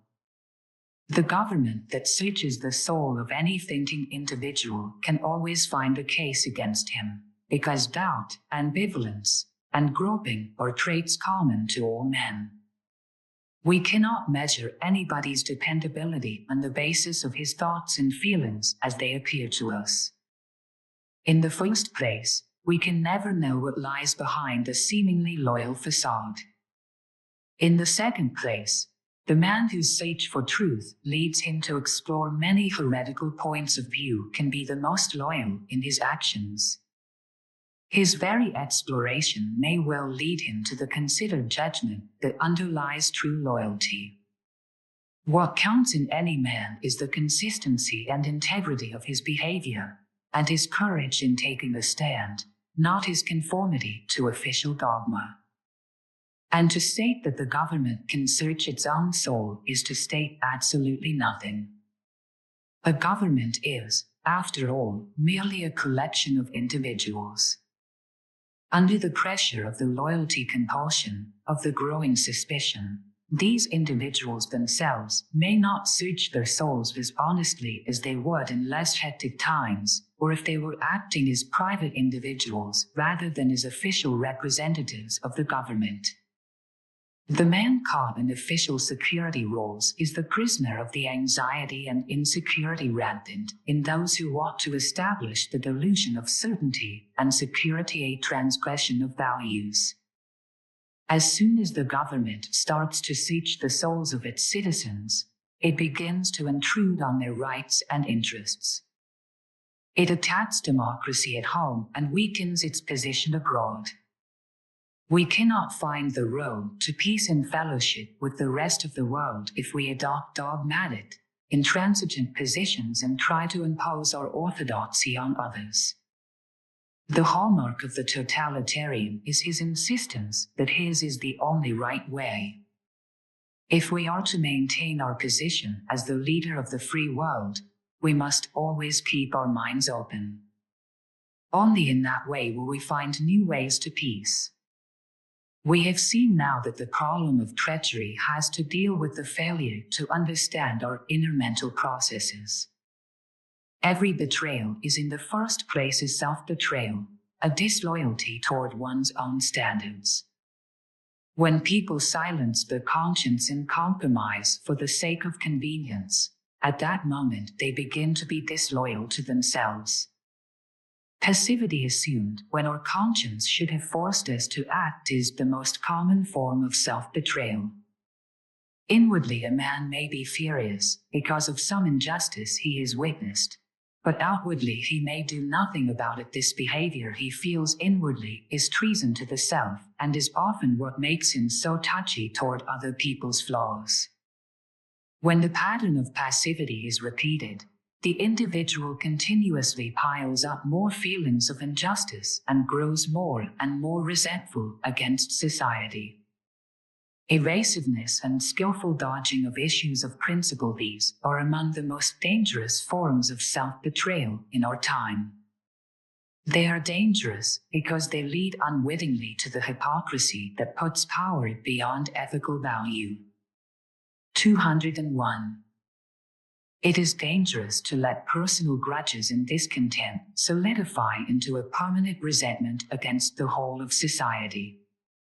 Parents and educators can forestall such difficulties through psychological insight by allowing each individual the freedom to criticize and attack in a civilized, non-destructive way the community to which he belongs. By helping to develop in the child the sense that he is responsible for his own views, subversive though they may temporarily appear, parents provide him with the opportunity to overcome his feelings of loneliness and ambivalence and his wish to do violence to those who influence him. Again, loyalty is a relationship. Loyalty to family, friends, or country has to be dissolved. Loyalty is possible only when mutual mental aggression and hostility are allowed and tolerated within the limits of the law. This verbalized, sublimated, and civilized form of aggression presupposes fairness and good sportsmanship. It is the synthesis and conquest of rebellion and subversion. However paradoxical it may sound, democracy is founded on the mutual loyalty of politically opposed groups. You cannot doubt the good motives and intentions of your opponent without undermining the basis for cooperation and successful government. It is most undemocratic to impute disloyalty to the opposition party. History shows that only where there is opportunity to confront and integrate opposing ideas can man eradicate that form of psychological imbalance which gradually turns into a disloyalty to oneself and to the community. Fear of subversion and opposition is often fear of ideas, fear of being identified with certain unacceptable ideas, the fear of betrayal of the hidden part of oneself. Fear of treason will exist as long as loyal opposition is a crime. Democracy is nonconformity. It is mutual loyalty, even when we have to attack one another's ideas, which, because they are always human, are always incomplete. 202. Part 4 in search of defenses. The moment we become aware that special political phenomena are a threat to our existence, corresponding inner defenses develop automatically. We feel reassured as we discover ways to face the problems. The closing chapters of this book deal first with some of the official attitudes and with the code created to encounter brainwashing, a danger which has appeared rather recently in history. The final chapter searches more elaborately for the inspiring values which characterize freedom and democracy. The question of how best to build up military and civilian morale becomes more compelling because of the tremendous mental pressures modern civilization imposes on man. 203. Chapter 15 Training Against Mental Torture. The U.S. Code for Resisting Brainwashing by Executive Order of President Eisenhower on August 17, 1955. A new code of chivalry was made up governing conduct of American fighting men in combat and captivity, 6 precepts of conduct for combatants were enunciated. 1. Am an American fighting man.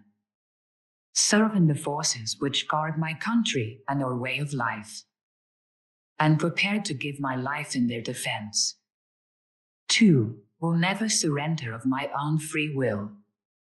If in command, will never surrender my men while they still have the means to resist. 3. If then captured, will continue to resist by all means available. Will make every effort to escape and aid others to escape. Will accept neither parole nor special favors from the enemy. 4. If become a prisoner of war, will keep faith with my fellow prisoners. Will give no information or take part in any action which might be harmful to my comrades. If am senior, will take command. If not, will obey the lawful orders of those appointed over me, and will back them up in every way. 5. When questioned, should have become a prisoner of war, and bound to give only name, rank, service number, and date of birth. Will evade answering further questions to the utmost of my ability. Will make no oral or written statement disloyal to my country and its allies, or harmful to their cause. 6. Will never forget that I am an American fighting man, responsible for my actions, and dedicated to the principles which made my country free. Will trust in my God and in the United States of America. In the additional report about the recommendations by the Secretary of Defense, it is acknowledged that modern warfare has brought the challenge to the doorstep of every citizen, and that the final front of the Cold War line is in every citizen's mind. At the same time, a clearly defined code is given telling U.S. prisoners of war how to behave after capture. Although there was a lack of such a code previously, the report states that American troops have demonstrated through all wars that they do not surrender easily. They have never surrendered in large bodies, and they have in general performed admirably in their country's cause as prisoners of war. After describing physical attacks on prisoners' death marches, hunger, squalor, cold, torture, disease, and total degradation, the report gives extended attention to all the forms of mental coercion intended to extract false confessions or military information from the soldiers, and to infect them with totalitarian thinking. First, the enemy aimed at the breakdown of the leaders, at confusion of the officers, who so easily influenced their soldiers. 204. Then gradually everybody had to undergo the ordeal by indoctrination. The enemy propaganda barrage started full sode. This suggestive attack reached minds not used to highly specialized discussion, minds not informed and rather confused about communism and its tactics. Inner discrepancies in the reasoning of the man could easily be attacked and reduce him to docile submission. The report pleads for more extended, skillful training of the soldier and the citizen in our basic beliefs and responsibilities, a mental mobilization for the future clash of ideas and wills. There was a considerable conflict of opinion in the advisory committee to the Secretary of Defense that drafted the code between the hard-Spartan view and the more lenient let-them-talk view. The first group maintained that every soldier has to resist to the end. The latter believed that in the end anybody could be brought into submission. Nevertheless, all soldiers have to be trained especially to resist and not to be made disloyal to their country, their services, and their comrades. That was the principal reason why this final code of high standards was made up, even though it is recognized that coercion is possible beyond the ability to resist. Yet the psychologist here adds the additional question: who will judge what is beyond the ability to resist? The report ends by underlining the fact that the total war for the minds of men is continually going on. The home front is just an extension of the fighting front. An important point made by the code is that it asks that attention be given to a far more extensive mental battlefront. By making it known that the coercive methods of the communists are well understood by us, the impact and meaning of their Cold War strategy are partly taken away. Finally, nobody in the outside world believes them, even though their totalitarian methods may be of use to them for internal propaganda in their own countries. However, we cannot fight indoctrination with mere counter-indoctrination. Letting soldiers sign a declaration that they will never yield to brainwashing has the advantage of at least informing them of what to expect. Yet this knowledge does not protect them against the subtle conditioning by an inquisitor who knows how to circumvent mental obstacles. Time and subtle suggestive penetration can break men's resistance. Psychologically, a loyalty oath compulsion and a signed declaration do not mean anything in themselves. Only a profound education in mental freedom and democratic awareness can help as a counter-toxic. The authorities who ask for signed declarations of loyalty are not enough aware of how much propaganda and persuasive brainwashing and other forms of mental seduction are going on right here in our own society. They are substituting the social and national responsibility for an individual one. It is the moral and political atmosphere behind the man in the hinterland that supplies his mental stamina. The nation is responsible for the mental backbone it trains and transfers to its soldiers in the Cold War. 205. Several POWs felt misled by their own government. They had been badly informed about the enemy in two simple terms of black and white. By showing his good side, the captor could easily arouse suspicion about the honesty of the prisoners' leaders. From a psychiatric standpoint, it needs to be said again that everybody can be brought to a breaking point regardless of how well-informed and counter-indoctrinated he may be. When the enemy wants to persist in his demoralizing methods, he has the means. Alas, the report did not emphasize enough the difficult dialectic dilemma into which many a simple soldier is thrown. For years he has been trained in a society or military group where obedience to the law and conformity to community habits were imprinted on him. Suddenly he has to select and test his own individuality and critical defenses. A Cold War asks for a high level of political awareness. This brings the problem back again to the problem of individual mental vulnerability of persons and to the general problem of morale. Mental courage cannot be cultivated by physical training only. It requires training in mental stamina, in understanding of basic beliefs, and even in nonconformistic thinking. We have to believe deeply in the cause for which we are fighting in order to resist the standpoint of the enemy. It is the strength of conviction that gives moral power. 206. Indoctrination against indoctrination? An educational concept exists to the effect that conditioning to physical torture will help soldiers to be more immune to brainwashing. In one of the Air Force bases, airmen had to go through a school of torture, euphemistically called the School of Survival, in which some of the barbarous and cruel communist methods of handling prisoners were initiated in order to harden the men against future brutality. Time, September 19, 1955. The trainees could stand the ghoulish exercises rather well. However, such a training can condition men to take over, unwittingly, the methods of totalitarianism. It may give a semi-official green light to enemy tactics by implying that we can do the same. Moreover, such methods may stimulate hidden sadistic tendencies in both trainer and trainee. Under the disguise of an earnest training need, American youth may be educated in the same sadistic view as their enemies.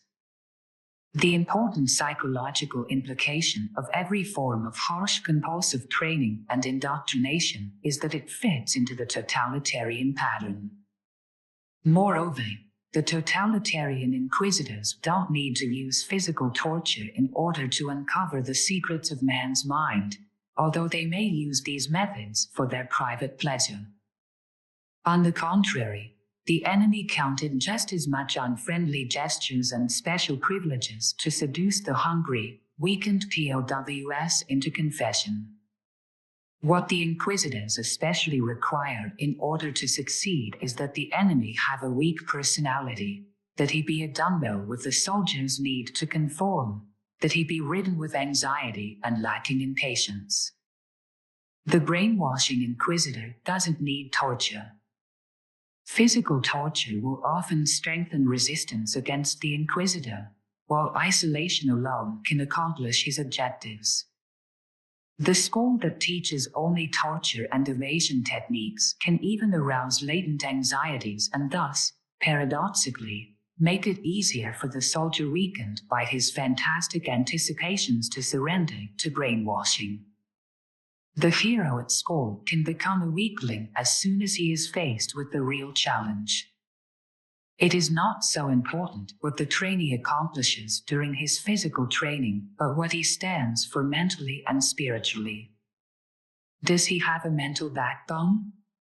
Only this will stand him in good stead during the challenge of prisonership. The psychiatric report about brainwashing in menticide in every report on brainwashing of prisoners of war. Several factors that may lead to the accusation of collaboration with the enemy have to be taken into account to determine the psychological responsibility of the accused. Did he surrender mentally under a kind of hypnosis? Can he be made responsible at all? Was there a conscious and voluntary collaboration that turned the man into a traitor? Was there cowardice or only spiritual weakness? Because these questions are so new in our history and often so subtle in relation to the circumstances, it is well to enumerate the fields of interest to be analyzed. 207. 1. The accusation. The psychologist has to study the incriminating facts. We often can see, for instance, in the phrasing of the signed confessions, evidence that the signature was enforced. Some cliché phrases of the enemy can be looked at as gradually wangled out of the head of the victim. For one of the courts was able to make an analysis of a written confession that was composed of such heterogeneous elements that the process of mental wrestling and gradual giving in of the prisoner could easily be discerned in the papers. 2. Rumor and mass psychology. Not all the accusations against a prisoner of war made by fellow prisoners, even when the majority constantly repeat them, may be taken at face value. Under the impact of terror and fear, rumors about special persons are easily communicated. There are personalities who, on the basis of their special character structure, easily become the focal point of rumors. The withdrawn intellectual, for instance, is often accused of consorting with the enemy. When he speaks the enemy's language and can communicate with them, accusations against him can become like a huge mass hallucination. The investigator has to make a survey of group relations in the POW camp. The brainwashing enemy tries first to attack the leaders, in order to attack the morale of the remainder of the POWs. Then he tries to select specially vulnerable personalities for his strategy of mental pressure and ideological conversion. 3. The personality structure of the accused. Certain persons, on the basis of their weak ego or their underlying neurotic anxieties, are predestined to give in earlier to mental pressures.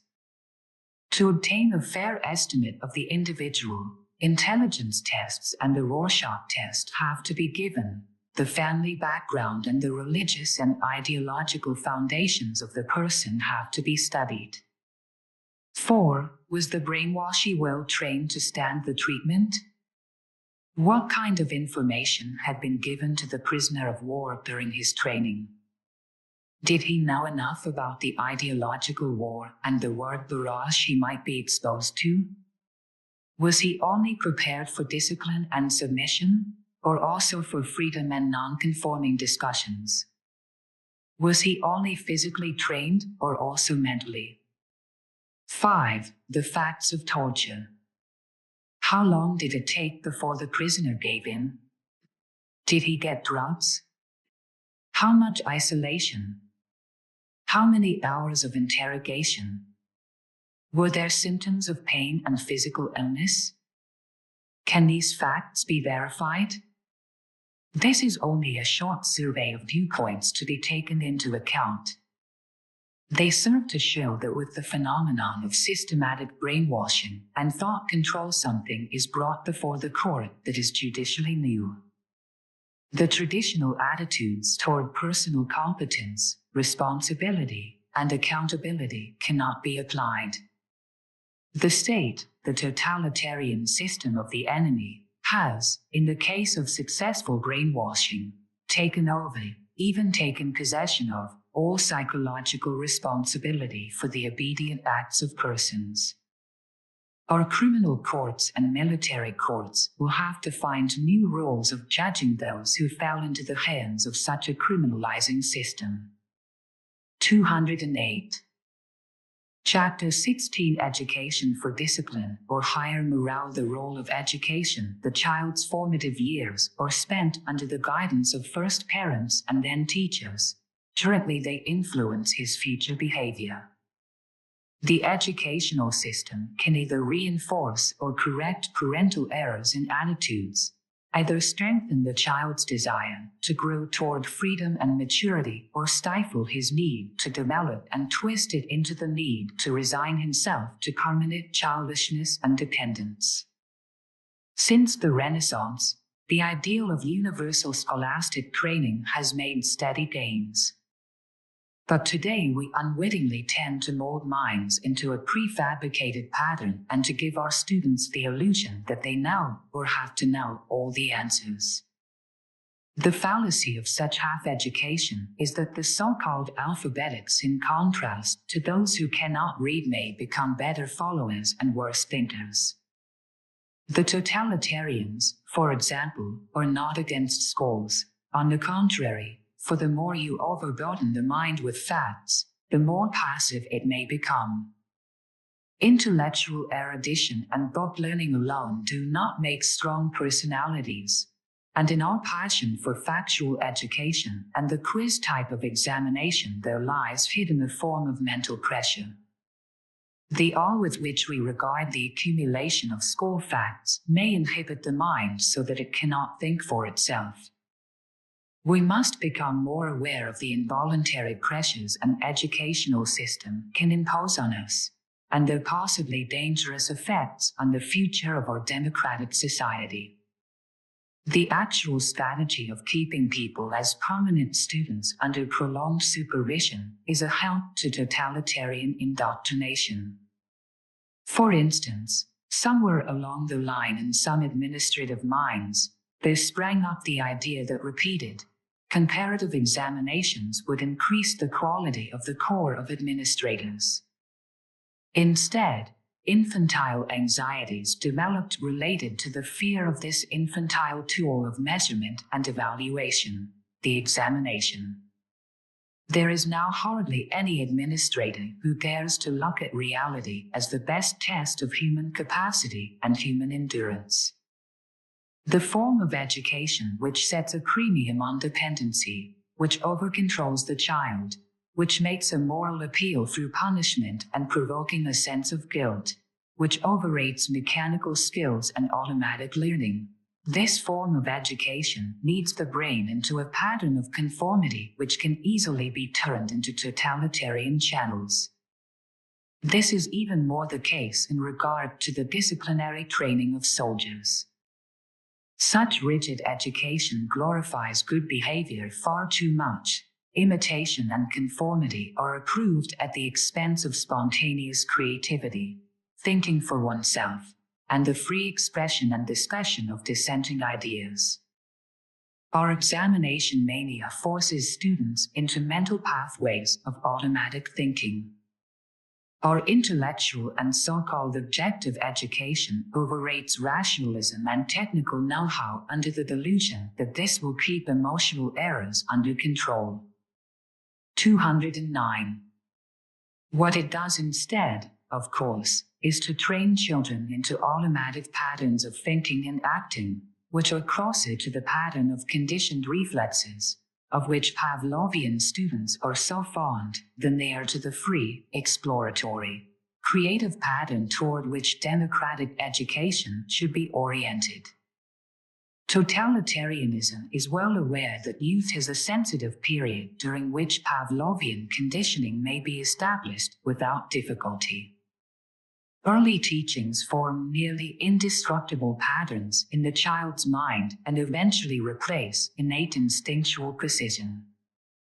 This early Pavlovian automatization of life may itself develop almost the force of an innate instinct. Indeed, this is precisely what happens in totalitaria. Dictators especially organize youth and press them to join disciplinary youth movements. The paradox of universal literacy is that it may create a race of men and women who have become, just because of this new intellectual approach to life, much more receptive to the indoctrination of their teachers or leaders. Do we meet conditioned adepts or free-thinking students? Beyond this, our technical means of communication have caught up with our literacy. The eye that can read is immediately caught by advertising and propaganda. This is the tremendous dilemma of our epoch. In many of our primary school students are taught in an atmosphere of compulsive regimentation and are imprinted with a sense of dependency and awe of authority which lasts throughout their lives. They never really learn to think for themselves. The scholastic fact factories, the schools, keep many pupils too busy to think. They may instead educate them into progressive immaturity. As long as people can quote one another and the available expert opinion, they are considered well-informed and intellectual. Many schools emphasize what we could call a quotation mania, making the ability to quote the epitome of all wisdom. Yet anyone with an apparently unanswerable logic, anyone who can back up his position with authoritative statements and quotations, can have a strong impact on such a mind, for it can readily be caught and conditioned by emotionally attractive pseudo-intellectual currents. As a matter of fact, in the process of brainwashing the inquisitor mates, use of the feeling of confusion his victim gets when he is shown that his facts don't fit and that there are flaws in his concepts. The man who doesn't know the tricks of argument will break down sooner. Like to distinguish among the intellectuals quintellectuals and quintellectuals. The former aim for quantity of knowledge and easily yield to any kind of new conditioning. To the quintellectuals, on the other hand, intellect is a quality of personal integrity. Facts are not consumed passively, but are weighed and verified. This kind of intellect has a potentiality independent of school education, and often school can spoil it. One of the most amazing cases ever treated was a typical quintellectual, a doctor of psychology who had just completed his university education with a dissertation on a psychotechnical subject. He came to me because he was a complete failure in all his relationships with girls. He wanted this impotence to be treated medically, and at first he rejected any kind of psychotherapy because he knew all that stuff.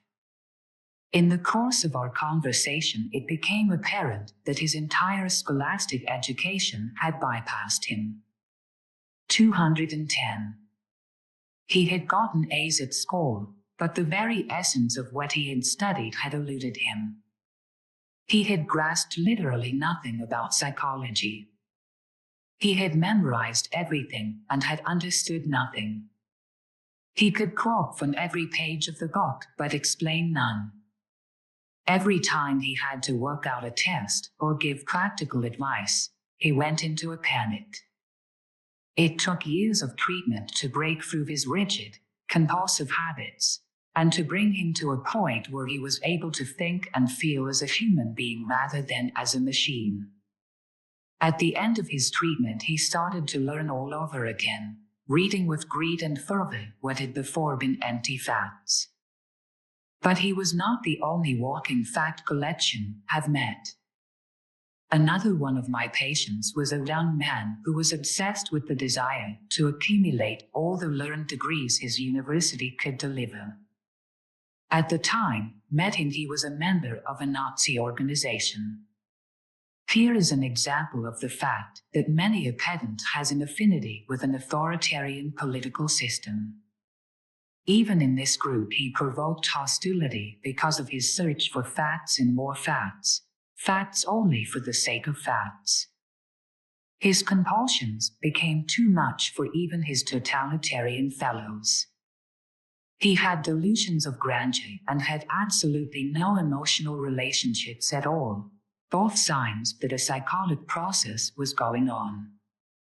But his intellectual capacity was intact. The son of a scholar, he had lived in constant competition with his father. Early in youth he started to read the encyclopedia, and later, in grade school and high school, he was cheered because of his phenomenal knowledge. Indeed, he did know the facts, but he knew nothing else. He knew neither how to get along with himself nor with anyone else. These two cases serve to demonstrate how a mechanized educational system, failing to detect even an urgent need for emotional relationships and a sense of belonging, and placing its emphasis on learning instead of living, can produce adults who are totally unequipped to meet the problems of life, who are themselves only half alive and completely incapable of meeting the challenges of reality. Such men and women do not make good democratic citizens. One of the most essential tasks of education for mental freedom is to prepare the child for mature adulthood by teaching him to see the essentials and by teaching him to think for himself. There are several fields of interest through which the capacity to think for oneself may be developed. For instance, the field of communication and the science of abstraction. A child's awareness of his own language, of the words he himself uses, as an expressive tool rather than as a set of grammatical rules, can lead him to inquisitiveness about other languages and other ways of thinking, and thus may lead him to the ability to think abstractly and to understand relationships. The child's period of greatest sensitivity to foreign languages is when he is about 10, much younger than the age at which we normally teach foreign languages. At this age, too, the child begins to have an active personal interest in words and self-expression. This interest can be used to make language an exciting, adventurous exploration instead of a cut-and-dry process of memorization. Our schools must stimulate inventiveness and self-activity too, through such subjects as carpentry and designing. Creative play with concrete objects also develops the child's capacity to abstract and to generalize, making it easier for him to absorb the abstractions which underlie all mathematics. 211. If, instead of throwing the child into the sea of abstractions he finds in the daily arithmetic drill, we brought him to an understanding of the process of abstraction by carefully graded sets, he would absorb and assimilate what he learned, not merely parrot what he was told. We tend, for instance, to teach mathematical abstractions at too early an age, just as we wait too long to teach language and verbal expression. History is a subject which is not learned by memorizing facts and dates, but through mutual discussion. It has to start with the concept of personal lifetimes and personal history. It is better to give a child a printed record of the history of yesterday and ask for his comments and opinions on it, or better to promote individual thought by letting him search for background information in a library or museum, than to ask him to memorize facts. In this way, the learning of history can become an adventure. We can also revise the system that risks so easily rearing mediocre people who fit into a pattern of mediocrity. Different children must be trained and educated differently. Each one has his own internal timetable.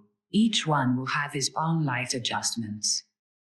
Why should we compulsively do to our children what we would never do to the flowers in our gardens? Every plant is allowed to attain its own natural size. Our current scholastic practice stimulates ambition in a few children, but stifles it in others.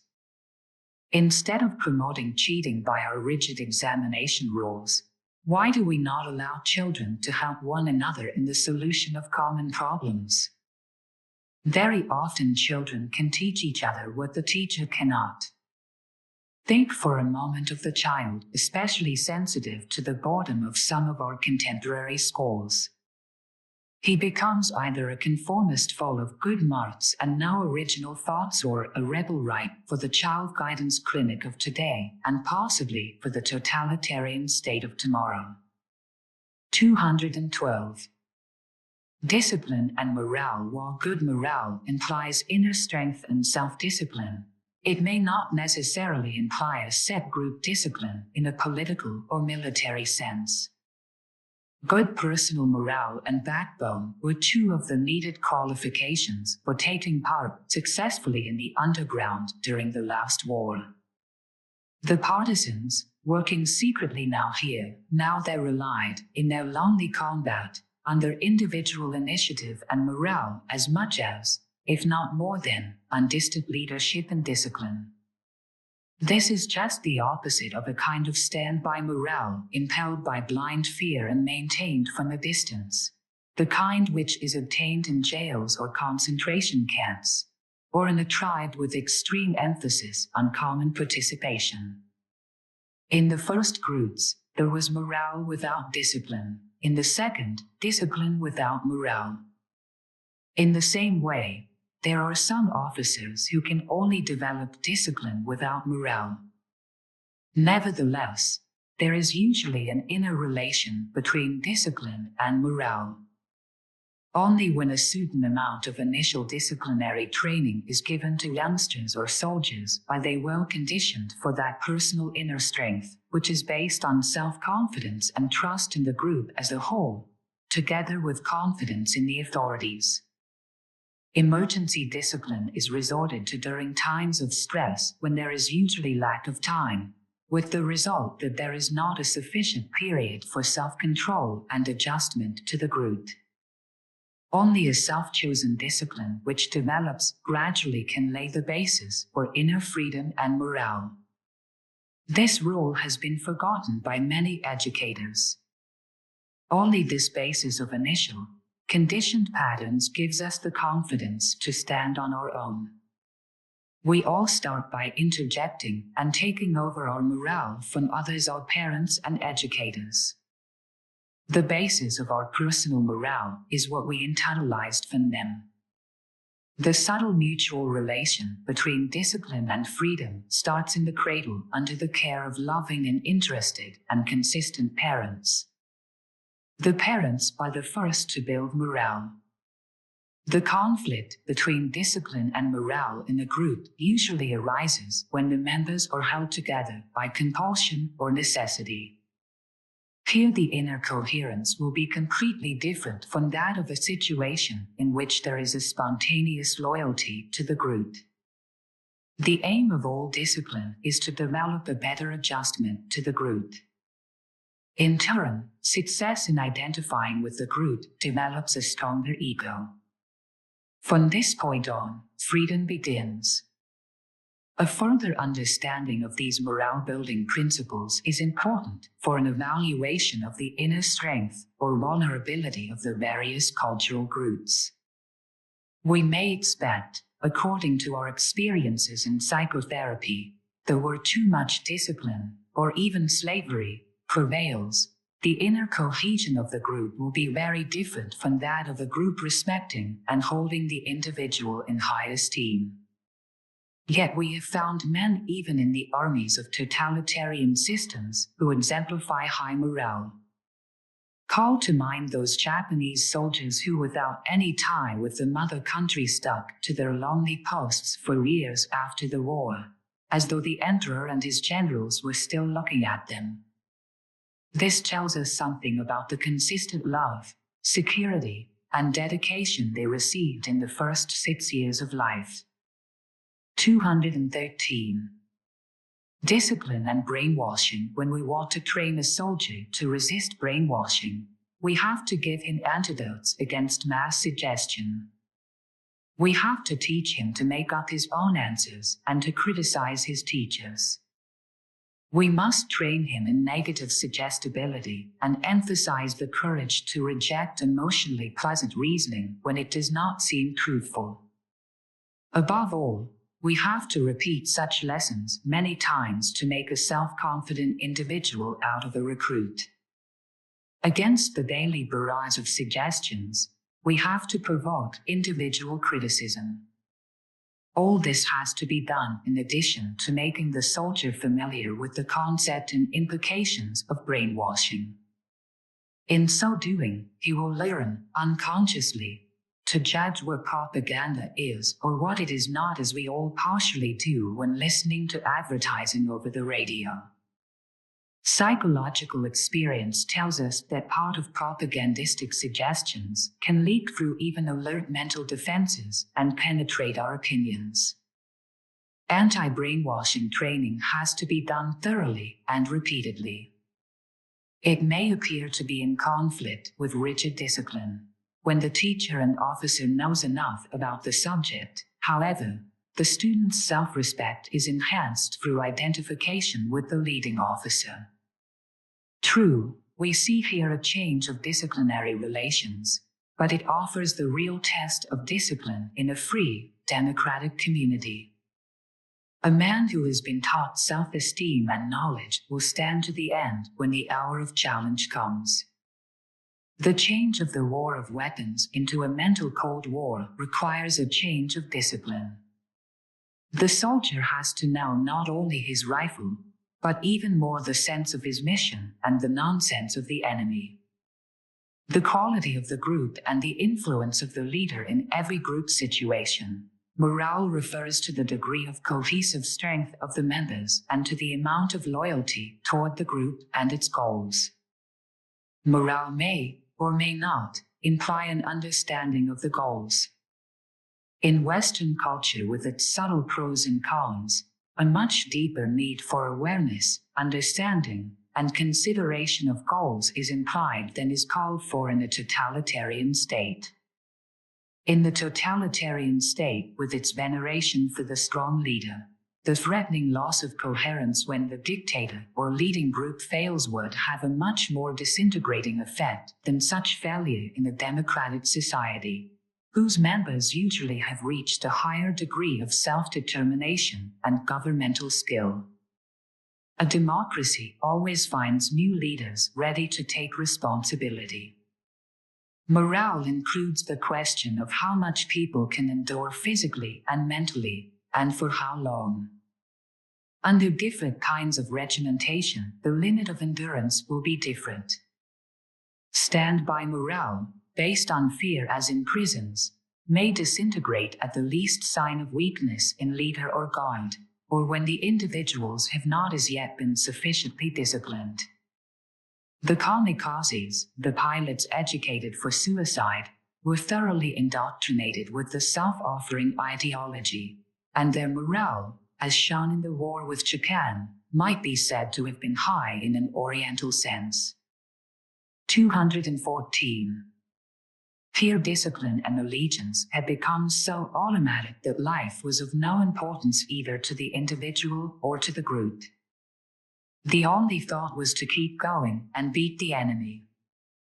This kind of morale is often dependent on obtaining a frenzied desperation, a kind of collective suicidal rage in pursuit of the national goal. We are becoming more and more aware of how important leadership is in boosting morale. The leader is the embodiment of the valued human relationships for which we are willing to offer our energy and even, when needed, our lives. Through identification with him, we borrow his fortitude.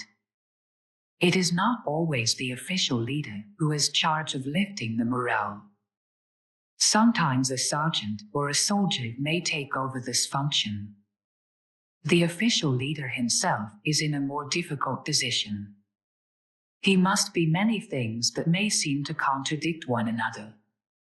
He must represent paternal authority as well as our ego, our conscience, and our ideals. He must relieve us of our sense of guilt and anxiety, and he must be able to absorb our needs for strength, affection, and dedication, our transference needs, as expressed in psychological terms. He must be able to create group action and motivation and at the same time increase the individual's self-esteem. His doubts may become our doubts. His loss of confidence makes us lose our self-confidence. At times, we may want him to be a tyrant so that we can be relieved of our personal resentments and responsibilities. Sometimes we want to compete with him as we competed with our fathers. At other times, we want affection from him. The leader must be both a scapegoat and a giant. Our own inner strength will grow, depending on the leader's inspiring and guiding personality. While we may never love him completely, we will use him to grow or decline in our morale. Yet the individual not only borrows strength from the group and its leader, he also brings his own spirit to it. Even when he is used as a scapegoat to release group hostility, the individual, when he takes it with humor and philosophy, may unwittingly boost the morale of the group. He communicates, as it were, his personal tolerance to others. The black sheep in a platoon is often as much accepted as the beloved sports hero. In the same way, the group communicates all kinds of feelings to the individual. The process of morale contagion is continually going on. Its quality depends on mutual acceptance, friendships, the amount of contagious fear in the group, the quality of interpersonal processes, resistance-provoking qualities in the few, and so on. Let us not forget that the best morale booster for ourselves is to help to lift the morale of others. When interhuman contact is not allowed, morale is soon lacking. For instance, we heard from several escaped people from behind the Iron Curtain that their most prominent complaint in the totalitarian system was the feeling of mental isolation. The individual feels alone and continually on the alert. There is only mutual suspicion. The new gospel for those escapees was the ready humane acceptance and contact they experienced in the democratic group, because here was spontaneous enthusiasm and mutual acceptance even when there was disagreement. 215. Enumeration of some factors influencing group morale. The following factors, resulting mostly from military experience, may endanger morale. Wrong anticipation of danger, myths and rumors about the enemy. Severe stress, battle fatigue. Poor physical and mental health, flu. Lack of food, lack of sleep, cold and dirt. Bad leadership. Poor training, lack of skill, overtraining. Poor communication and poor information. Destruction of basic values, lack of faith. Confusion of activities, strife in politics, wrong selection of government. 10.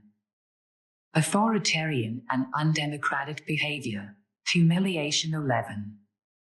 Tyranny, too rigid discipline, also lack of discipline 12. Homesickness and feelings of estrangement 13.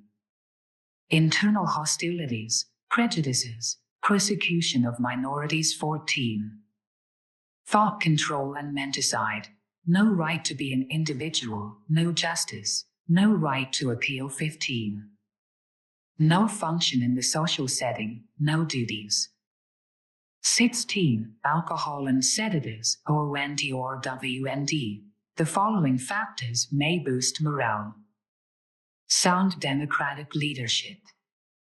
Well-planned organization with the freedom of improvisation, minimum of red tape. Democratic self-discipline. Do we have faith in our own institutions? Information and unhampered communication. Freedom of religion, moral integrity. Mutual loyalty and mature responsibility, team spirit. Mental alertness, the important psychology of awareness of the problems of our own epoch 8.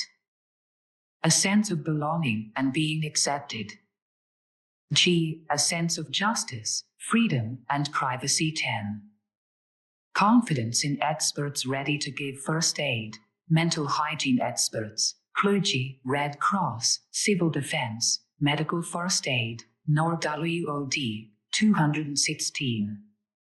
The breaking point in our capacity for frustration. What is the straw that breaks the camel's back? This is a key question in the problem of personal morale. During the Second World War, treated a fighter pilot who was unafraid of his dangerous work, but who felt unhappy about his personal relationships. Suddenly, during an air raid alert in London, where he was on furlough, he was struck by utter panic.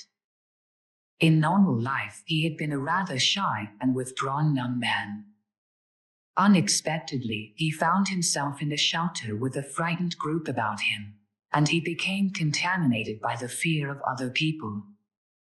The strange situation found him unprepared, and so he broke down. Mention this quote to show again how contagious the atmosphere in a POW camp can be. No one can really tell how he will behave in times of great danger until it comes to actually facing the test. The true test of reality is solved in different ways. Many accept the challenge. Some over-defensive, compulsive individuals even welcome the danger. Still others who were already unstable misused the new situation as an excuse to break down and let their emotions go. Siegel calls the last group frustrated big dealers, exclusives, dudes, scared kids, prey-starved egotists, all having egos that could easily be boosted by a flattering inquisitor. In psychology, we are aware of the fact that there are two sets of determinants which bring on mental breakdown. One set consisting of long-term considerations which cause the gradual breakdown of inner defenses, the other consisting of short-term factors, the triggers or provoking factors causing a sudden collapse of the mental and physical integration. To the first set of factors may belong chronic disease or the many chronic irritations of life. The second operates by means of a sudden symbolic impact on hidden sensitivities. A mouse appearing in a girl's class doesn't arouse panic because of its objective danger. Modern psychopathology has studied the manifold sensitizing occurrences experienced in early life, which make people subject to unknown trigger reactions. Yet, trauma and frustration are emphasized too much as weakeners of the personality during its development. As a matter of fact, the opposite is true. Challenge and resistance to unfavorable influences make the personality. In order to develop greater inner strength and better ego defenses, the individual has to expose and traumatize himself.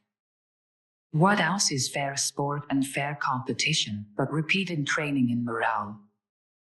Physical training doesn't have to be soft. The self-dramatization by trial and error, to which we unconsciously expose ourselves in encounters during sports, is part of a spontaneous effort towards self-discipline. When the person cannot find strength within himself, he must borrow it from his neighbor and look for strength by proxy.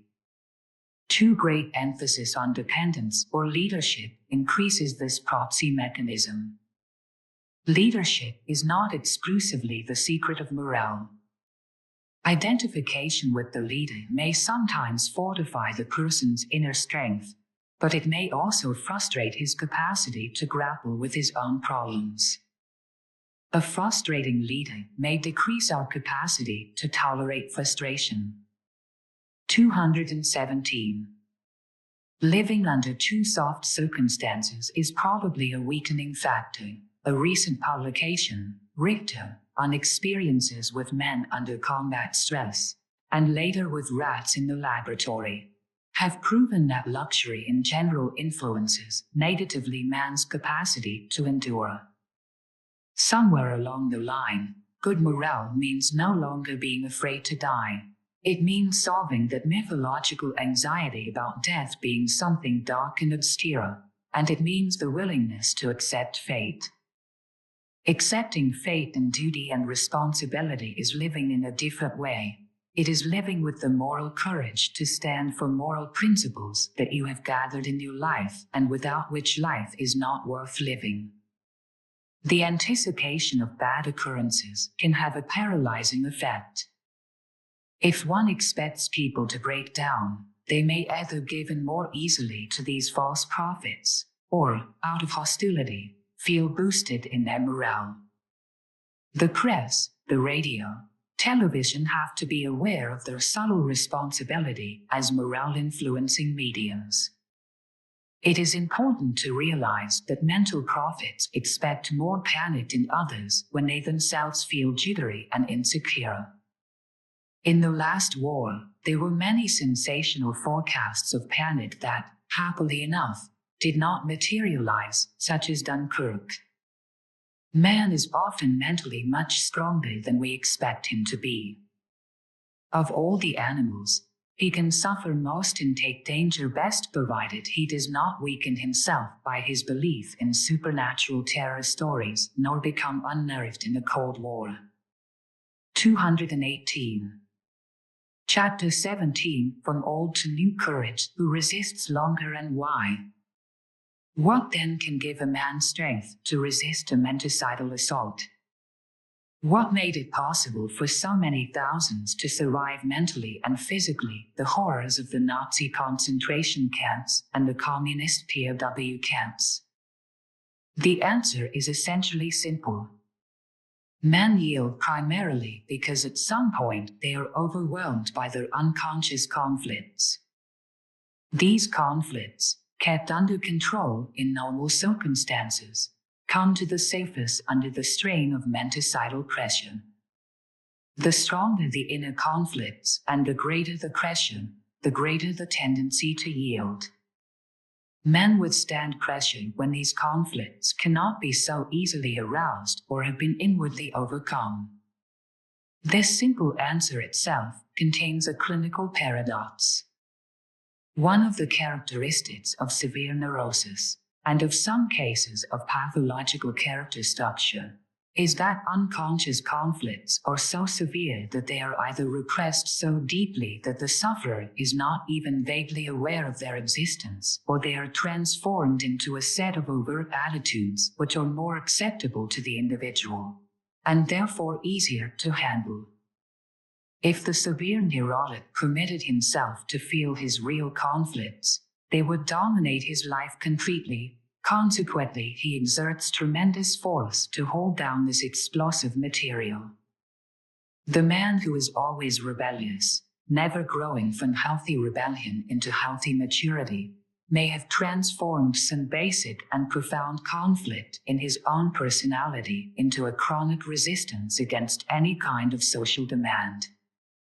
Psychiatric examination of returned POWs from Korea showed that many of the men who resisted enemy propaganda most strongly were those with a history of lifelong rebellion against all authority from parents through teachers to army superiors. They were troublemakers wherever they were, among their friends as well as among their enemies. Siegel. This negative side of the coin is only part of the picture. A man with deep self-knowledge, aware of his own inner conflicts and aware, too, of what the enemy is trying to do to him, is prepared to meet and resist the attack. Interrogated many people who went through the tortures of Nazi prison and concentration camps. Some were ordinary folk with no political affiliations. Some were members of the resistance. A few were psychologists and psychoanalysts.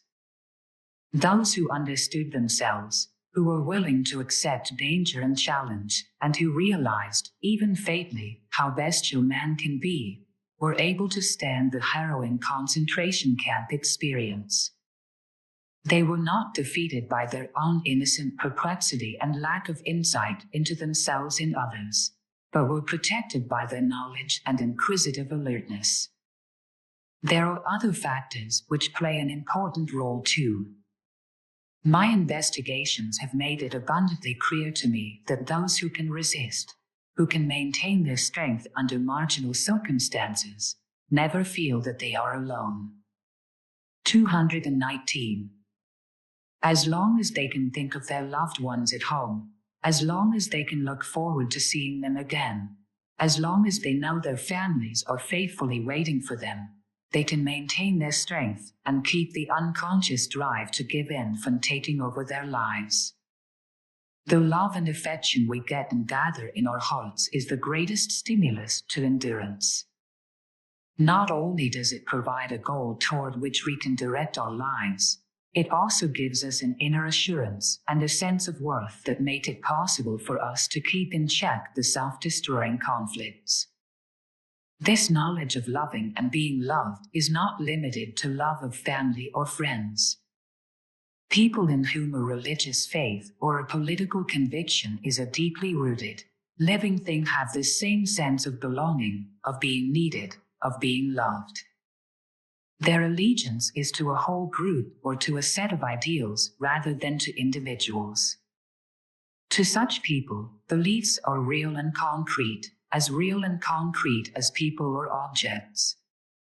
They provide a bulwark against loneliness, terror, fantasies conjured up by the unconscious, and the unleashing of deep-seated conflicts, a bulwark that is as strong as the memory of love. Yet, such mentally strong people form a minority in our conflict-ridden society. Experience has shown that robust athletes cannot withstand the concentration camp or the POW camp experiences any better than can their physically weaker brothers. Nor is intellect alone any real help in fending off the daily assaults on the will. On the contrary, it can provide useful rationalization for surrender. Mental backbone and moral courage go deeper than the intellect. Fortitude is not a physical or intellectual quality. It is something we get from the cradle, from the consistency of our parents' behavior, and from their beliefs and faith. It has become increasingly rare in a world of changing values and little faith. 220. The myth of courage. There is something in the glorious myth of strength and courage that confuses all of us. Physical strength is too frequently confused with spiritual strength. Bravery and heroism are, indeed, needed qualities in battle. Yet analysis of soldiers in combat shows that each one of them has to conduct a constant battle against his own fears. The brave are the ones who can check their fears, who can cope with the paralyzing fantasies that fear creates, and who can control the desire to regress into childish escapism. A man cannot be forced to become a hero, and it is ridiculous to punish him if he is not. It is as pointless as punishing him for bleeding or fainting. The hero, the man who offers himself up to death for the sake of others, is found more in mythology than in reality. Psychology and anthropology have shown that the hero myth is related to eternal dream images. The hero symbolizes the rebellious new generation, the strong son becoming stronger than the father. He symbolizes, too, our wish to be mature and to take responsibility into our own hands. We need the myth for the inspiration it offers us. We commemorate with posthumous glorification the heroic feats of the few who have, throughout history, offered themselves up as sacrifices to their comrades or to society. Yet what do we know of their real motives? During the Second World War, gave psychiatric treatment to many soldiers. As spoke and worked with them, became increasingly conscious of how dangerous it is to stick the simple label hero or coward on any man. One of my patients, for example, was a boy who had received a high military decoration because he had stuck to a lonely place with his machine gun, firing automatically until the enemy was forced to withdraw. In the course of his treatment, the boy confessed that his apparent heroism was really the result of a paralyzing fear, which had made it impossible for him to follow his commander's order to retreat. No one can really tell how he will behave in times of danger. Each person will solve the frightening test that reality confronts him with in his own way. Several will accept the challenge and stand up to it. Some over-defensive, compulsive individuals may even welcome this burden as a test of their strength. Still others whose instability has deep roots in the past will unconsciously take advantage of a perilous situation to break down completely and let their tears and emotions go. Freud has directed our attention to the peculiar interplay between external and internal dangers, between frightening reality and equally frightening fantasy. Objective, recognizable dangers often stimulate the mind to alertness and encourage it to set up its inner defenses. But there are subjective panic creators to frustration, feeling of guilt, infantile horror fantasies, and these can often be so terrorizing in their effects that all our cultural defenses collapse. Many men who face the test of reality with stalwart courage can be brought to collapse by apparent trivia which somehow touch them in a vulnerable spot. 221. Another of my wartime patients mentioned previously showed such a pattern. The young fighter pilot, who had flown 40 combat missions without any sign of fear or panic, suddenly broke down completely in an air raid shelter in London. In the course of treatment, it became apparent that this young man was bitterly unhappy about his personal relationships. He did not get along with his commanding officer. He had had a serious quarrel with his girlfriend the night before his breakdown. A shy and withdrawn person, when he suddenly found himself in the shelter with a frightened group about him, he became contaminated by the fear in the atmosphere.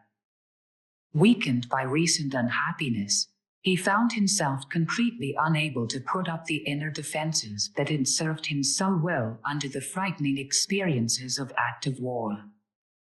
Are we to say that he was less of a hero than the much-decorated machine gunner? There still lives in all of us an admiration for bravado, for the theatrical display of courage, for the devil-may-care invitation to destruction. We are beginning to recognize now that real courage is different. It is at one and the same time an expression of faith in life and a resignation to death. Courage is not something that can be forced on a man from the outside. It has to come from inside him. In the reality of modern war, the impersonal Molokai man can be easily reduced to a feeling of helplessness and dependency. Personal courage can turn the tide of battle in a hand-to-hand encounter, but personal courage is no defense against bombs and machine guns. Today, reckless courage, as we have glorified it, is less important than personal morale, faith, conviction, knowledge, and adequate preparation. A boy of 17 years of age is drafted into the army. He has spent his entire life in a small town in Texas. He receives training in the routine of army life and the use of his weapons. Soon thereafter, he is sent to Korea, and almost immediately he is taken prisoner. Now this child has to defend himself against the propaganda barrage which well-trained communist theoreticians daily hurl at him. His education is limited, his background narrow, his political training inadequate. He even tries to escape from his prison camp, but is caught. As a result, the enemy's mental hold on him increases. His great disappointment makes him feel trapped. Finally, he surrenders and collaborates. How can a military court hold him responsible, and even punishable, for the fact that he finally gave in to enemy propaganda? This is part of the story of Corporal Claude Bachelot, recently sentenced to 20 years imprisonment for collaboration with the enemy. Would venture to guess that it could have been the story of nearly any American boy of similar background. After the Second World War, several European countries had to face the difficult problem of how to treat those members of the underground who, after torture by the Nazis, had confessed and betrayed their compatriots. In Holland, a court of honor was established to judge these special cases. This court reached the following conclusions. No man can possibly vouch for it that under no circumstances will he confess, cooperate, or betray his country. No man who is not himself gone through the hell which communists and Nazis have been so able to organize has any right to judge the conduct of a man who did. 222. Psychological torture is more effective in many cases than physical torture. This is all the more true of the victim who has above average intellectual background. It seems that intelligence makes physical torture more easily bearable, but at the same time exposes one more to the impact of mental torture. Anyone who submitted under such circumstances to the enemy after having given proof of his loyalty, patriotism, and courage will suffer terribly because his condemnation of himself will always be more severe than that of any judge. There is, however, not the slightest reason for shame, nor for considering such a person incapacitated for giving leadership. On the contrary, more than outsiders, he will know what superhuman strength is required to resist the subtle methods of mental torture, and more than outsiders, he can be helpful to others to prepare themselves for the ordeal as far as that is at all possible. 223. The morale-boosting idea when we look at the varieties of human behavior under extreme and pressing circumstances, we see how easily man can be subdued, and at the same time we see that certain factors seem to have a positive effect on his morale, keeping him from despair and collapse. When these factors are operative, the spirit revives and people are enabled to live with integrity in spite of dangerous circumstances. There are many such morale boosters. Religious faith or a political ideology are among them. Perhaps the most effective is the sense of having some mission and inner goal. This ideal with which a man identifies can be love of the native land, love of freedom or justice, or even the thought of hate and revenge. Whatever it is, at the moment of calamity, a guiding idea is as much needed as mere physical strength and endurance. In every case where the individual has learned to withstand danger and to maintain at least some of his noble esprit under circumstances of deprivation, want, and brutality, one or more of the morale-boosting factors must have been present. Do not believe that the inner search for the morale-boosting regenerative idea is a conscious function of the mind, Such psychological regeneration is comparable with the physical regenerative processes we see in the body. The body hardly ever gives up its regenerative capacities. Even when a man is dying of cancer, his surgical wounds still heal, the local regenerating forces are still there. The same thing seems to operate on a mental level. In times of confusion, pressure, and exhaustion, man's psychological healing and regenerating forces are still in action. This applies as much to large groups of people as it does to the individual, though in the former, restraining forces remain in action because of intricate interpersonal relationships. My experiences with people living in the utmost dangerous circumstances showed that very soon after an initial bewilderment, the individuals develop an inner need for what we might call mental budgeting. They all display observable clinical symptoms indicating that this process of regaining their self-assertive resistance is going on. When they first come to the prison camps, for instance, they show complete passivity, surrender, and depersonalization, but soon a guiding idea begins to grow out of their need to understand fate, their need for protective intercommunication and adherence to some common faith, for building something for the self.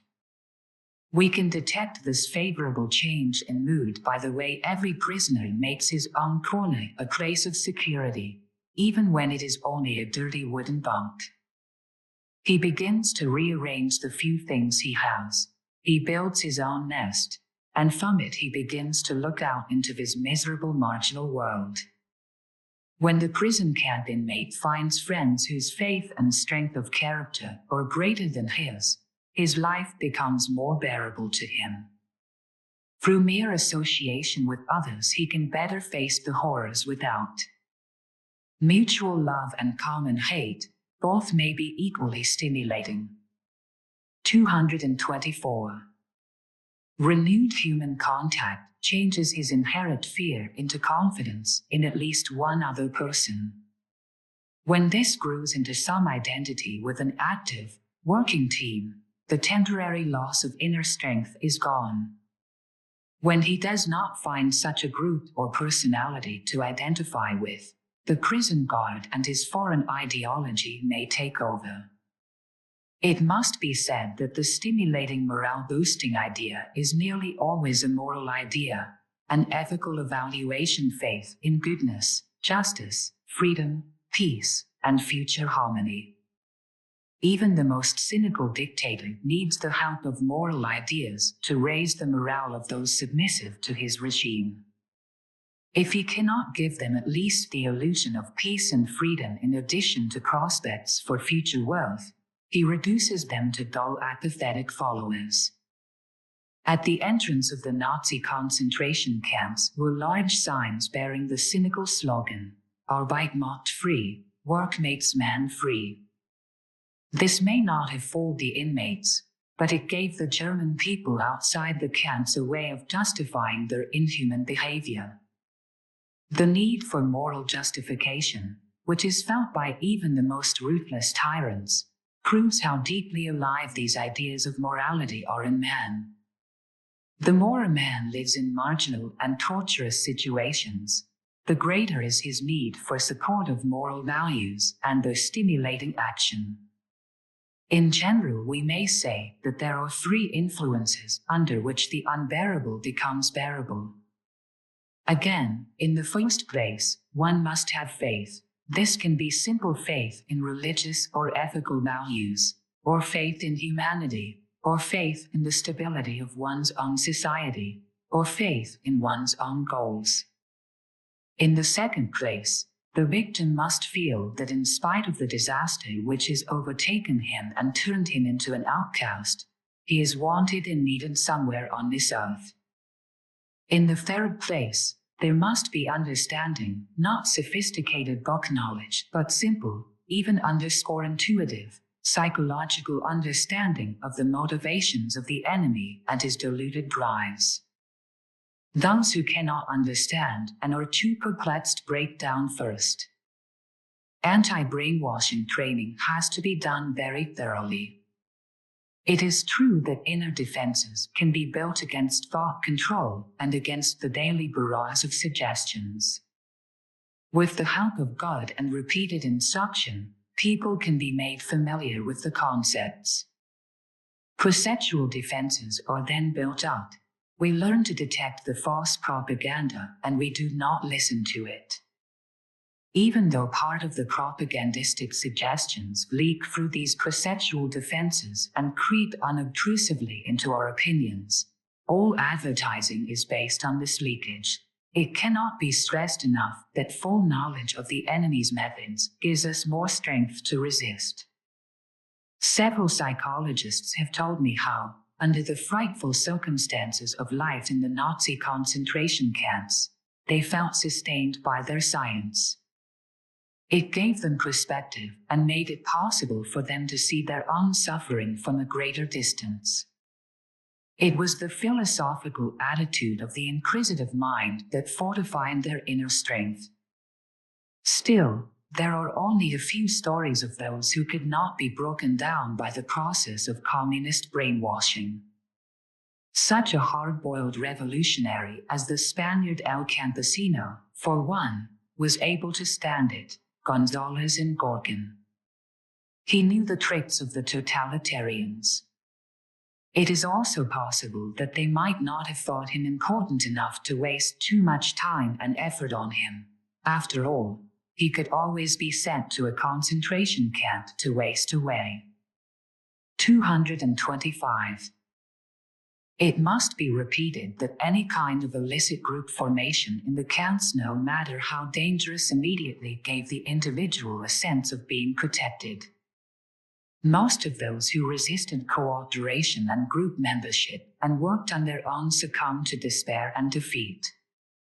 Those who betrayed their comrades usually did so after they had gone through a long period of isolation, not necessarily enforced, but often caused by their own peculiar character structure. Human contact with a trusted source is needed more than bread to keep the spirit of freedom and belonging alive. During the Second World War, the anti-Nazi underground lived on the daily radio news from Free England. Even now there are people in enslavement and distress who live on the few communications we are able to transmit to them. The Voice of America and Radio Free Europe have a tremendous morale-boosting function in countries where the totalitarian era leads to despair. In our present-day fight against brainwashing, intelligent preparation for what the prisoner has to expect and simple understanding of the enemy's tactics are the greatest aid. In the first place, this will undermine the enemy's political strategy. Nobody will believe his deceitful accusations. In the second place, victims of brainwashing will no longer suffer from the paralyzing bewilderment of those who are suddenly caught by an unfamiliar situation. Perhaps, too, we should advise our soldiers under duress to confess too much, to confuse the inquisitor and to take over the enemy's strategy of confusion, lying, and deceit to bring him to frustration. This suggestion was also made by Rear Admiral D.B. Gallery of the United States Navy. In cases where victims of menticide have done this, the inquisitors have often begged their victims to become rational again. The torturer himself was disturbed and upset by the feigned craziness of his victim. Of the greatest importance is the victim's awareness that other people know and understand what is happening, that there is a home front that is acquainted with his lonely struggle and torture. If he does the calm, he should know that others understand that he cannot be held completely responsible for his behavior.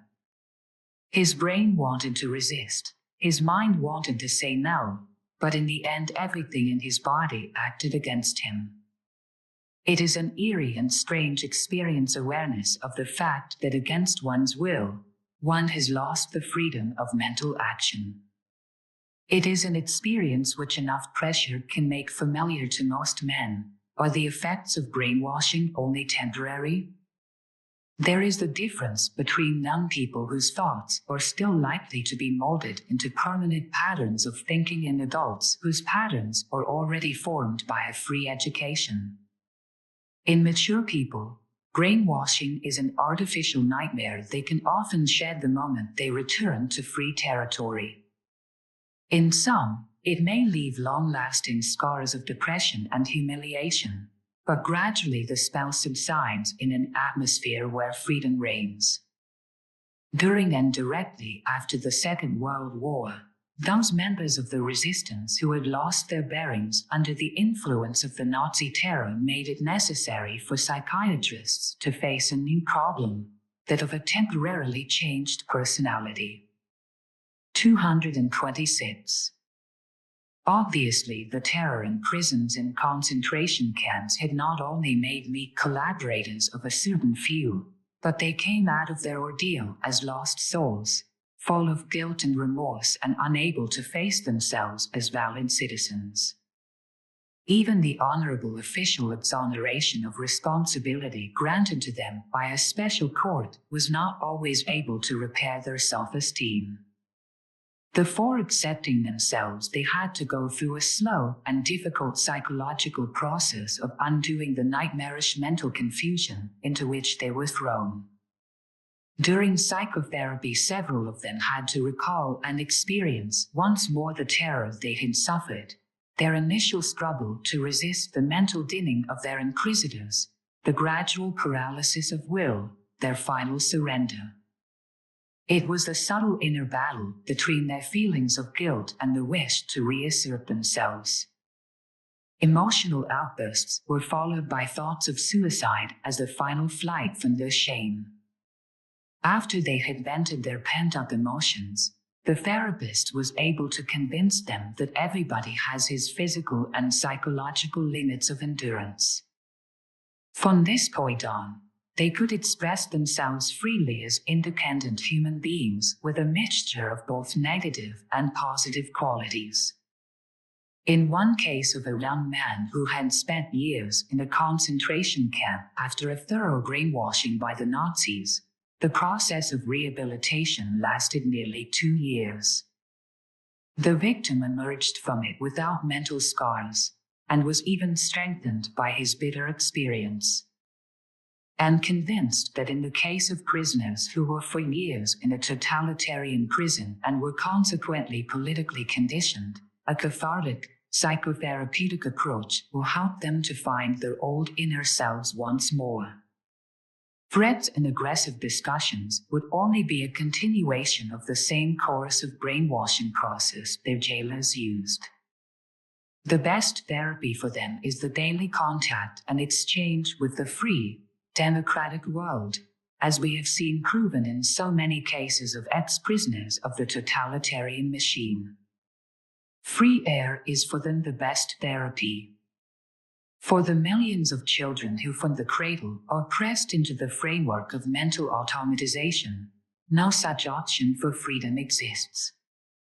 For them there is no other world, there are no other beliefs, there is only the all-consuming totalitarian Moloch, in whose service every means and every deed is justified.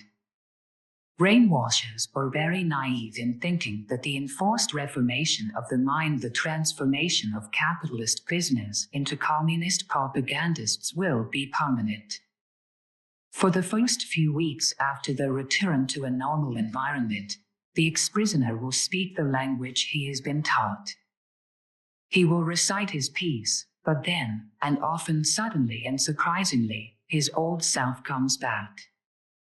If the victim has the chance to investigate and examine the communist propaganda and accusations, the whole artificial nightmare will fall away.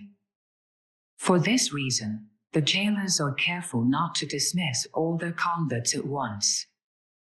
A few must stay behind as hostages to assure that those who are released will not expose the whole plot and thus endanger their friends in jail. Those who do tell the truth on their return home feel guilty because their revelations may expose the hostages to even greater torture. 227. had been fascinated by a peculiar character trait that makes for courage and endurance. Called it in my study on the column of time the sense of continuity, the awareness that our experiences now are not only chained to our experiences from the past, but also to our image and fantasy of the future. We live in a world where we accept too much of the actual occurrences, without asking why and for what all this happens. Those who think of planning for the future are sneeringly called utopianists, as if the idea of utopia had not always sprung from human yearning. Our ancestors believed in the future, the coming of Christ, the coming of the Messiahs, the kingdom of God. They anticipated and worked for a better epoch. The people in the concentration camps who believed in the future, who believed in a plan, who could see their actual calamity as a small chain between past and future, could endure better their temporary suffering. Had the privilege of knowing people who belonged to the few kernels of strength and who were able to do more than exist passively and borrow strength from others. They were able to live courageously under the extreme stress of the Nazi concentration camp. They accepted the camp and the persecution as a challenge to their minds. Physical pain did not touch them. The abnormal circumstances stimulated their spirit. They lived beyond the circumstances. The morale of these people inspired others. They lived by fortifying and helping others. They accepted the Spinozistic amor fati, the love and acceptance of fate. They are a living proof that the mind can be stronger than the body. 228. The new courage philosophy and psychology have made us aware of new challenges and new courage. Socrates, over 2,000 years ago, considered bravery a spiritual courage which goes far beyond the courage of physical battle. A soldier can be aggressive and have contempt for death without being brave. His rashness can be a suicidal foolhardiness inspired by a collective elan. This may be the panicky courage of the unaware primitive infant in us. There is also a spiritual bravery, a mental courage that goes beyond the self. It serves an idea. It asks not only what the price of life is, but also for what that price is being asked. It asks for a hyper-consciousness of the self as a thinking spiritual being. It is only comparatively recently that spiritual courage has been esteemed. Socrates' notion has taken a long time to seep into our thinking. It was only after the Reformation that the heroic struggle of the lonely battling personality gained value. To defend your own dissenting opinion courageously, even against the pressure of a majority opinion, acquired a heroic color, especially where nonconformism and heresy were forbidden. Gandhi's quiet and stubborn campaign of passive resistance is today considered more courageous than the bravery of the soldier who throws himself into the ecstasy of battle. Spiritual bravery is not found among the conformists or among those who preach uniformity or among those who plead for smooth social adjustment. It requires continual mental alertness and spiritual strength to resist the dragging current of conformist thought. Man has to be stronger than the mere will for self-protection and self-assertion. He has to be able to go beyond himself in the service of an idea and has to be able to acknowledge loyally that he has been wrong when higher values are found. Indeed, there is a spiritual courage that goes beyond all automatic reflex action. Man is not only a mass, a piece of kneaded dough, he is also a personality. He dares to confront the human masses as he confronts the entire world as a thinking human being. Consciousness, alert awareness are themselves a form of courage, a lonely exploration and the confrontation of values. Such courage dares to break through old traditions, taboos, prejudices and dares to doubt dogma. The heroes of the mind do not know the fanfare, the pathetic show, the pseudo-courage of exaltation and glory. These brave heroes fight their inner battle against rigidity, cowardice, and the wish to surrender conviction for the sake of ease. This courage is like remaining awake when others want to soothe themselves with sleep and oblivion. Totalitarian ideology is able to blackmail man through his inner cowardice. It threatens him into surrendering his innermost convictions in exchange for glamour and acceptance, for hero worship, for honor and acknowledgement. Yet the true hero is true to his ideals. Only when people have learned to accept individual responsibility can the world be helped by the combined efforts of many individuals. Don't imitate the master. Don't merely identify with the leader. But if you do conform, accept his lead with the full recognition of your own responsibility.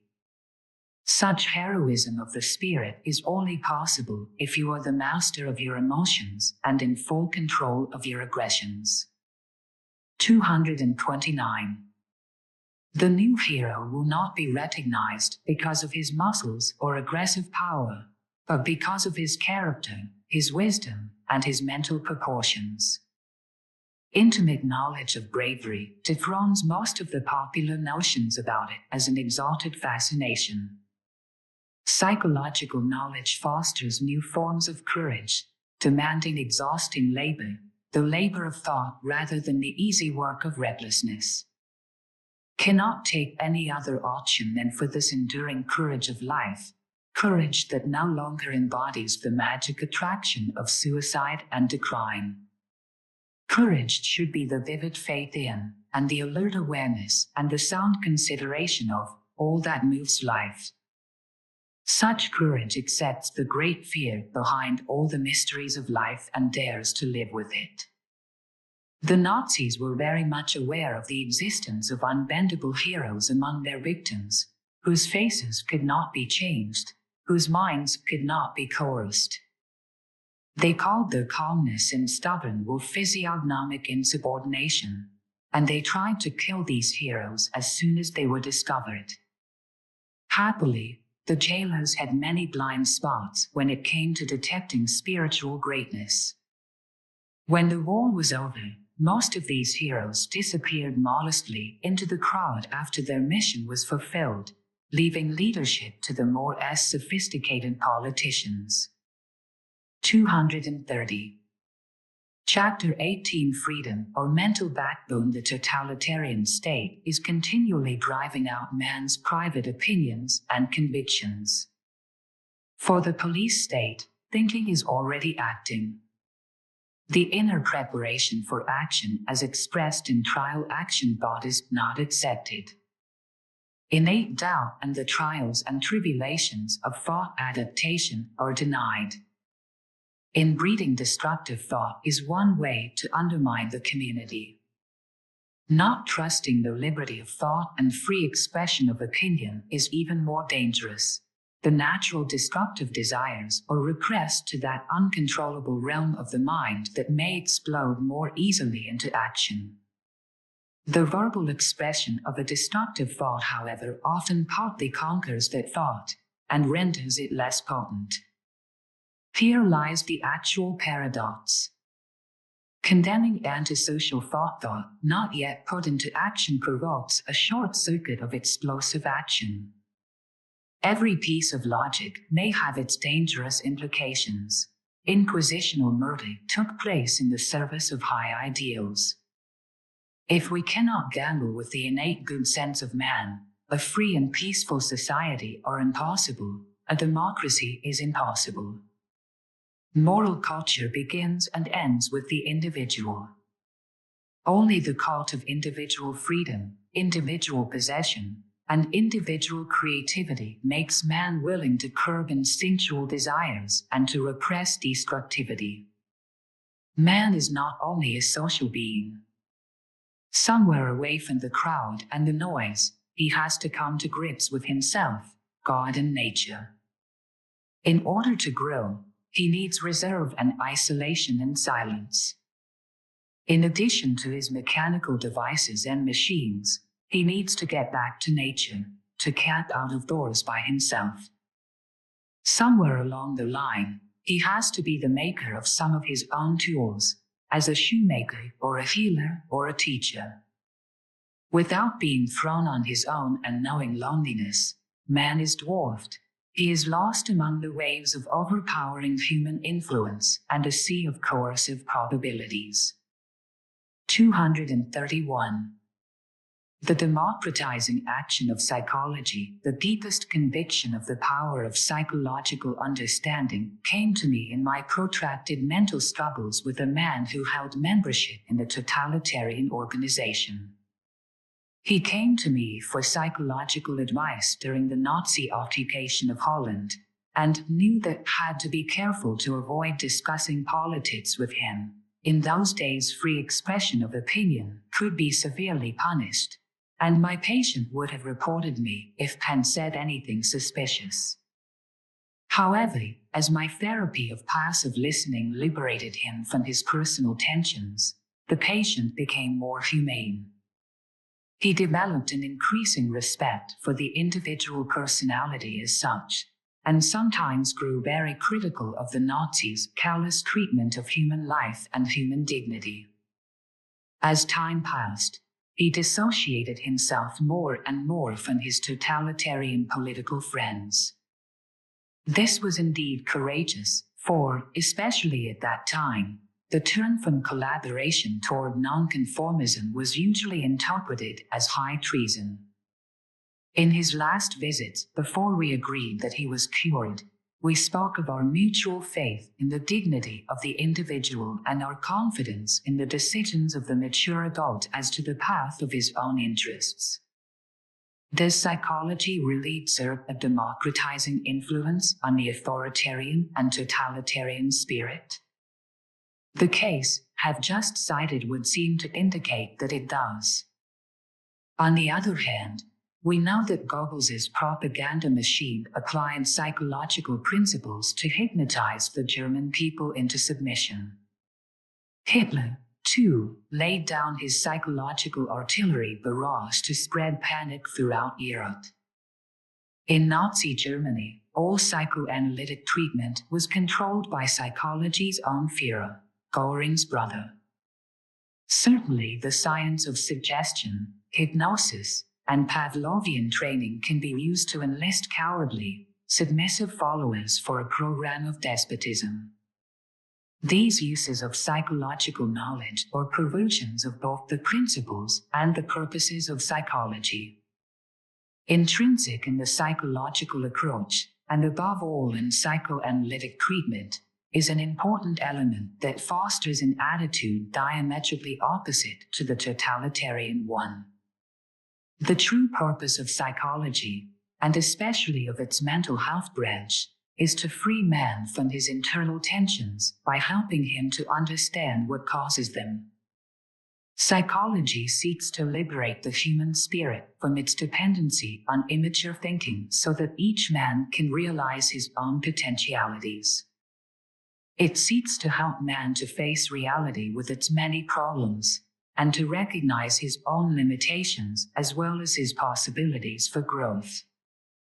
It is dedicated to the development of mature individuals who are capable of living in freedom and of voluntarily restricting their freedom, when it is indicated, for the larger good.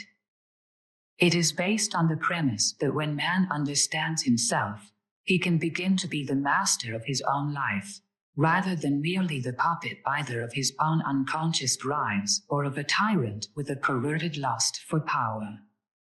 232. As we have said earlier, every man passes through a stage in his own development of greater susceptibility to totalitarianism. This usually occurs during adolescence, when the pubescent becomes aware of his own personality, the authority within himself. In not accepting this responsibility, he may look for a strong leader outside the home. At an earlier age in infancy, the more unconscious patterns of compulsion and automatic obedience are laid. With the advent of his new sense of selfhood, the youth begins to oppose the adult authorities who previously directed his life. Becoming conscious of the entity we call ego or self or is a painful mental process. It is not a matter of chance that the feeling of endless longing, of merits, is traditionally connected with adolescence.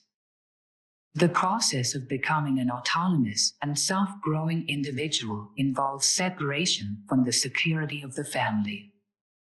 To achieve internal democracy, the adolescent must separate himself from his protective environment. In so doing, he is not merely intoxicated with his sense of growth and emancipation, he is also filled with a sense of fear and loneliness. He is entering a new world in which he must henceforth assume mature responsibility for his actions. At that time, he may become an easy prey for totalitarian propaganda. A personal grudge against growing up may lead him to forsake the struggle for personal maturity. This problem is particularly acute in Western society not only because of the real ideological political battle we have to face, but also because our ways of raising children may emphasize this problem. Whereas primitive groups impose some measure of social responsibility upon the child early in life and increase it gradually, our middle-class culture segregates him completely in the world of childhood, nursery, and schoolroom, and then plunges him precipitously into adulthood to sink or swim. At this turning point, many young people shrink from such a test. Many do not want a freedom that carries with it so many burdens, so much loneliness. They are willing to hand back their freedom in return for continued parental protection, or to surrender it to political or economic ideologies which are in fact displaced parental images.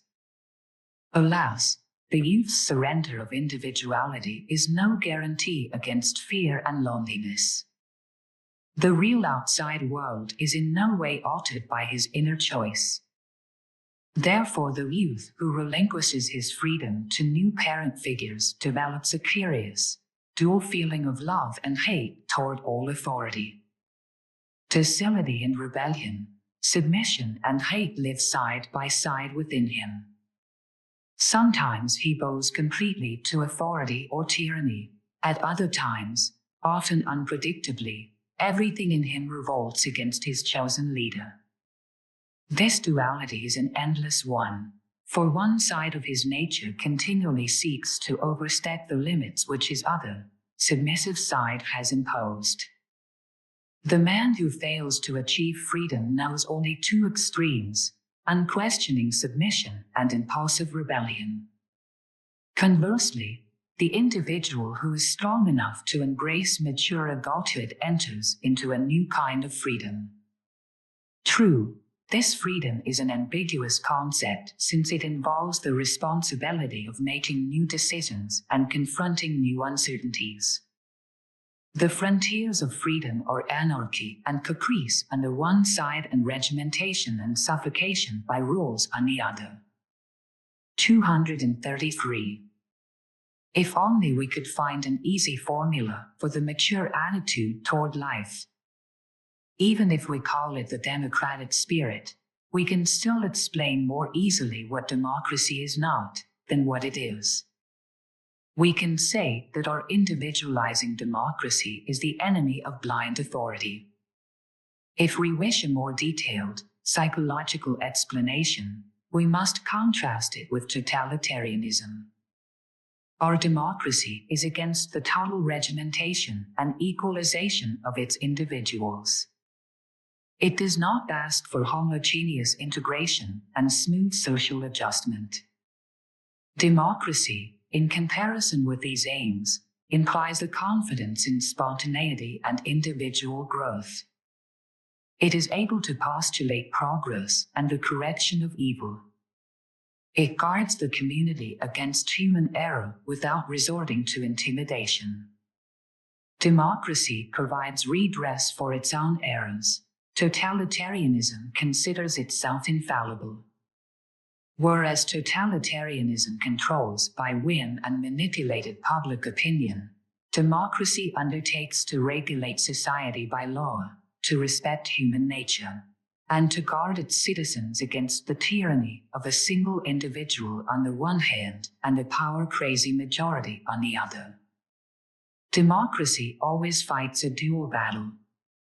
On the one hand, it must limit the resurgence of social inner impulses in the individual. On the other, it must guide the individual against external forces and ideologies hostile to the democratic way of life. 234. The battle on two fronts, the inner harmony between social adaptation and self-assertion, has to be reformed in every new environment.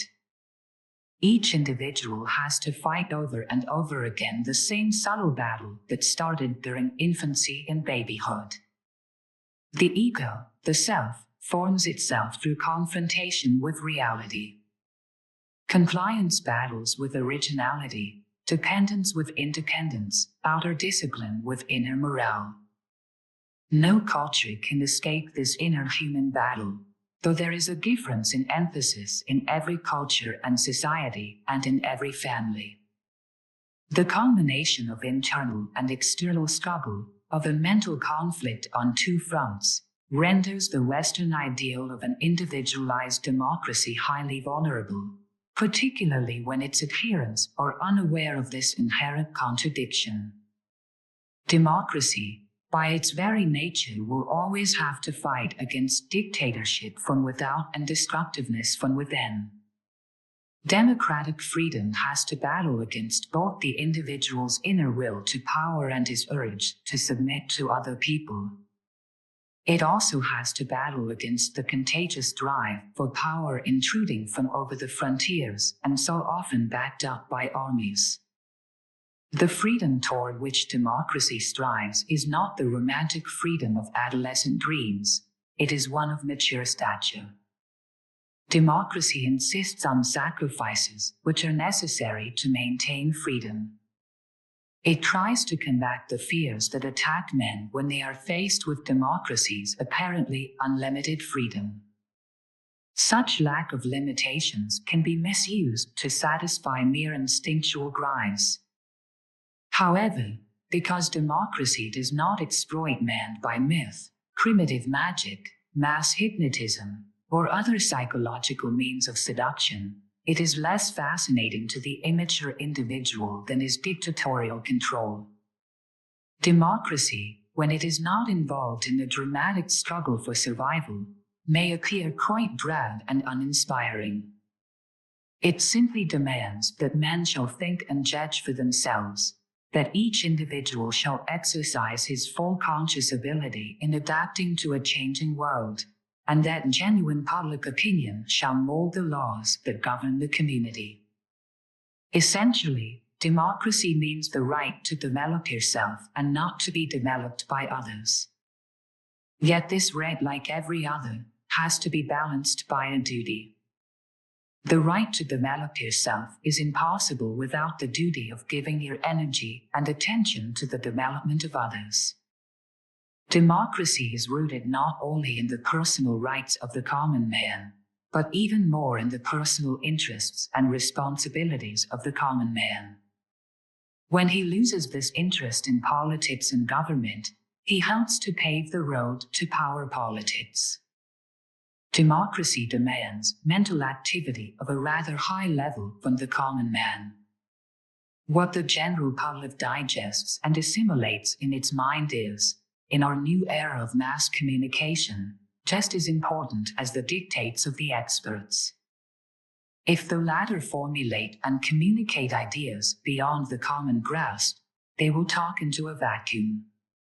Thus they may permit a more simple and even an untrue ideology to slip in. It is not enough that an idea is only formulated and printed. We have to take care that the public can participate in the new concept. 235. The mystery of freedom is the existence of that great love of freedom. Those who have tasted it will not waver. Man revolts against unfair pressure. While the pressure accumulates, he revolts silently, but at some critical moment it bursts into open revolt. For those who have lived through such an outburst, freedom is life itself. We have learned this especially in the days of persecution and occupation, in the underground, in the camps, and under the threat of demagoguery.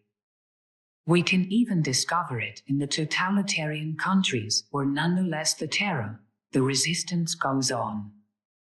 Freedom and respect for the individual are rooted in the Old Testament, which convinced man that he makes his own history, that he is responsible for his history. Such freedom implies that a man throws off his inertia, that he does not cling arbitrarily to tradition, that he strives for knowledge and accepts moral responsibility.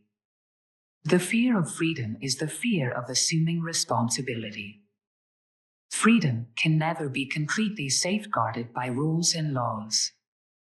It is as much dependent on the courage, integrity, and responsibility of each of us as it is on these qualities in those who govern.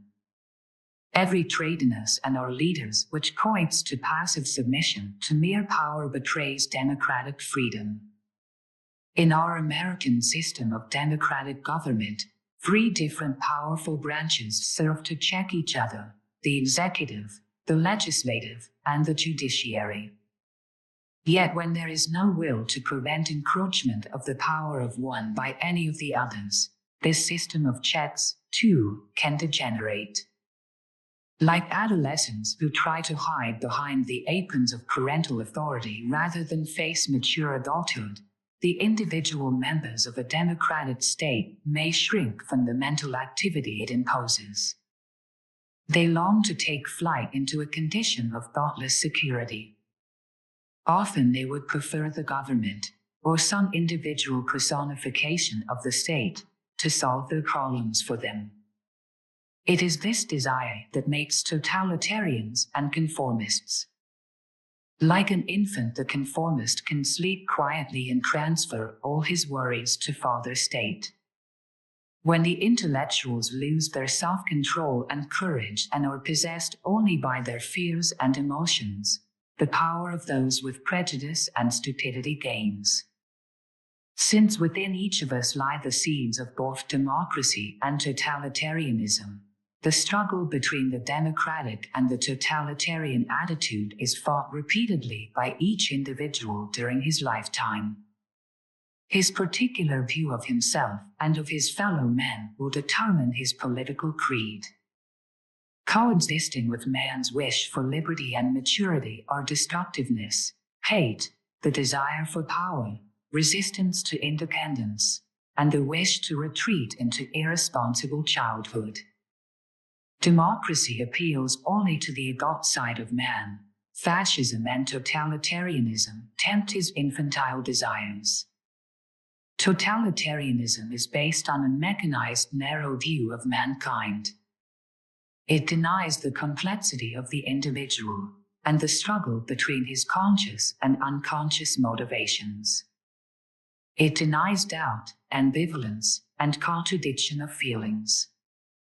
It simplifies man, making him into a machine that can be put to work by governmental oil. 236.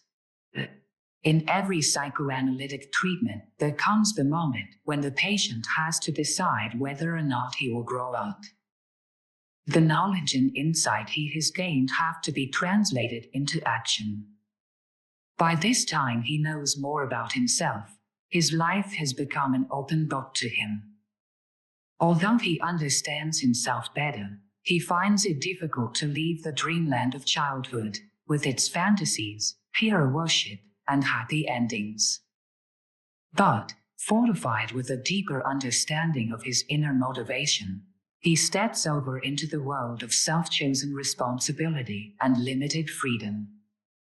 Because his image of the world is no longer distorted by immature longings, he is now able to function in it as a mature adult. Systematic education toward freedom is possible. Freedom grows as the control over destructive inner drives become internalized and no longer depend on control from the outside, on control by parents and authorities. It is the building up of our personality and our conscience ego and superego that is important.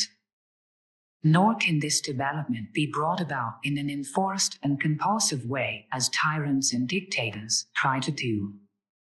We must develop it through free acceptance or rejection of existing moral values until the inner moral person in us is so strong that he is able to go beyond existing values and can stand on his own moral grounds. The choice in favor of freedom lies between self-chosen limitation or liberation from chaos in pursuit of freedom of unconscious chaos. To many people, freedom is an emotional concept of letting themselves go, which really means a dictatorship by dark, instinctual drives. There is also an intellectual concept of freedom, meaning a limiting of bondage and unfreedom. In order to become free, certain outside conditions must be prevented from hampering this moral development of self-control. We have to become increasingly aware of the internal dangers of democracy, laxity, laziness, and unawareness. People have to be aware of the tendency of technology to automatize their minds. They have to become aware of the fact that mass media and modern communication are able to imprint all kinds of suggestions on our brains. They have to know that education can turn us either into weak fact factories or strong personalities. A free democracy has to fight against mediocrity in order not to be smothered by mere numbers of automatic votes. Democratic freedom requires a highly intelligent appraisal and understanding of the democratic system itself. This very fact makes it difficult for us to advertise or promote it. Furthermore, inculcating democracy is just as dangerous as inculcating totalitarianism. It is the essence of democracy that it must be self-chosen, it cannot be imposed. 237. The paradox of freedom and planning present no essential contrasts.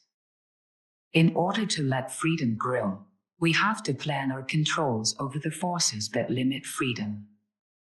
Beyond this, we must have the passion and the inner freedom to prosecute those who abuse freedom. We must have the vitality to attack those who commit mental suicide and psychic murder through abuse of liberties, dragging down other persons in their wake. Suicidal submission is a kind of subversion from within. It is passive surrender to a mechanized world without personalities.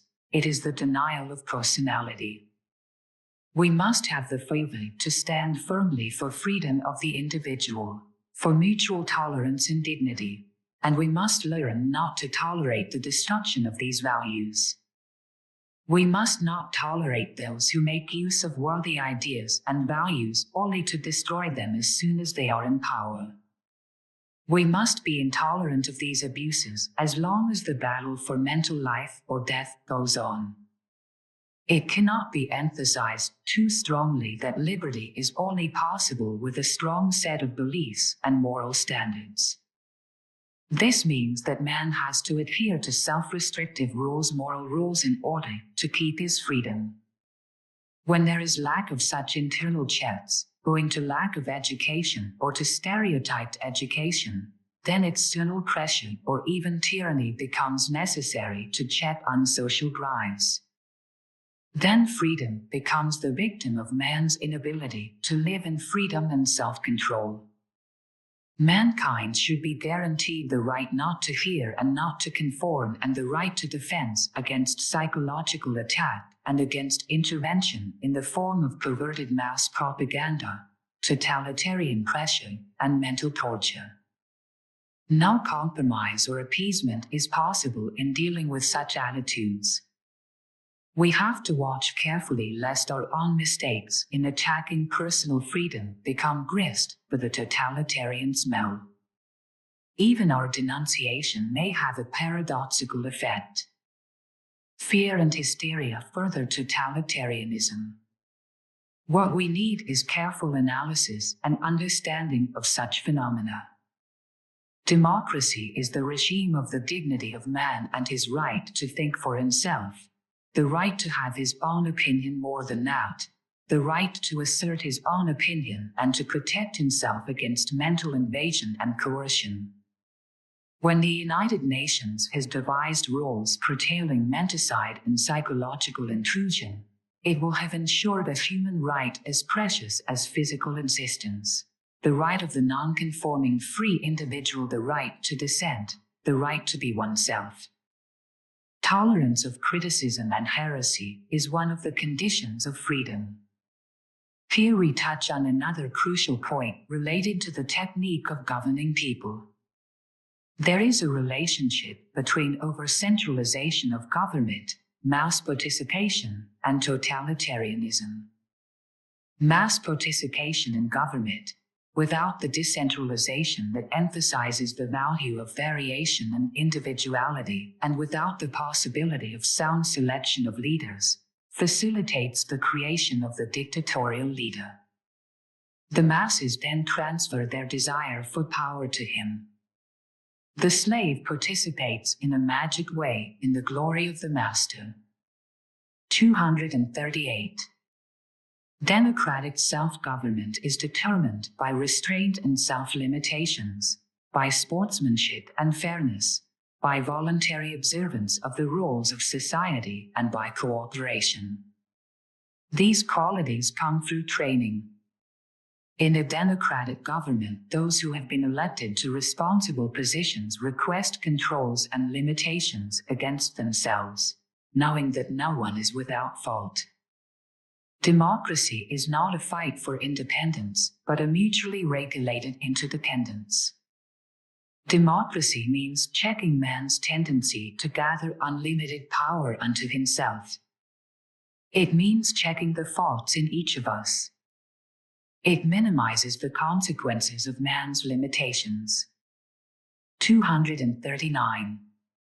The future age of psychology. Let me repeat what said at the very beginning of this book. The modern techniques of brainwashing and menticide, those perversions of psychology, can bring almost any man into submission and surrender. Many of the victims of thought control, brainwashing, and menticide that we have talked about were strong men whose minds and wills were broken and degraded. But although the totalitarians use their knowledge of the mind for vicious and unscrupulous purposes, our democratic society can and must use its knowledge to help man to grow, to guard his freedom, and to understand himself. Psychological knowledge and psychological treatment may in themselves generate the democratic attitude, for psychology is essentially the science of the just milieu, of free choice within the framework of man's personal and social limitations. Compared with the million-year span of human existence and evolution, civilization is still in its infancy. Despite historical reversals, man continues to grow, and psychology, no matter how imperfect now, will become one of man's most powerful tools in his struggle for freedom and maturity. 240.